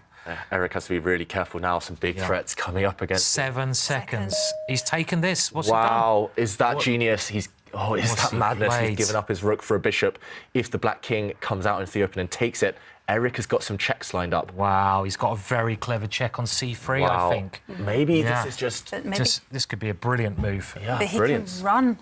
How did he see? I mean, now Shaq is down to 5 seconds as well. If Shaq has to move, he has to take that rook. He hasn't taken it. No, he hasn't taken it. Okay, but then it's just a piece down. That's suicide. He's just given up the game. He's a knight down. And Eric, 9 seconds, about to make a huge... He's going to win this game. Yeah, he's going to win. Yeah. Now, the black pawn attacking the white knight, but the white knight can just park itself on the side of the board. Or go forwards. Or go straight forwards. In. Yeah, that's even stronger. Go for the kill, keep attacking. Move forward, park yourself next to that white rook. Find it, 14, yeah, but he goes to the edge, that's fine. It's all right, it's still okay. Black's queen can now deliver a check at least. Okay. I mean, black's going to get checkmate threat, though, with the rook coming in, which is all scary. A knight is a king's best friend. That beautiful knight can... Oh, no, not yet. Okay. Shaq is threatening checkmate. Okay. Oh! 10 seconds on the board. The black rook and black queen want to get into the corner of the board, so you have to block the queen's diagonal. Still winning for It's a bit scary, though. The white king is now exposed. He's winning, but it's a little bit scary. At least now he has a knight check coming in. White's knight was threatening to come and check the black king, so Mamedyarov had to lose a move, retreating his king. He's going for the final kill. He's got it. Has he got it? He's got it. Well done, Eric. And it's a celebration from Eric Hansen, the chess streamer, and a handshake. He beats world number 10. That's a huge performance by the Canadian. And look at him. He's exhausting. He must be bursting with joy inside. David, how impressed and happy are you for Eric? I'm super happy for him. I mean, of course, commiserations to Mamedyarov. He put up a great fight as well in that match, kept us entertained. But Eric, I mean, he was at the bottom of the table before today, struggling. He's the lowest seed by a significant margin, and what a win. Chessborough fans going crazy right now, I imagine. Yeah, time to hit that techno club, I feel. And, I mean, it was great, though, because now he's going to get some money, and he played really well. You know, unfortunate for Shaq. I'm hoping Shaq's going to bounce back because he's a great player as well. All 3 points there for Eric Hansen. Mamedyarov, as always, putting up such an entertaining fight. Are you getting some reactions out there, Sverre? Not yet, because it seems like Mamedyarov has not shown up yet. But I'm still waiting here, trying to get a hold of him when he passes by. It's been an exciting game to watch. I was watching it together with Mamedyarov second here as well, and it was an interesting game. But so far, I'm still waiting for Shakira to come in. All right. Thanks, Magnus. So maybe we should do a little bit of an analysis then, David, of what happened in the end of this game. That was super tense. Yeah, and there was just this one move, this one moment where Eric had us kind of lifting off our seats, and it was an amazing sacrifice here. We thought that suddenly Black was getting fighting chances. Black's rook really active, the Black Queen coming into the position, but Eric's winning move, this incredible rook takes bishop, trying to lure out the Black King. Magyarov didn't go for this, but if the king had captured, then Eric had calculated that he can actually trap the Black rook. The queen slides across, and this rook has nowhere safe to go. It has no squares. If it goes to the corner, then suddenly this check would win the game. Winning check and a double attack against the Black rook. A really nice blow to secure the win. And I have the winner in the corner here with me, Eric. Congratulations. Thank you. What emotions are you going through right now? Well, as David was just mentioning, I gave Black a lot of counterplay, so I'm just very relieved to have won it in the end. I was a little bit scared if you were even breathing in the final minutes of that game. That was so tense. Can you take us through the final minutes there? Yeah, I mean, I think this game I was a bit more focused and playing a bit better than... I was in like a state of trance. I wasn't moving as much. I was pretty focused, but then you get the winning position and then you get a little too excited and start making some small inaccuracies, start second-guessing yourself, and that's pretty much what happened. But I was really happy right before the end to find that rook takes f6 move because I was down to 10 seconds and I have a bad habit. It's already happened a few times this tournament. I think I lost a few games just because I unnecessarily got low on time. So there I needed to find a move that would simplify things because it was trending towards a position that I was going to lose or something. Like the blunder was coming. I could feel it.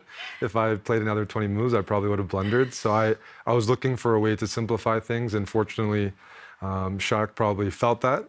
He was trying to maybe trick me, and that allowed me to find this rook takes f6, which is a good shot because otherwise I was already kicking myself and pretty upset. I was having like deja vu from other rounds this event where I've messed up promising positions. So I was already getting a bit frustrated there, but fortunately I had one final move to get the win. Yeah, and we see you shaking your heads just frantically in the end of the game there, and sort of expecting that blunder that you say you are. Yeah. How are you working with yourself there to stay focused and make the right moves and don't make that blunder? Well, in today's match, I took the lead for the first time this event, and then I lost a very stupid game in round 2 where I just got in time trouble in a drawn position, and I was so upset that I did try to focus for the final 2 games to play quickly. And I did play quickly, round 3 and 4, until I got the winning position there. But it was, I felt like it was a matter of time. I'm still making a lot of unforced errors. But today, in the end, finally all came together for me. I've had mixed results here. Like I've lost both matches, but I've won a couple of games. I've had a couple decent moments, but hasn't translated into any result until now. So I mean, one thing I've been telling myself is I'm here for experience. I'm the lowest rated, and I feel like I'll get stronger as it goes on because it's a new experience for me, playing top players, 4 games a day for 7 days. That's more intense than the other formats we've done so far. So I'd like to think I'm getting better no matter what happens result-wise, that the experience is going to be very beneficial for me and I can build on that experience each day and try to be better. And you beat her in a match, world number 10, Eric. What does it mean to you? It means a lot.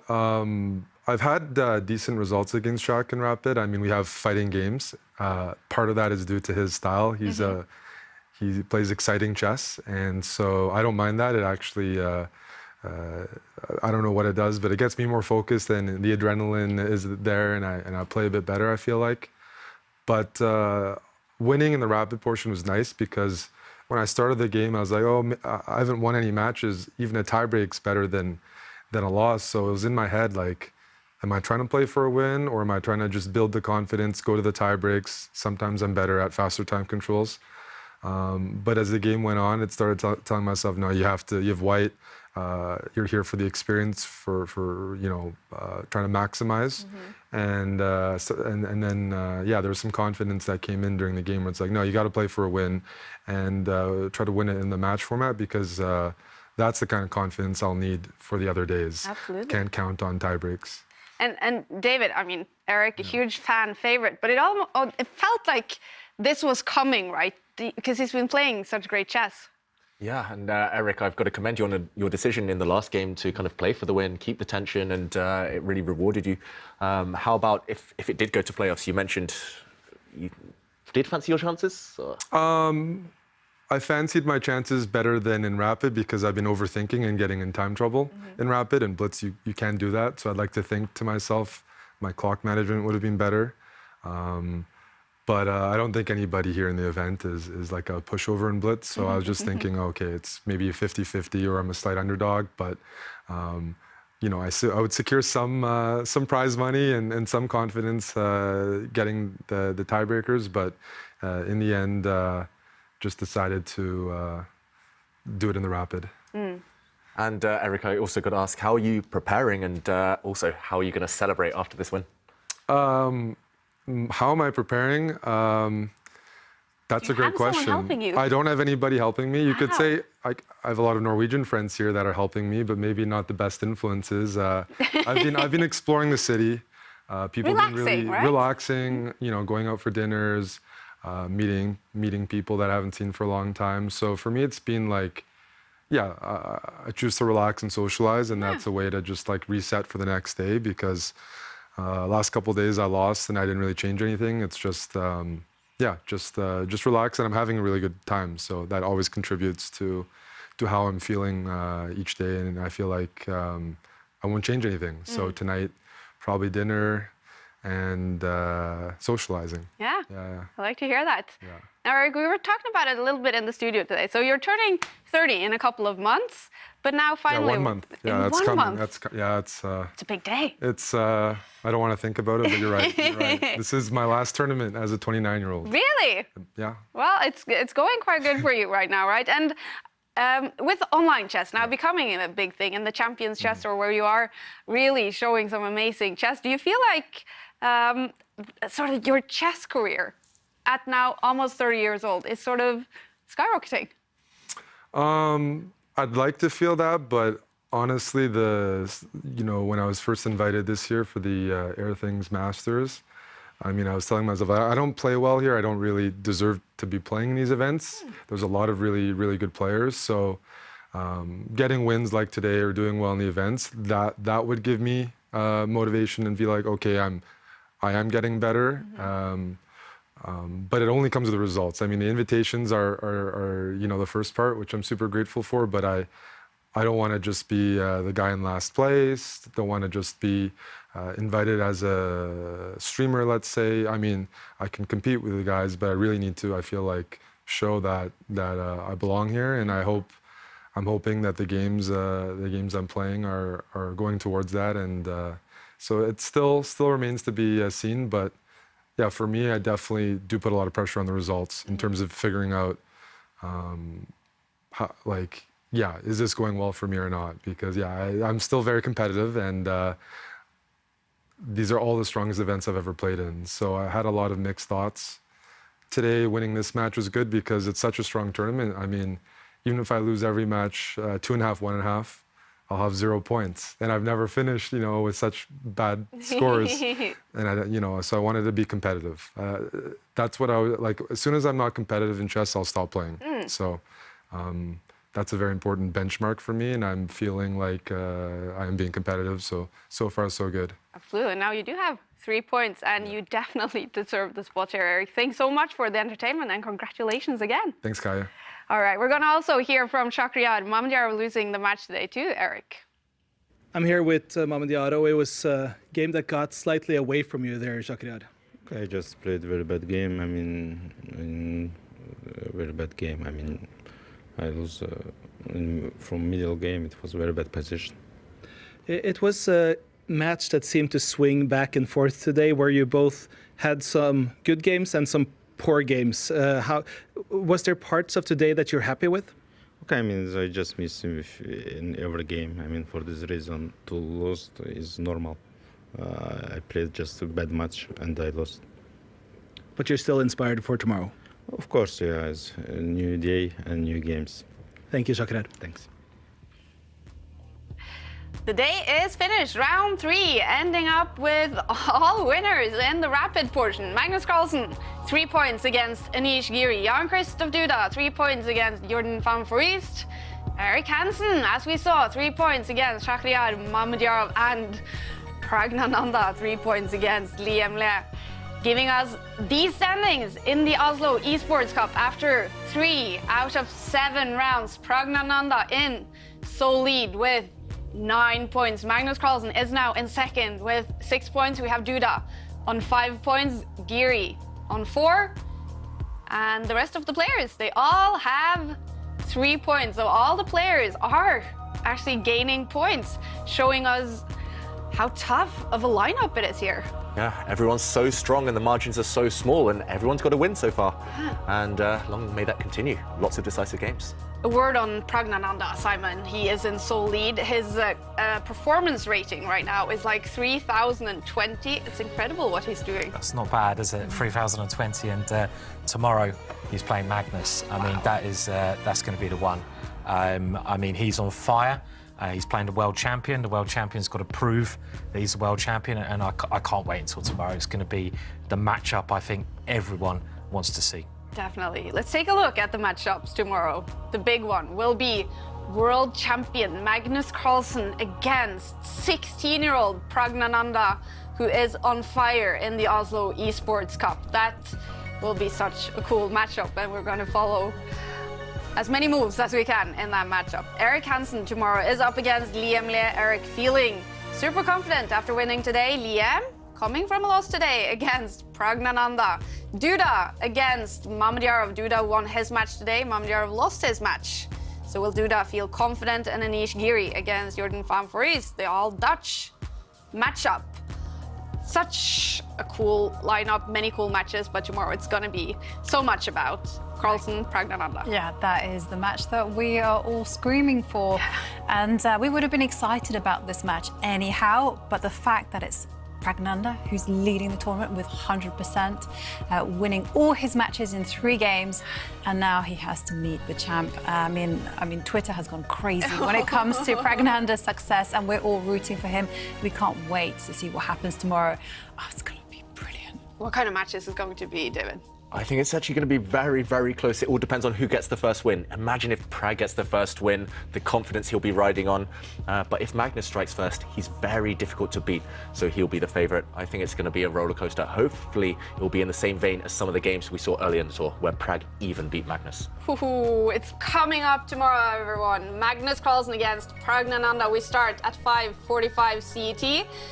Get a good night's sleep and buckle up, because that's going to be an explosive and entertaining day of chess. Thanks for being with us today, and we'll see you again tomorrow. Bye.